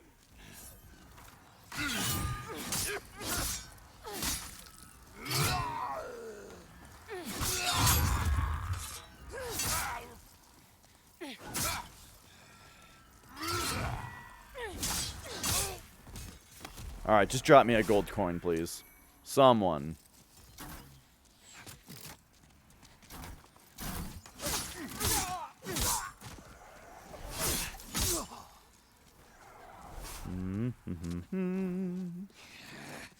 Oh, hi.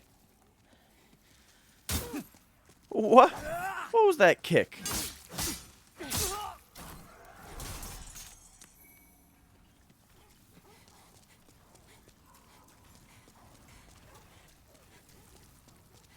Alright. So he gave us the keys. We can take that back to save Bior. And then Bior can be murdered. But first...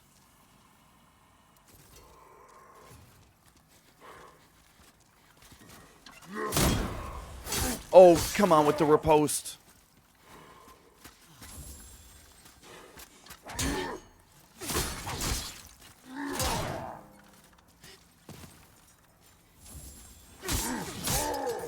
I like that they do the tiny heal. That, like, these guys do.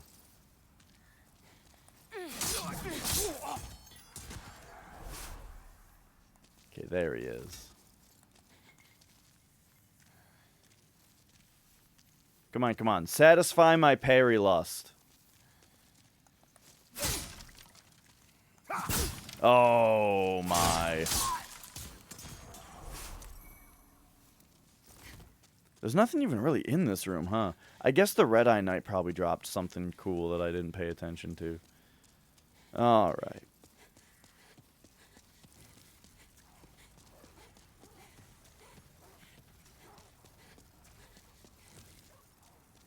So now, it's all about...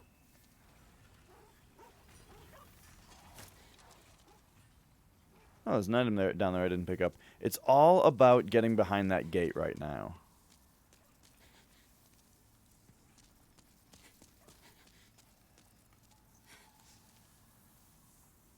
Let's just, real quick, let the last little bit of our health regenerate.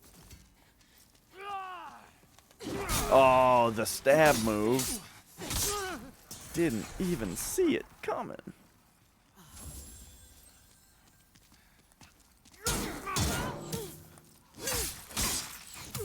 Mmm.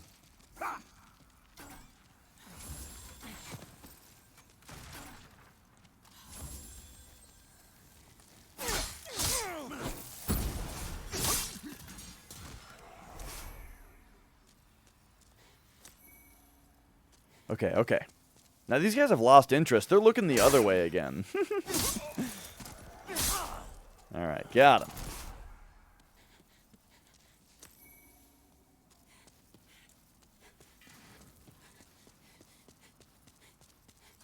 There's our gate up there, so we can see that we are moving in the right direction. Oh, hi.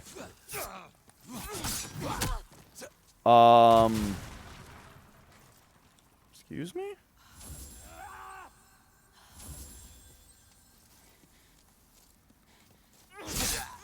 What the hell did he do to me that just threw me back like that?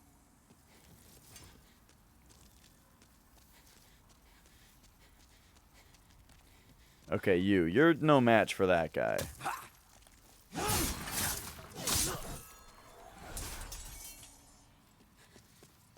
However, if this guy had actually rolled this ball down while I was fighting that guy, I would have been fucked. You missed your chance, dude. You should have rolled it while I wasn't expecting it. Now, what was this?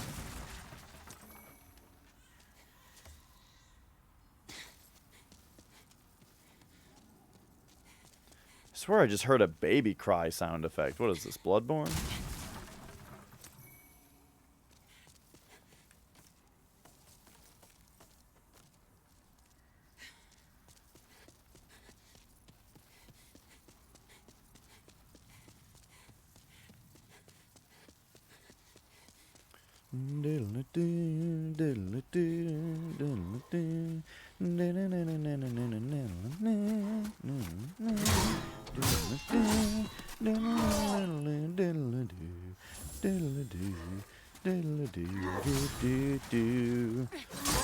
Ba ba ba ba ba ba ba ba ba ba ba.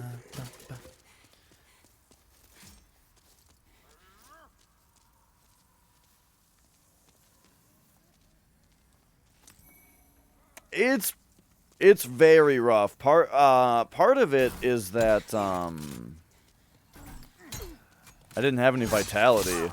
I didn't raise my vitality until New Game Plus. Now I've got a lot of vitality, but I came in with like 12. Now I've got like what, 30 or 40?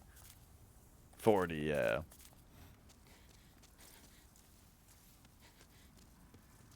I didn't do very much New Game Plus in the PS3 version, though, so I don't know if I'm the best person to ask as far as, like, the comparison.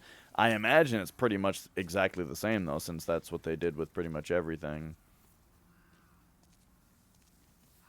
Oh, yeah, I don't know. I don't have much experience with New Game Plus in general, because I never really do it.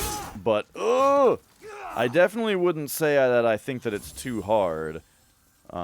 But that is a different thing, you know. Being that I say that I haven't really done New Game Plus, but I have played the game a shitload, that does kind of put me in position to be somewhat prepared for it.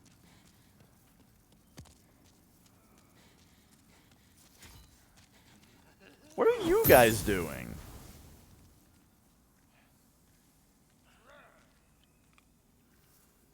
I don't really want to fight them while I'm fighting the big guy. Actually, I don't have to.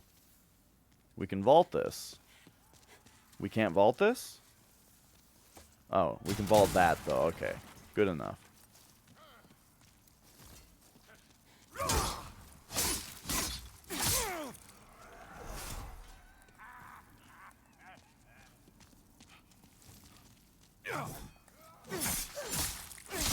Okay, okay.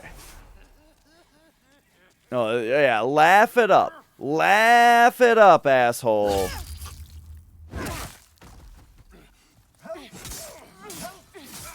Yeah, I haven't seen very much Mortal Shell. When I saw it, the first time I saw it, I was pretty unimpressed by it. But then I saw someone else playing it and it looked pretty fun, so I don't know. Please.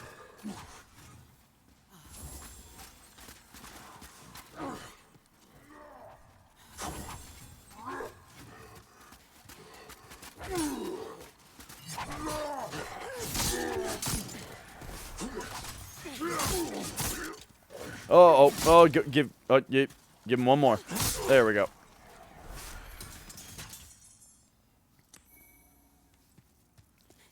All right. Yeah, actual hit scans would be, I mean, unless implemented in a very specific way, would be pretty ridiculous. Okay. So we got the shortcut open. Basically right to the boss. I do want to check out. We came from here, right? Yeah. I do want to run down here real quick. Wait, why?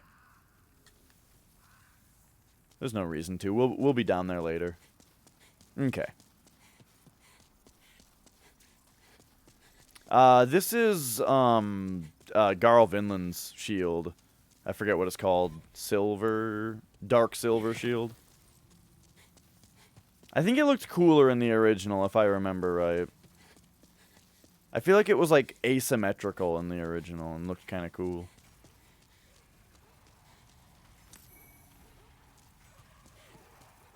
Okay. So now we're off to Bior.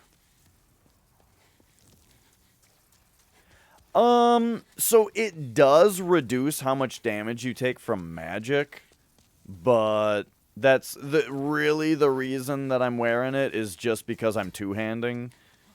And if I'm gonna use a shield, I like to use this one because I can parry with it, unlike the Adjudicator shield.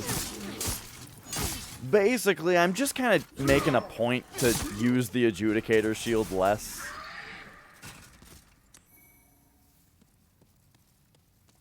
That's all. And I think it's the next best shield.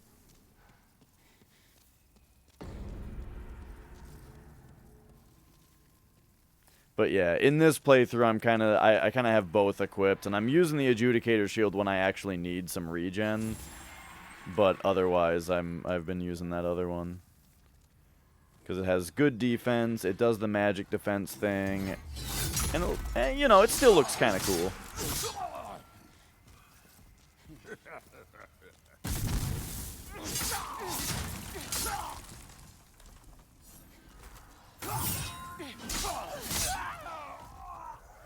Yeah.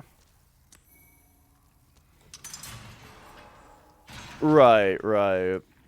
I like having something I can parry with also, though, which the Grasscrest shield does.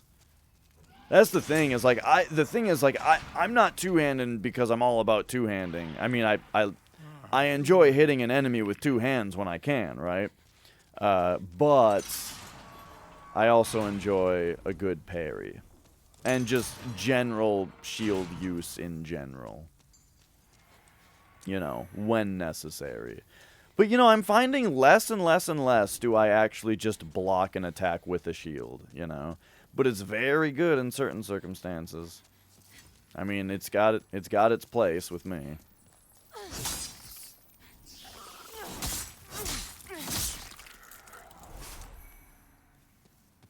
Yeah, I've never used great shields, unless the Adjudicator shield is one. But that's the thing, is that, you know, I don't actually really like using the Adjudicator shield as a shield, because it can't parry and it doesn't block all damage, you know. I'm missing a pip of health.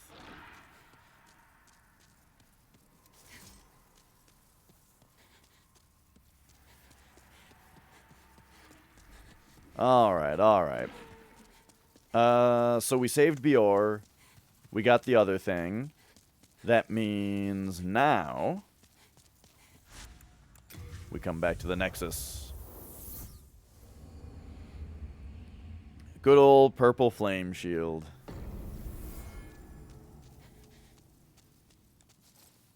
And Bior, we murder him. Uh-oh. He's gonna be hard to murder, isn't he? Uh-oh, Maiden in Black, you need to get out. Maiden in Black, you need to be somewhere else. Hang on. Oh.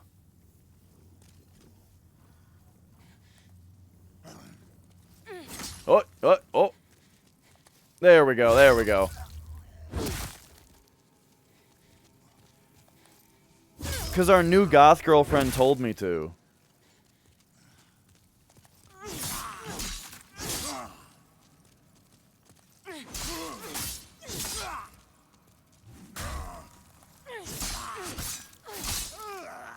Yeah, got him.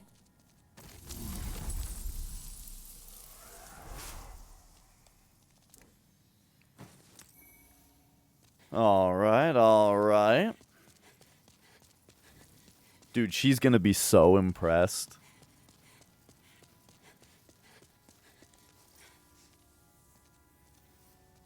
So, it is done.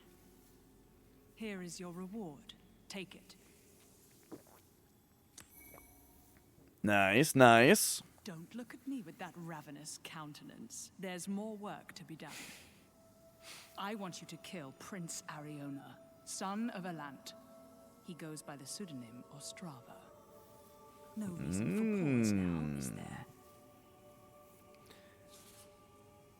Let's think about this for a second. Excellent.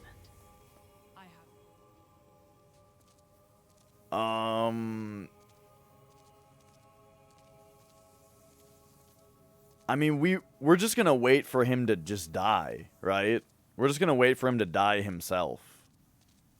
I think is the best way to handle this. So does that mean it's time to go fight the Adjudicator or the Penetrator now? It'll count, I'm sure. I'm counting on it. I think it will.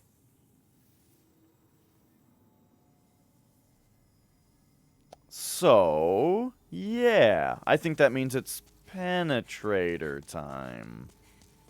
Let's go. Or, actually, real quick, it's time to go save our other goth girlfriend. To complete our goth harem.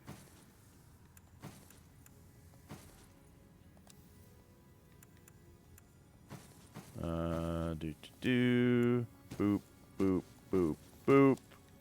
Boop, boop, boop. Alright.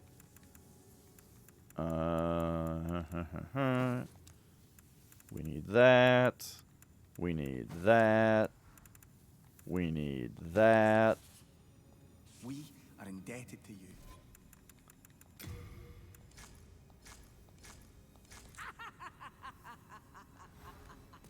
Let's go. Yes, there is a full official's outfit this time. And your character laughs and smiles when you put on the hat, which... Well, it's your character laughing. I think it's great. I really like that the character laughs. I like it.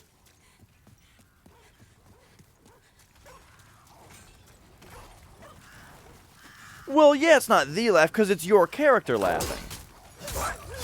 And as far as your character laughing, I think they did it well. Now, what I am a little salty about, though, is that the fat officials themselves kind of have a worse laugh in this one. They, you know, it's less, you know. By the way, just for fun, just to remind everybody, why are we going through all this bullshit for these ceramic coins that adds so much to the playtime of the run?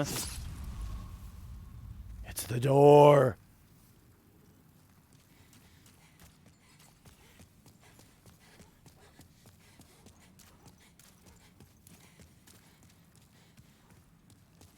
All right, all right. Anyway.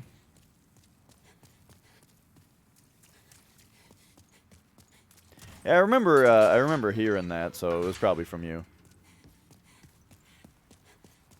We can open the door tonight.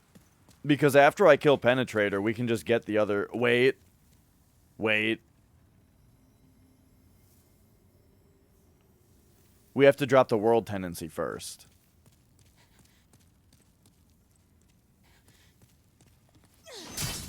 We'll see. We'll see if we have time tonight. I feel bad though. Flex wanted to see the door open. I have plenty of eyes.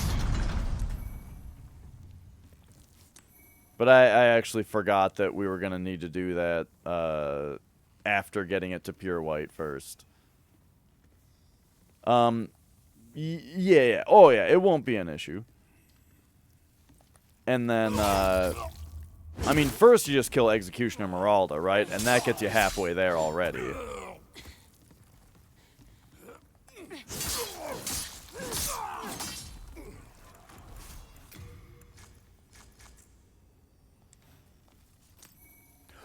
Gold coin, baby! Alright, excellent. We got the gold coin. We don't have to farm a gold coin. Yes! Heavens, you came to save me. With a little rest. That's right, that's right. Okay. Now what? Now...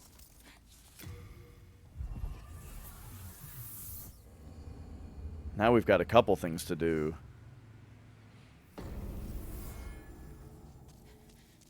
First, let's come over here. Yuria hopefully won't ask any questions about why no one else is here. Oh, did they finally fix that? Hello again. But should Would you have been have real gone, why useful not with try my magic? blue blood sword I'm using in this run. Are you sure?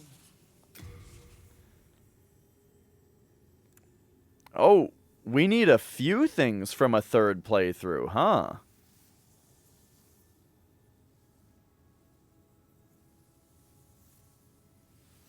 Wait a second. Do we need to do a fourth playthrough? Or is relief the same thing that What's-His-Face sells? Death Cloud? Is that called something else in this one or something? What the hell is Death Cloud? Anyway, Firestorm, Ignite, Light Weapon. Why don't I have Light Weapon yet? Or do I? Relief, Soul Sucker, and Soul Thirst. Okay. So we can get Soul Sucker for the Maiden in Black Demon Soul. So let's get that. We can get Ignite.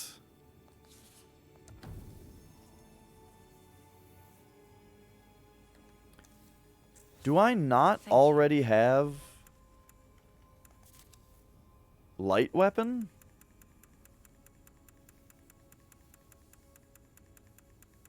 I guess I don't. Shit.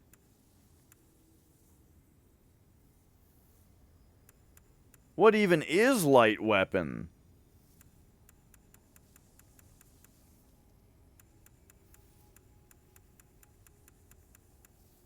It would seem that... Oh, geez. Okay, we're in pretty deep, aren't we? Alright. Well, that's fine. What else do you have that we're going to get this playthrough? Golden.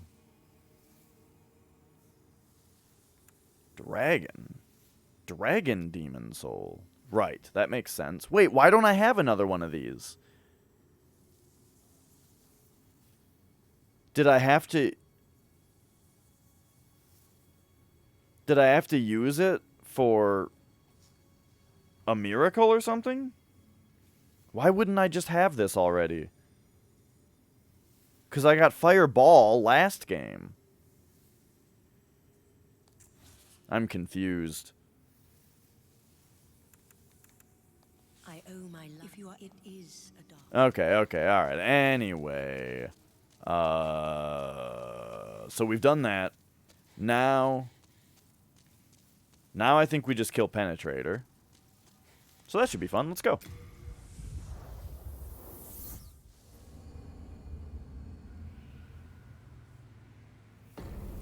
Oh, and I need to do the thing with the thing. The gold coin. I need to trade it to Sparkly for a ring.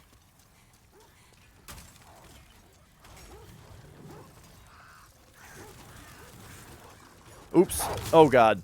Dude, every time I want to switch back to one-handing, I press left to switch shields instead of just pressing triangle.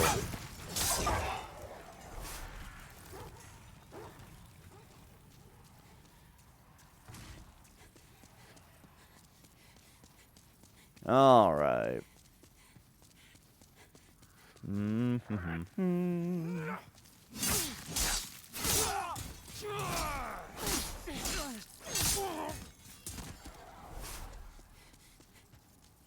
Oh, what's up, Ostrava? Yeah, I didn't promise anyone I was gonna murder you or anything. Don't worry about it.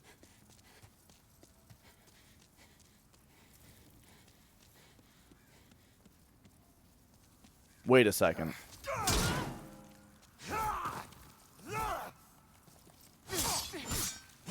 Okay. Actually, I do have to murder him right now. The only reason I didn't want to murder him yet is because I wanted to make sure that his Black Phantom would appear at the end of 1-4. Because I want to raise my character tendency back up, you know? But that happens after there's 3 Black Phantoms at the start of 1-4. And I want to be all done with Mephistopheles quests before then. Yeah. Soften them up, boys. Soften them up.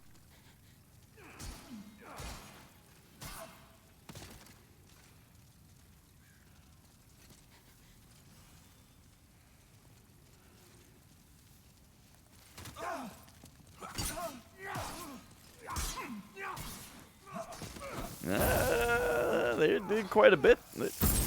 They're doing a number on him.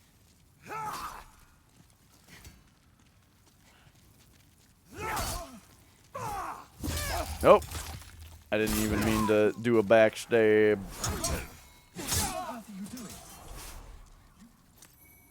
Alright, there we go. Look, sorry, Estrava.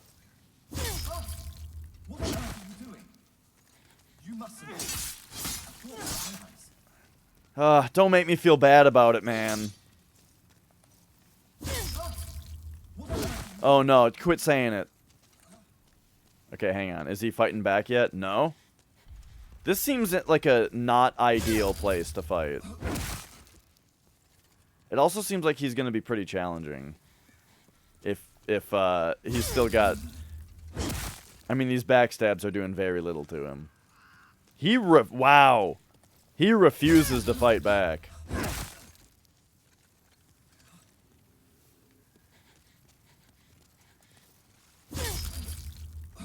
Why did his health just go back up to full? What?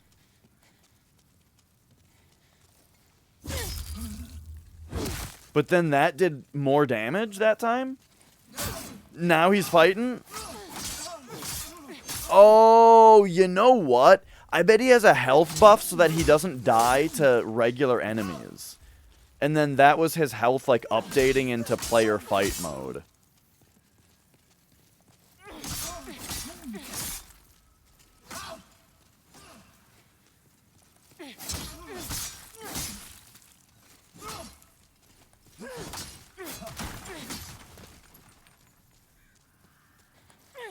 I feel bad. He's like this game's Solaire. Uh-oh. Don't you try to eat something.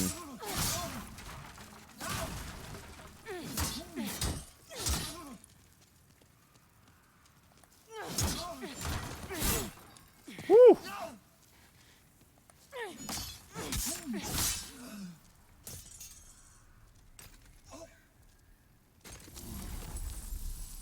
Alright. He was a little easier than I was expecting. He's okay, so he drops the mausoleum key if you just murder him. That's interesting. I mean, I kind of knew, or I kind of would have guessed, but, you know. Interesting confirmations on these things. Whatever, rocket science.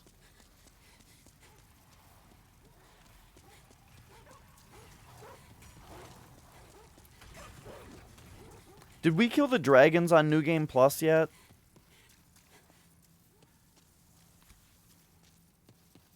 I don't remember. I remember it went very quickly. No, we wouldn't have. Because our world tendency would be higher if we did. Killing Estrava would have just dropped the world tendency, though, didn't it?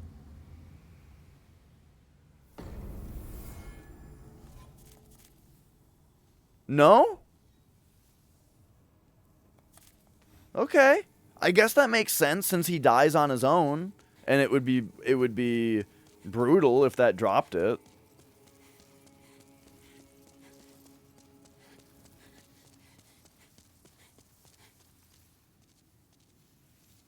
Well. Very smooth work. Almost merciless. Here is your reward. Be thankful for it. Normally it would never find its way into your impure hands. Ah, okay. Well, we already have 2 of those. Don't but, look at me with that ravenous countenance. There's more work to be done. I want you to kill that witch Yuria. Of course, I'll provide you with a fine reward. Excellent. You can't have 2 goth girlfriends after all.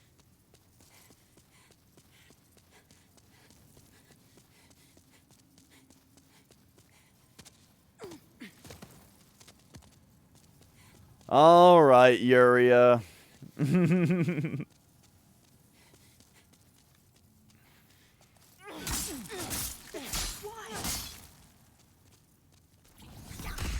Whoa, she firestorms. Holy shit. Okay. Okay. Interesting. I should have known.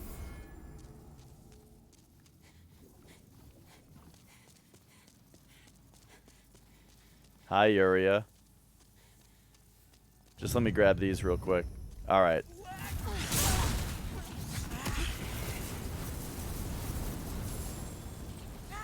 Up.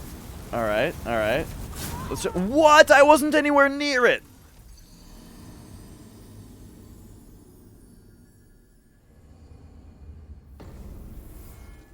Something tells me Firestorm is a lot better in this than it was in the PS3 version.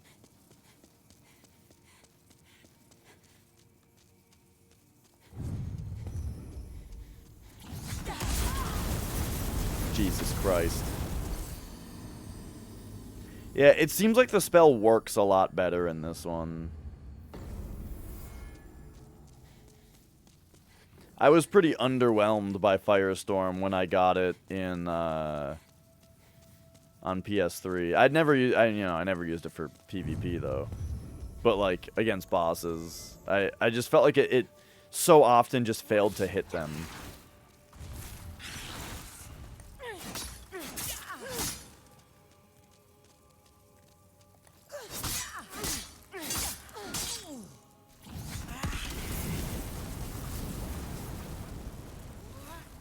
Right. Yeah, like, it worked pretty well on a few of them. I was just overall underwhelmed by how often it would miss.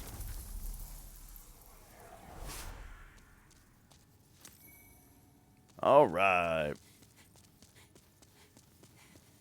Man, we're getting duplicates of a lot of stuff that, the first time through the game, I carefully got as many rings as I could, you know, without having to kill people. And then now we're just getting all the rings because we have to kill everybody. So, you're all done. You're what they might call a miracle worker. One final task, and the Secret of Souls shall die with you. Oh! I could have sworn she asks you to kill Stockpile Thomas at some point. But we got the foe's ring. So how about that?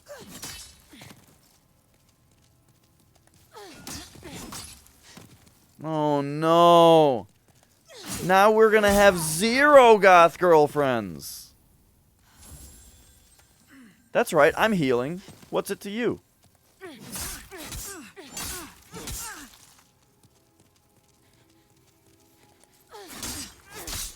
Yeah!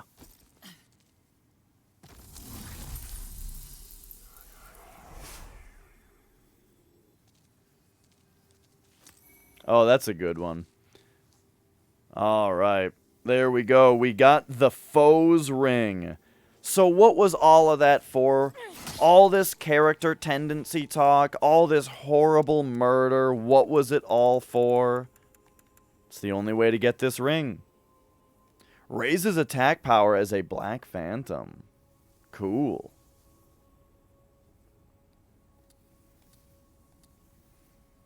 So there we go. We can mark it off.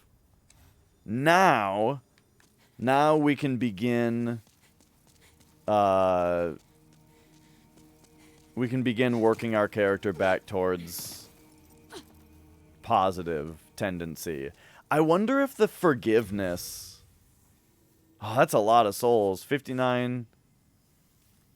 Let's try it. Let's see what this forgiveness does. I wonder if it resets our character tendency back to neutral. Because this is a new mechanic to the remake, so let's see what it is. Seek forgiveness. Well, it took all of our souls...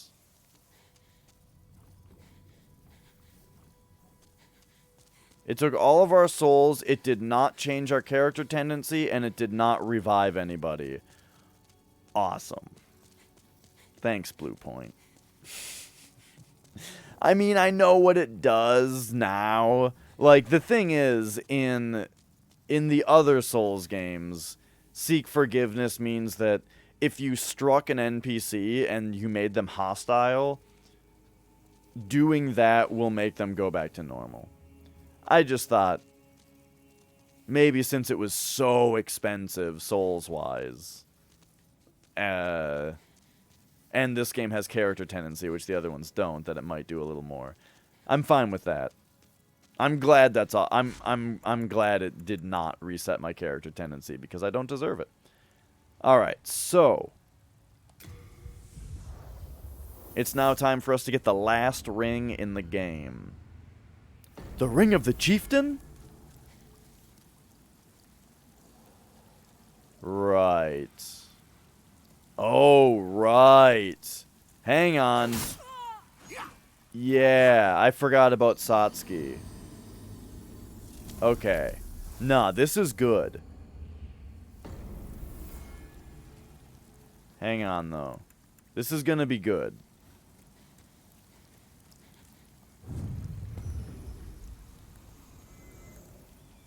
I guess we're gonna raise the world tendency back up here right away. Is there any reason that I wouldn't do this right now? I guess not. I guess let's do it. Let's get the world tendency back up.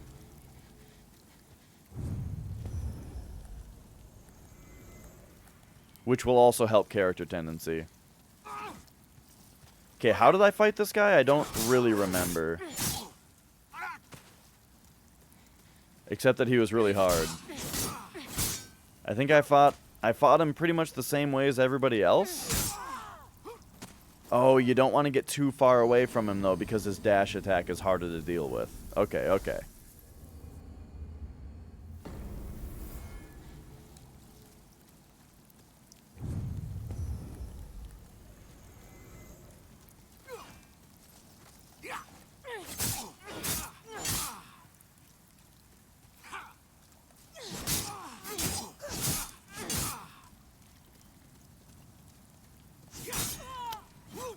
Maybe I'm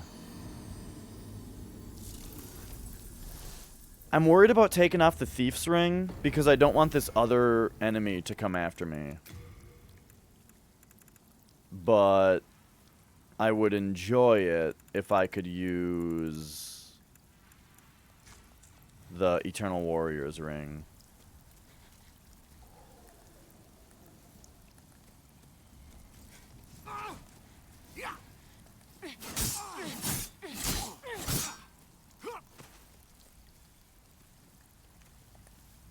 No, not the push.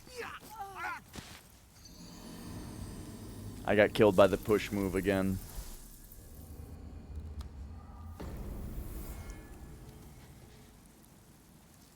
I'm not picking up these souls anymore. It's just annoying to have on screen. Okay, we're going for the whole 4-hit combo. We just need to do it properly.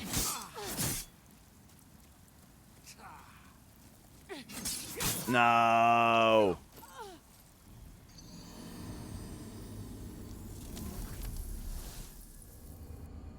So the whole thing about this fight, basically, it's the thing I'm saying, where you gotta hit him with... You gotta hit him with the very tip of your sword as you do the combo, so that basically it makes it so that as he runs at you, you want to be swinging before he is. Except right now, this is not a good time. Now is a good time. You want to start swinging before him, and the only way to achieve that is to hit him like immediately as he's coming into your range. That time he just kind of hit me out of nowhere. So maybe I can't do a 4-hit combo because I do need to roll away from him after I hit him thrice, perhaps. I'm not sure. But here, let's let him do his little opening, and then here we go.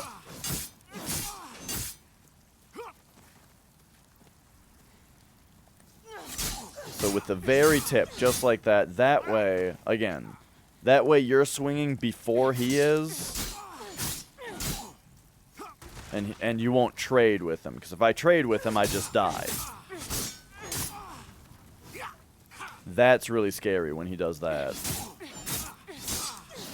Makes me think I shouldn't be doing a 4-hit combo, and I should instead do 3 hits and then roll away. So now I gotta be careful not to go too far to the left right now, because I'll aggro the skeleton. Okay, when's he gonna heal? Is he... Oh, he's already in healing mode. Okay, well, now we start over.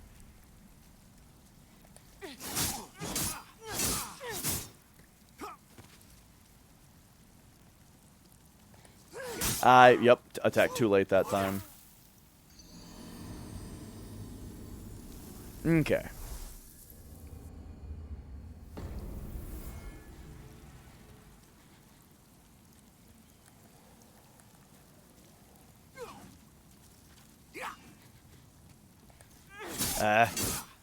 I'm afraid of this one. Okay.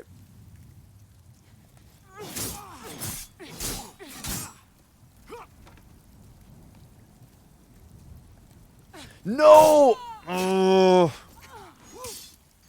Why does the push happen if you're not...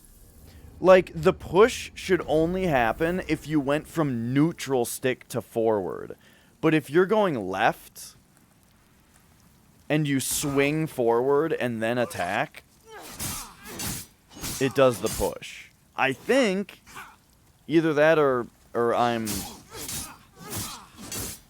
misreading what's happening.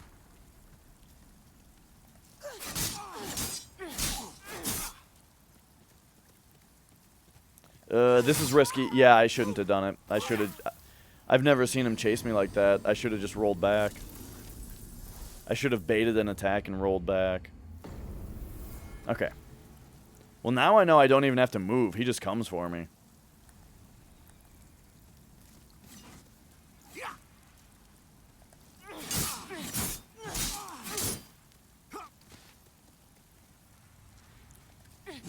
Ah, too early on that attack.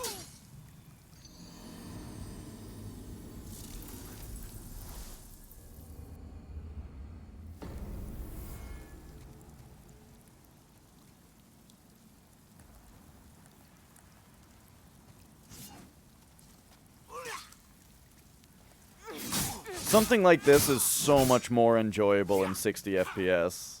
When you really, like, feel like you're in control. Yeah, okay, so that time, problem was I had to move back. Or I couldn't move back, I had to move to the left. So I should have hit him 3 times to save stamina to dodge to the left. So that was just a huge operational error.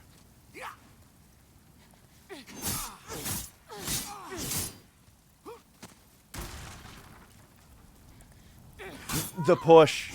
I hate the push. I wish I could just unbind it.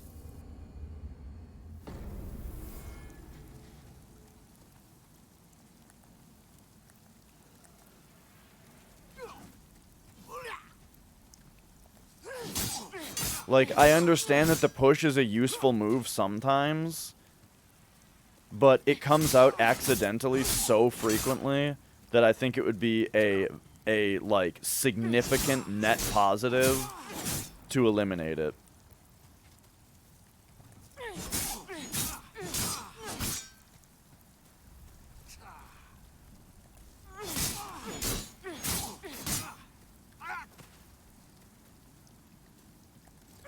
Probably...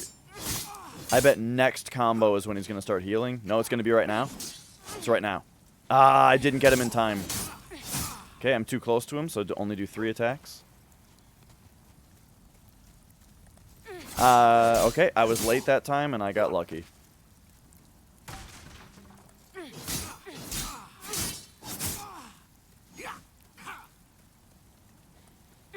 The push. Every time.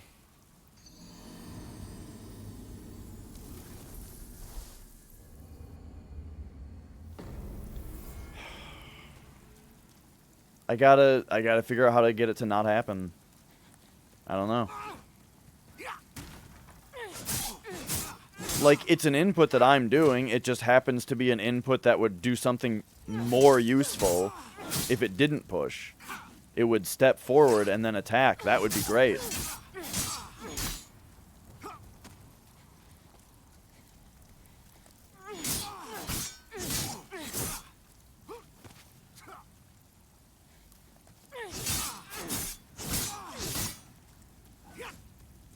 Okay, one more combo.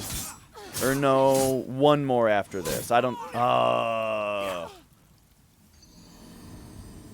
I was too concerned about whether or not I thought he was going to heal.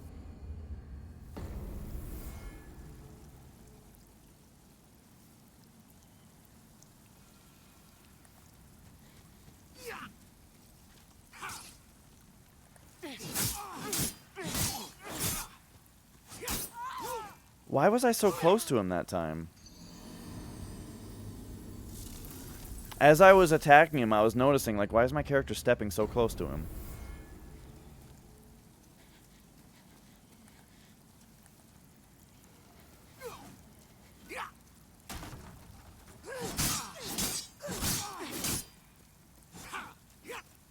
That's what we're looking for. It's scary.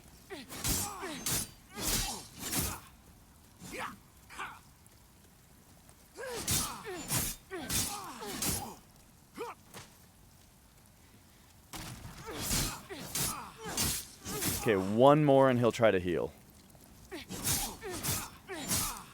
So now we gotta chase him. So I guess we'll only do 3.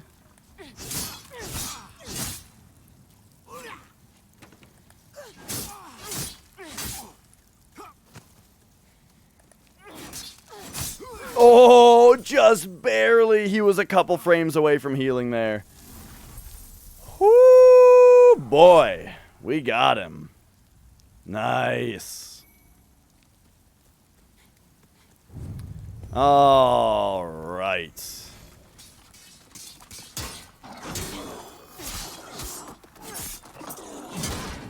Uh-oh. Okay. Nice, nice, nice. So now we just got to get... now I want to go kill the Primeval Demon. Meaning... we need to get through this level. Uh-oh. Okay, hang on. So he's rolling.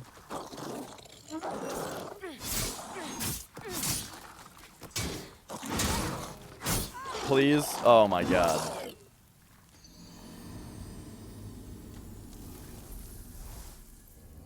Now we've got some shit to deal with. Because I don't think I can just run past these guys. Because they do the somersaults.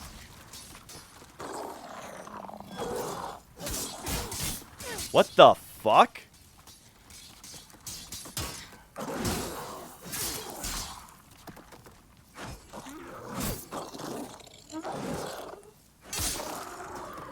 All right.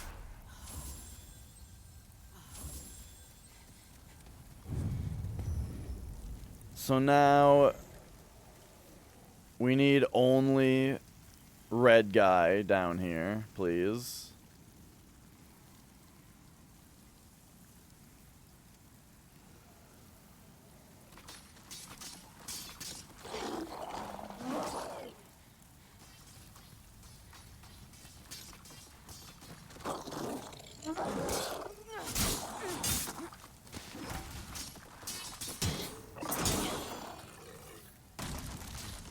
This fight will probably be technically harder than the other one. It just won't have the chance of him healing.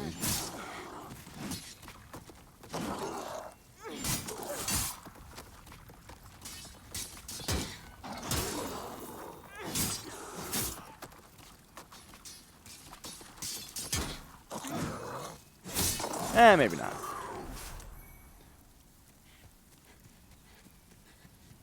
But I will have to do it more than once.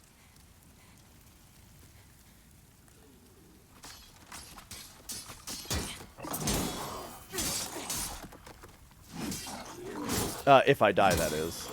Okay. Hoo boy. Okay, okay.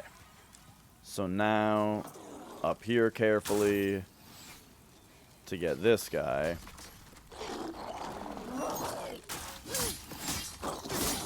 The rest of the level I should be able to pretty effectively run through. Uh-oh.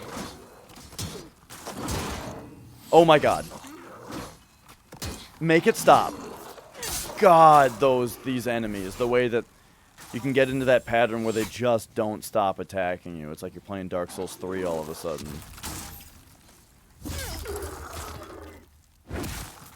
Okay, okay. So now be very careful to get only one of these guys.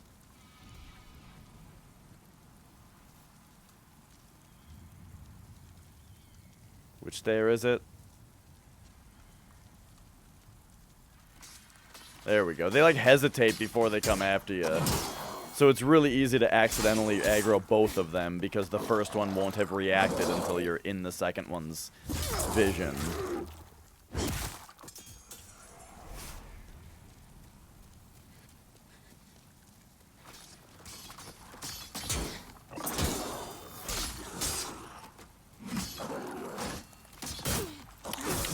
Dude, stop it.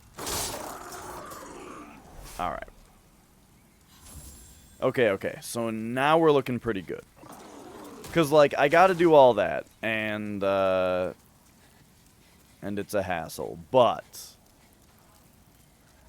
Vanguard's already dead.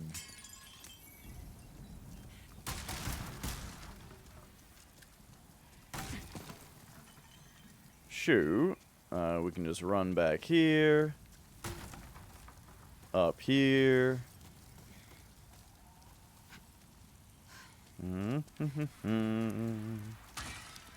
Over here.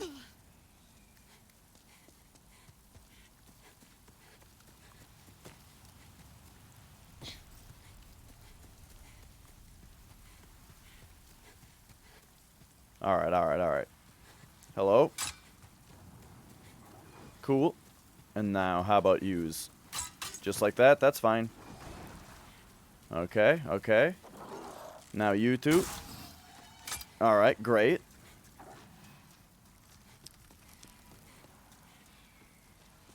Not that one. Oh, oh god, oh, that scared me. I thought that ghost was an enemy. And then the trap went off and, oh, that was just... Okay.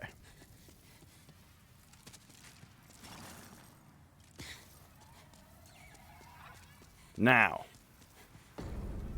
Just gotta nail the Reaper section. And we're golden.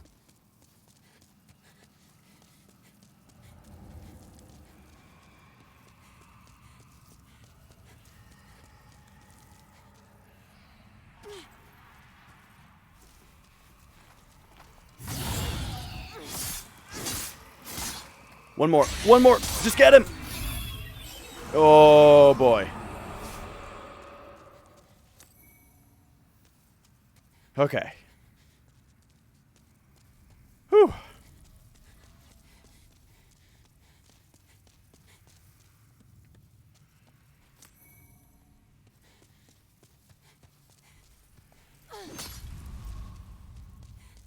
All right, all right. Now... it's this way. This way, this way, this way. Yes. Yes, we're doing it. Oh my god! The crystal lizard almost knocked me off the edge. Holy shit. Alright, we got him. So that's Black Phantom dead and Primeval dead. So now...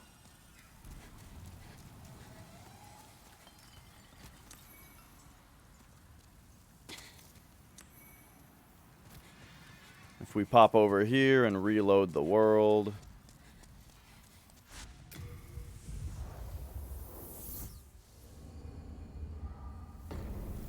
We're looking at neutral light world tendency. Beautiful. All right. So that's that done. Why did I do that one first? Just because Satsuki was right there just asking for it? Cool. Now, Hang on a second. Now it's time to do some sparkly trades. Just a few.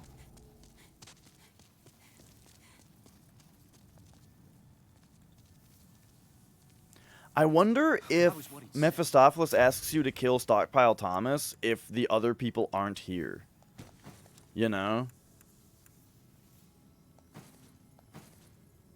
So we want Gold Mask.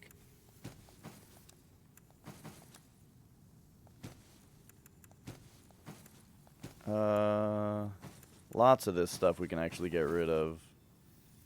I'm walking around with a lot of shit. I guess I have a lot of vitality now, so I'm not noticing how much shit I'm walking around with.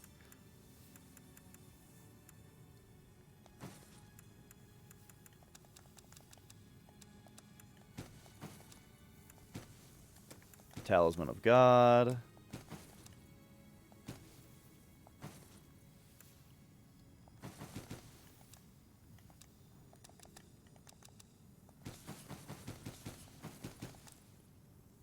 Alright. We'll restock these. And put the others away, except we can't. Oh man, we're full on spices also?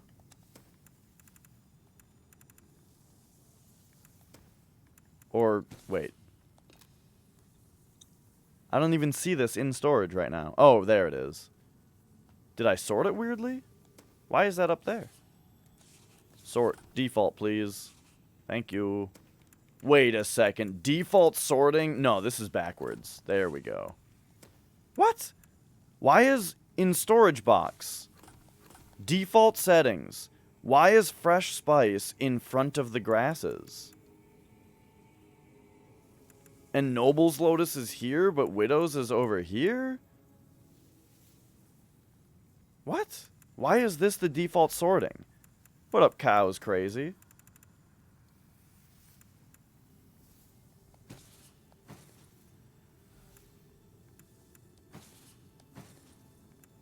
I have 21 of them. I am, yes. That is part of, even though that's not part of the Platinum Trophy, I am having that be part of the Platinum Run. Okay, so on to Sparkly.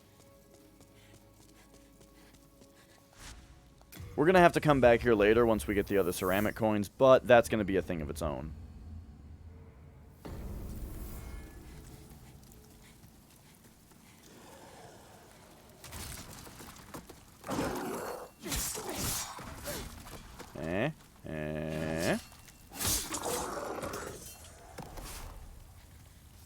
Yeah. Because the ceramic coins are, they're harder to get. Like, I definitely would have had the Platinum Trophy already by now if I wasn't going for ceramic coins, but the amount more, like, world tendency manipulation and stuff you have to do, especially because I'm not like doing any, I'm not using online play in order to do it, you know? So like, it's added quite a bit. But I'm glad, I like it. God damn, stop it! Man, that enemy. If you let it get out of hand, they just never stop fucking attacking.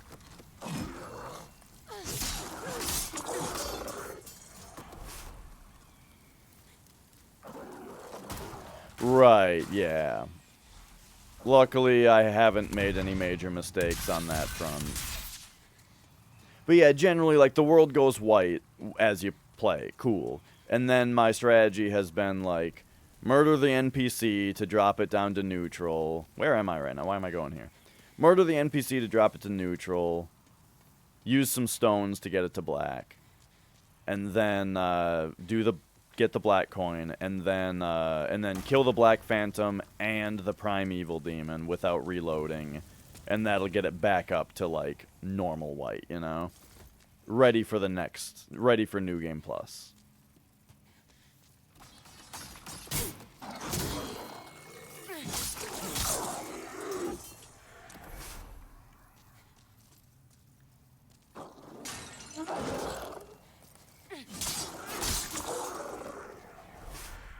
Alright, alright. Hi. Don't give me that. Okay, alright. So, why did we need the gold coin so badly, you may ask?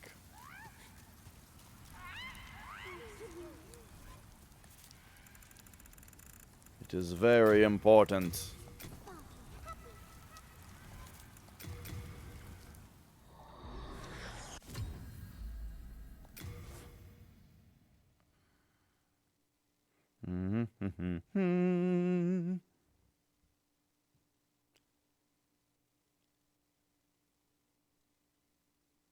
Oh, nice. I did that back on the PS3 version when I got the platinum for that game.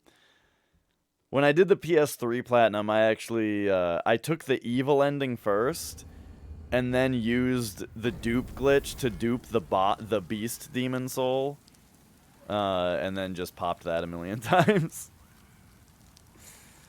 That's not how I play now, but that's what I did back then. Alright, so, here we go.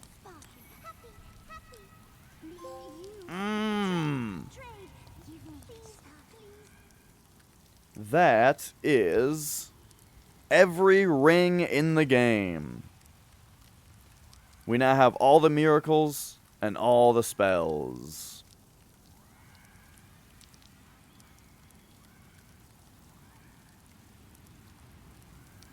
All right.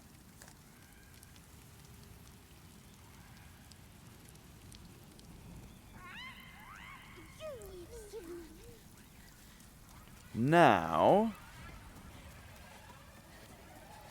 real question. One of the trophies is to obtain something called Istarel. I don't know if I've ever heard of that. What is that?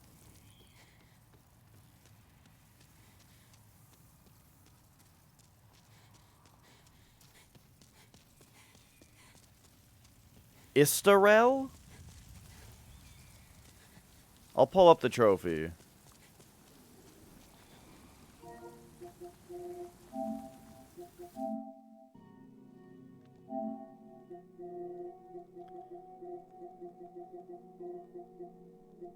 Is it this one? Yeah, this one. Obtain Istarel. I'm guessing it's like, an item that you have to, like, fuse for. The spear. Which one? Not the scraping spear. Or is it?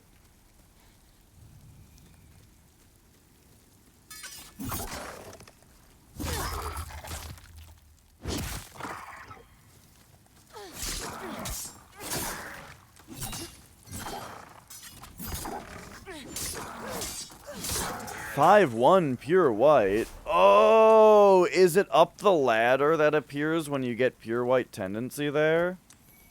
Because I looked for the ladder and I couldn't find it, but I didn't know that something so important was up there. Yeah, I actually don't know where that ladder is. I've only heard that it exists.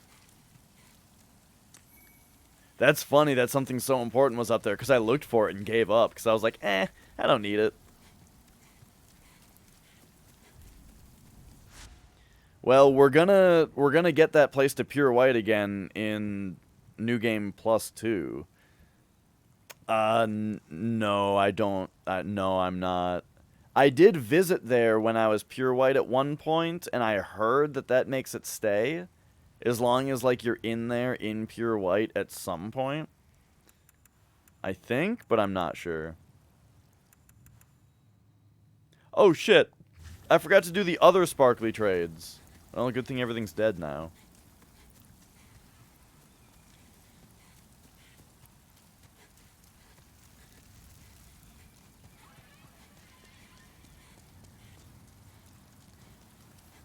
I'm curious. Could you describe where it is? I'm curious if I could understand. You know what I mean? It's right after the part with the filthy woman and the rats. Okay. I murdered the filthy woman, but I know what you're talking about.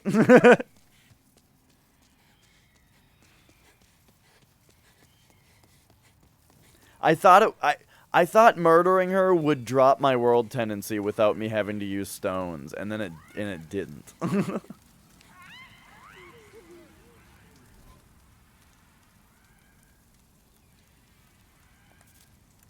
Alright, we gotta get these 2 colorless demon souls for this run. I always hit X twice, because I think she's gonna say 2 things.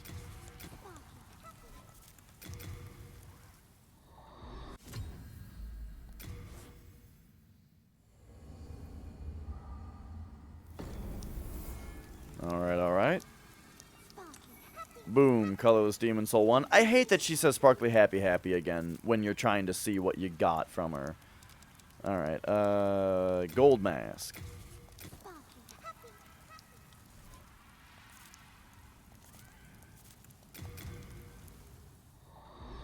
Gotcha, gotcha. Alright. I'll take another look. Well, I'm gonna have to next cycle, probably.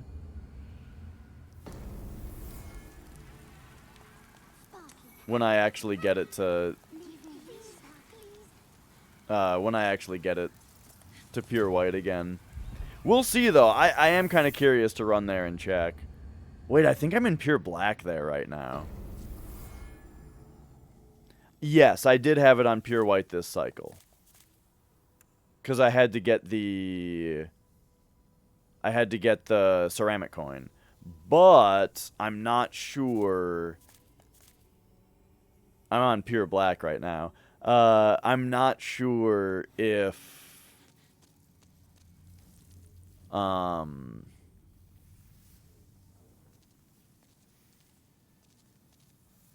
Do you have to visit 5-1, though? Because I think I might have only gone to 5-2.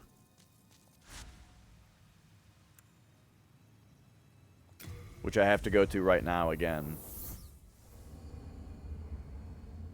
Because we need to drop the world or we need to raise the world tendency back up at least a little bit. I want to do my normal. Is it one of those things that also shows up in pure black, like the gate in 1-1?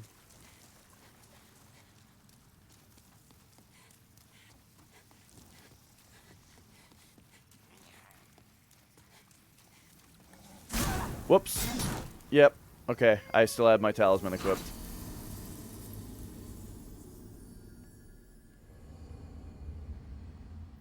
Oh yeah. I'm not going there this moment.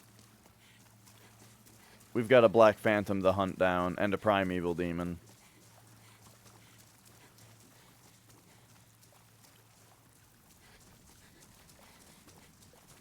Do do do do.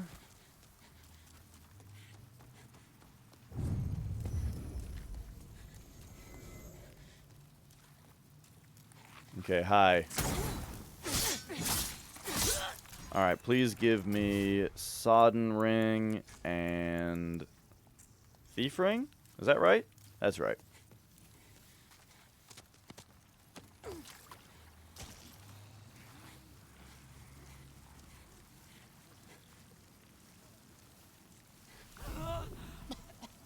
Alright, yeah. Gotcha. We'll see if it's there this time, then. I also need to fuse Northern Regalia still. I haven't done that yet. I forgot why I haven't done it yet. Do you need the Beast Demon Soul? You might. Which in this one, I think they actually changed it to Old One Soul. Because I took the Maiden in Black ending last time.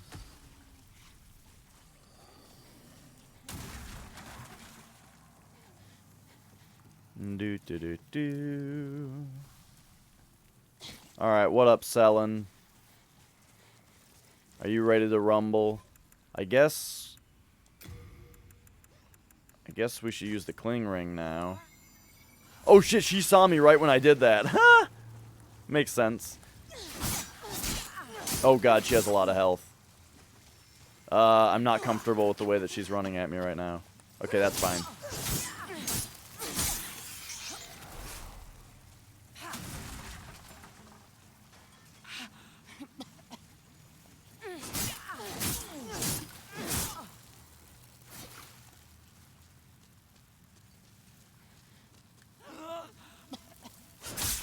There we go, there we go. Now we can fight in peace.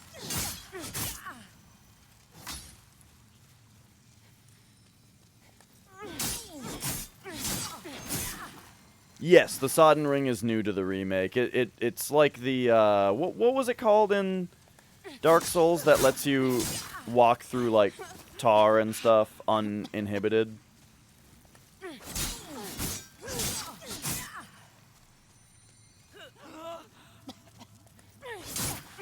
Oh, she's busting her talisman out.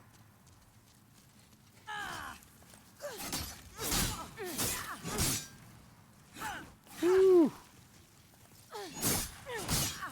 Oh, because her weapon isn't enchanted anymore.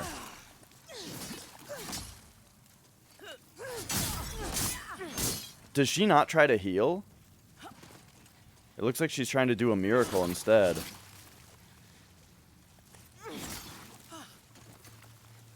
Get her. She's doing something different. No. Oh, it's a big heal. Okay, gotcha. See, that's why when I go into chase mode, I need to... Ooh. When I go into chase mode, I need to use only 3 attacks at a time. So that I have stamina left to chase. One moment. Hang on. I can heal too. It's just a little weird with poison.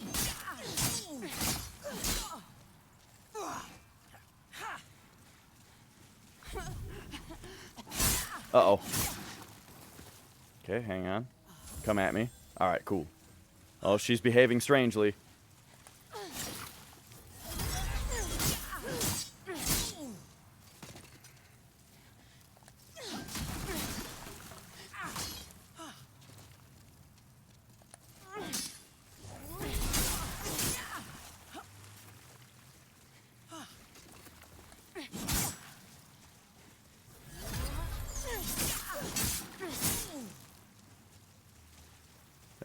There we go.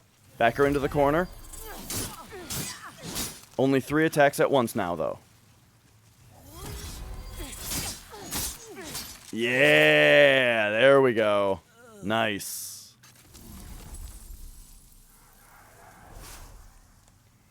She didn't heal enough. Alright, sweet. So there's that done.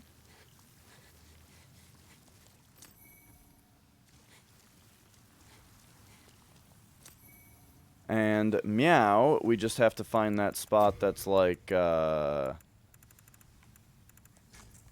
foggy. I think that's way back here.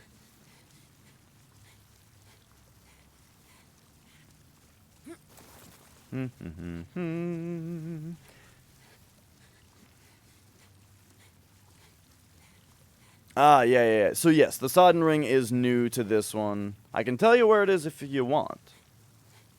But I'm not one to just say shit.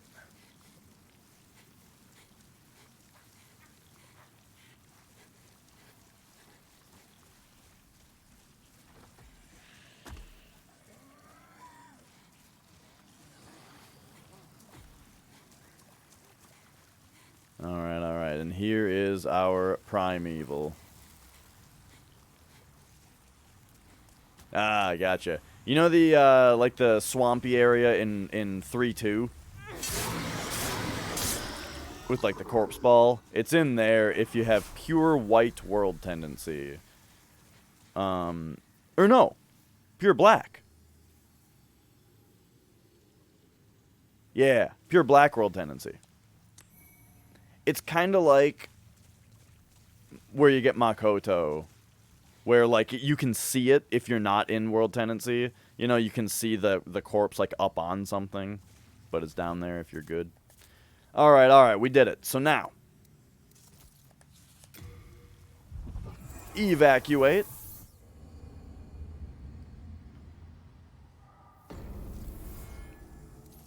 Yeah, you know, this playthrough has taught me the art of running past enemies. Doing all this, like, all this pure black nonsense. I have learned the art of running past enemies, which is not something that I used to ever do. Okay, let's go check. Let's check for that, let's check for that ladder. Now that we're in, like, we should be in, like, slightly white tendency. And this will be the last thing I do tonight.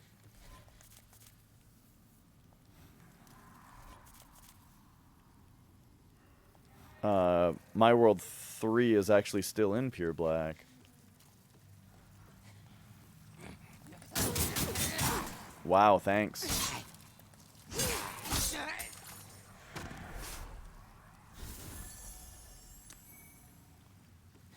Alright, alright.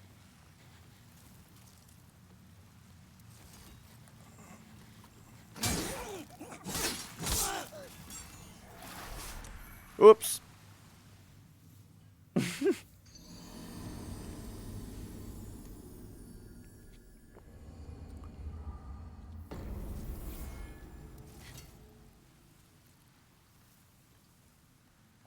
Oh, yeah, right.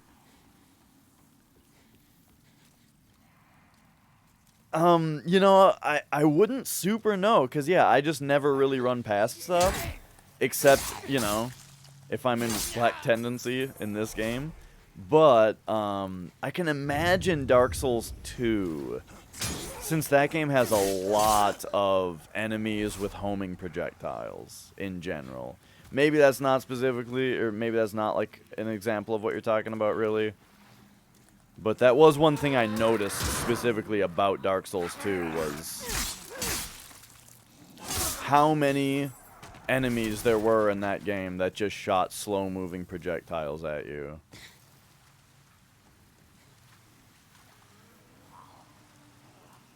Also, you know what I just learned last night? Is apparently if you're in the Champions Covenant, enemies don't go extinct.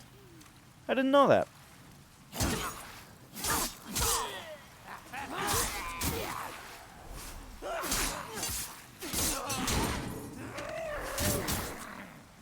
Oh, okay. That was close. Please just... Oh my god. Why is this happening? Oh, there's another one coming.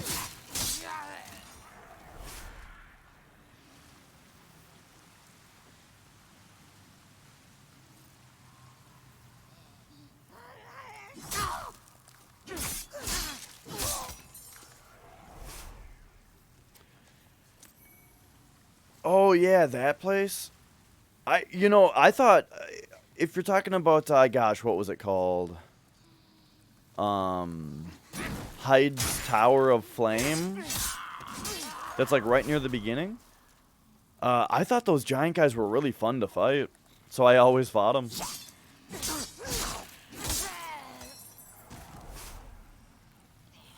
You know, I may have been mixed on certain areas of that game, but I thought, and like how combat generally felt in Dark Souls 2, but those enemies were really fun to fight, I thought.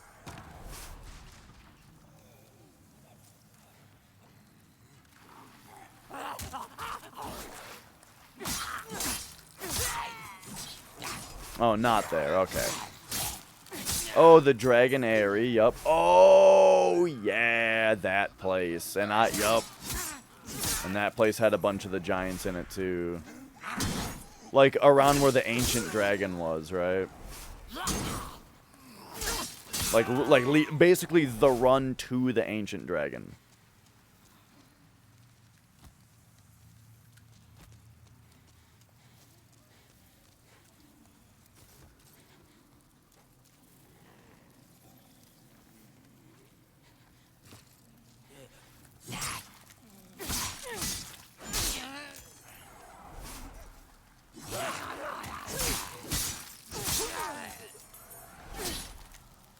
You know, I really like Dark Souls 2.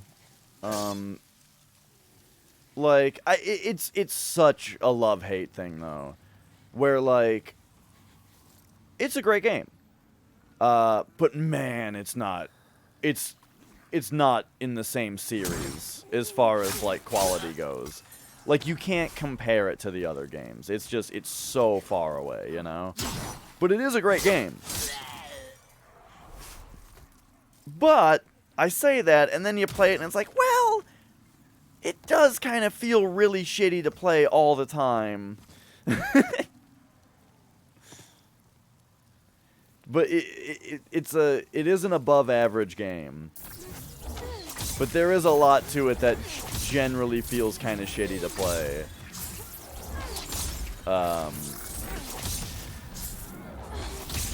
But yeah, great. Overall, great game.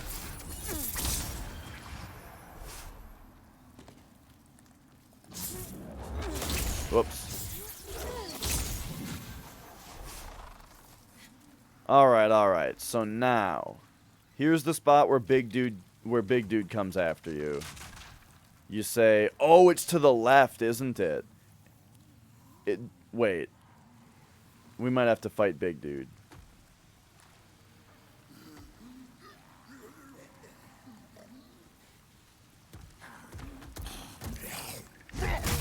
Oh god, I got clocked.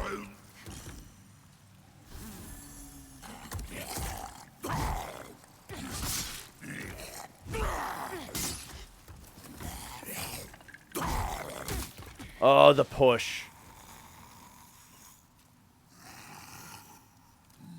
Come on. Oh god, I wasn't expecting it that time. I'm having a bad time for a second here. Okay. All right, there we go.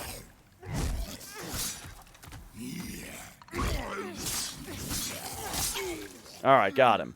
Does it appear like whoa, those guys drop stones? Like right here, is this where it's supposed to be? So yeah, maybe it never loaded. You know what I mean? Like when I was in Pure White, I never came to this level. I only went to 5-2, you know, or something like that. Well, we'll get it on New Game Plus 2 then. Good to know. Good to know.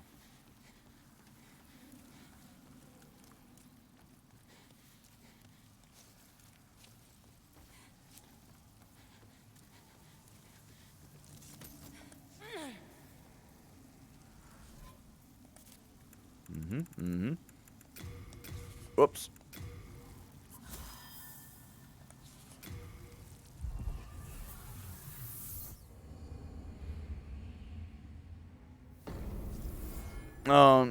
I mean, yeah, you never know. You're at a customer site, you have 10 seconds to say, how's it hanging? Pretty good, pretty good. Thanks for asking. Good to see you. Soul of the mind, key to life's ether. All right, more luck, please. Lost, withdrawn, Well, let's see. So the last thing to do then, if I wanted to like, if we want to tie a bow on a lot of the stuff in this playthrough, last thing to do tonight would be Latria, Black Phantom, and Primeval Demon.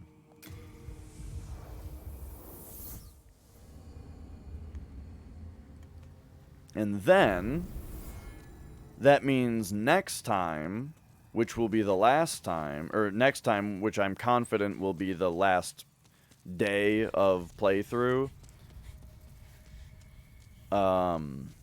because it'll basically just consist of oh shit. It'll mean that next time, the plan will be do World 1, including the ceramic coins, open the door, and beat the game. start New Game Plus 2 basically just to do World 5. I was worried sick. Except I have to save Yuria again. Shit. Well, we can just do that right after World 5. Oh, but I gotta do Northern Regalia right now then. 'Cause don't we need to do Flame Lurker to get... we'll figure it out. Alright, what am I doing? Why am I here? I need to repair my weapon. Oh, I can forge weapons. Man, let me tell you, my favorite thing You come back of all of the quality of life improvements, dude, the repair all button. Whew. Mwah.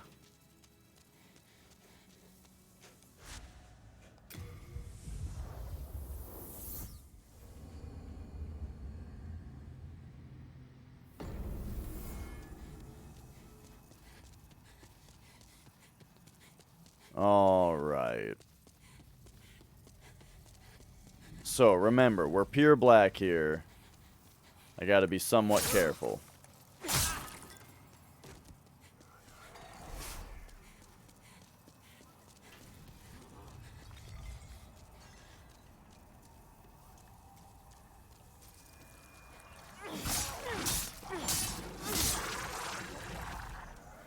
Do do do do.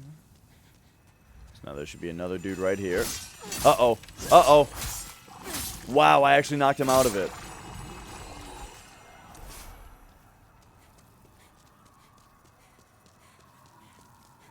We're at the point now where if I stayed human, it would be a lot harder for me to die because I have so much damn health. So it might actually be better. Except that then you get invaders. Invaders! Okay, hang on. Down to floor 2?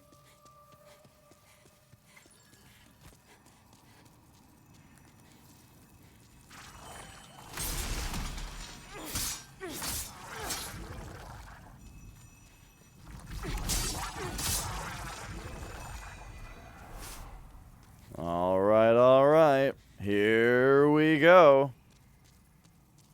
Hey, remember when I murdered you?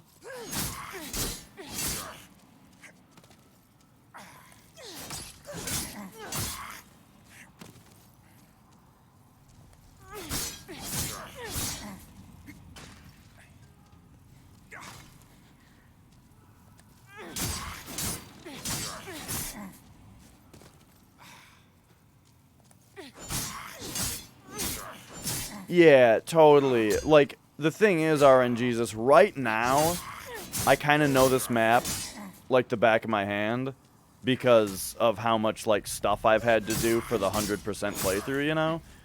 But normally, every time I play this game, this level is basically a blind playthrough because I can just never remember exactly how it all works.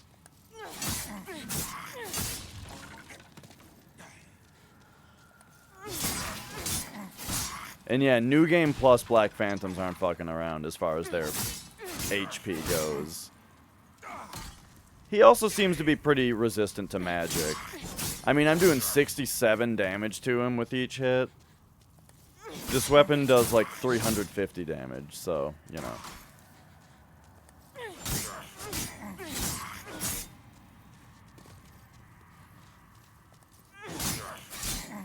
Okay, now we need to start watching for him trying to heal.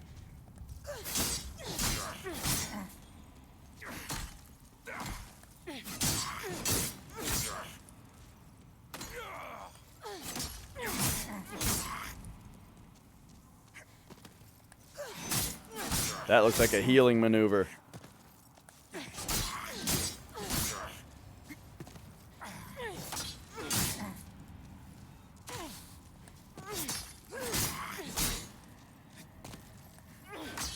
Ah, I keep missing. Yeah, wow, he never tried to heal.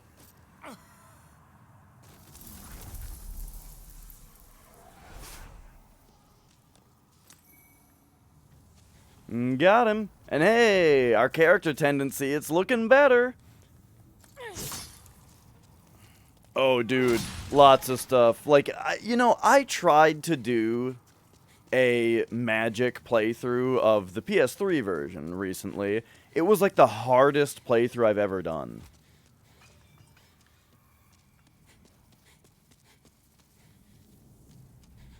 And I was using the Chris Blade. I was using the Insanity Catalyst. I didn't have the Monk's Head wrappings though, because it was on PS3, so I had no way to get them. But still, I was doing most things right, I thought. Uh-oh.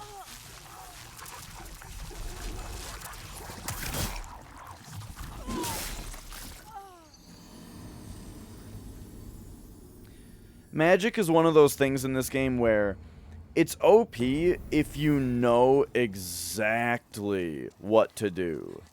Like, what items do you grab? What do you equip? Where do you put your points? How, what spells do you attune? Where do you, what's like the strategy for each different enemy? Also run past 90% of enemies. Because I feel like people think that Magic is OP because they watched a speed run, and the speed run kills bosses in 3 magic shots. Which is true. They do that. But again, if you're at the point where you know every item to pick up and every stat point to put down and all that kind of stuff, you're already good at the game. You know? You are overpowered as a player at that point.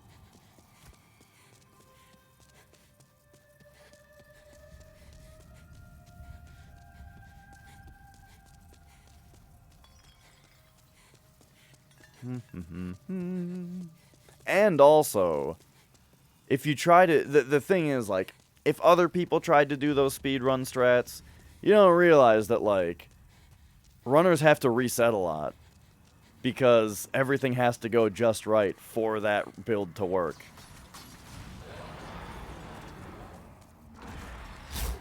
Woo! I'm running past him. Wait. I want my souls. Okay, good. He missed. I also kind of want this stuff. Because I never came back for it.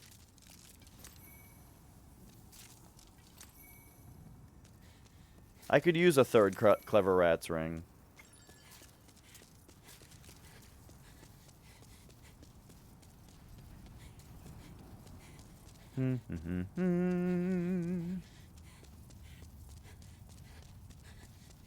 It can be Zeleric, but the wind-up and cooldown of shooting a magic shot can very often get you killed. Just hitting the boss with magic can be tough sometimes. There's a whole different element to it. I mean, melee players get to just dodge roll shit. But that's harder to do when, with, like, cast times and all that. I'm not saying magic's bad. I'm not saying people shouldn't use it or anything like that. I'm just saying the reputation it has for being overpowered, I think, has dubious origins.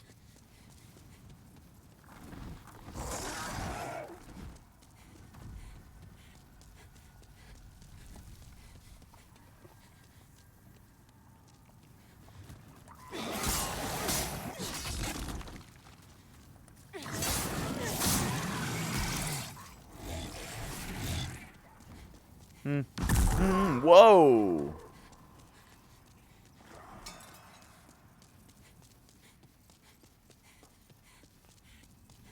Alright, we are almost there. But yeah, it's been really fun to just, like, put more time than ever into this game recently. This has always been one of my favorite games, and, I've beaten it many, many times,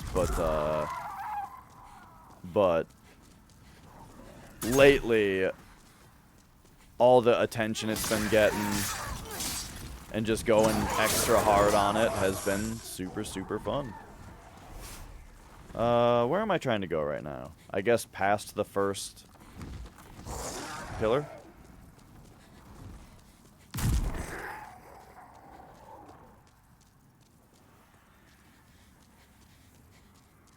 Yeah, totally RNGesus. I mean, that's why second playthroughs of games are so fun, especially games that let you customize your build a lot.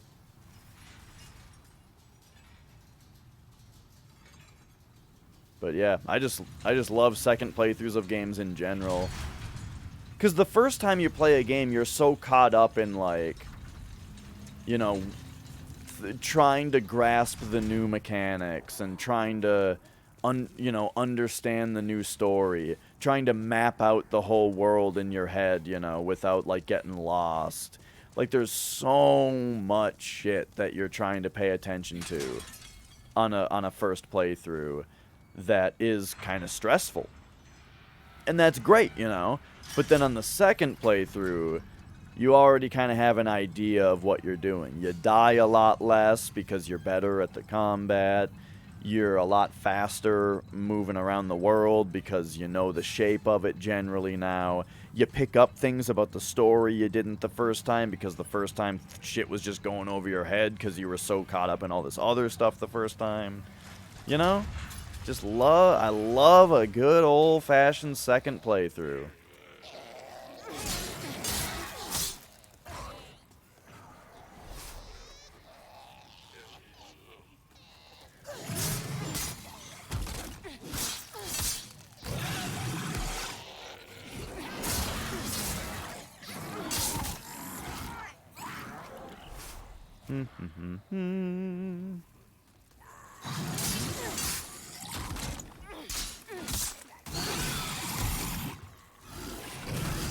Whoa.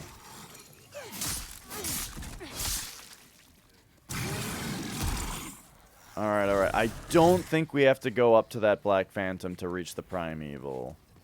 I don't remember that being the case. Looks like we do, though.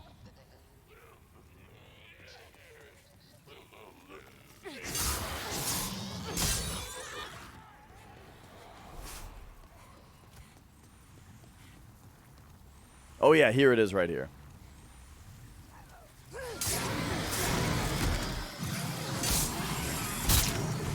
Whoa.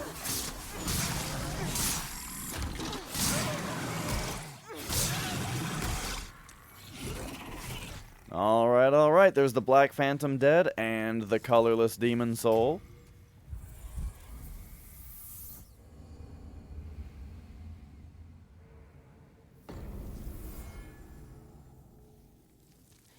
Oh, yeah. Yeah, last boss of Dark Souls is weird, because, like, it kind of feels too easy, but then also parrying him is, like, really satisfying. So, you know, I don't know. Soul of the mind, key to life's ether. Soul of the lost, art thou? May thy strength. Alright, alright. So there we go. Our world tendency is back to a sweep of generally positive. Tomorrow what we're going to do is beat Penetrator. That should put us in pure white, so then we'll grab all of the... That should put us in pure white, so then we'll grab the ceramic coins. Then we'll go into... Then we'll go into pure black, grab those ceramic coins, defeat Executioner and the Primeval Demon and the dragons to get probably back into pure white. We'll open the door, since we'll have all the coins at that point. Beat the game. Go into New Game Plus 2. And finish out the only remaining things that we're going to have to do. Which I believe is going to be, we need to save Frake and get one more spell from him. We need to defeat, we need to get another Pure Blood Demon Soul. get into, you know, save Yuria again and get her last spell.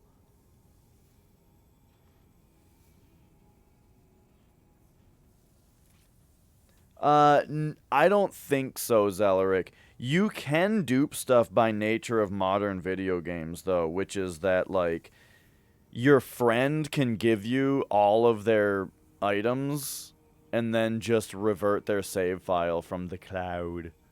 So, like, that's a thing you can do. But as far as, like, in-game dupes, I don't think there are any anymore. But there we go. I think we've got one more day of the Platinum run. But I hope to see you guys tomorrow. Tomorrow we're not going to be playing Demon Souls. Ed McMillan has a new card game out called Tapeworm. And so tomorrow, I, Nicole, and Flex will be trying out Tapeworm on stream. That's right, a card game on the show. So that should be fun. And alright, thanks for watching, everybody. It's been fun. I had a good time. I hope you guys had a good time. And I'm just going to find someone to host here.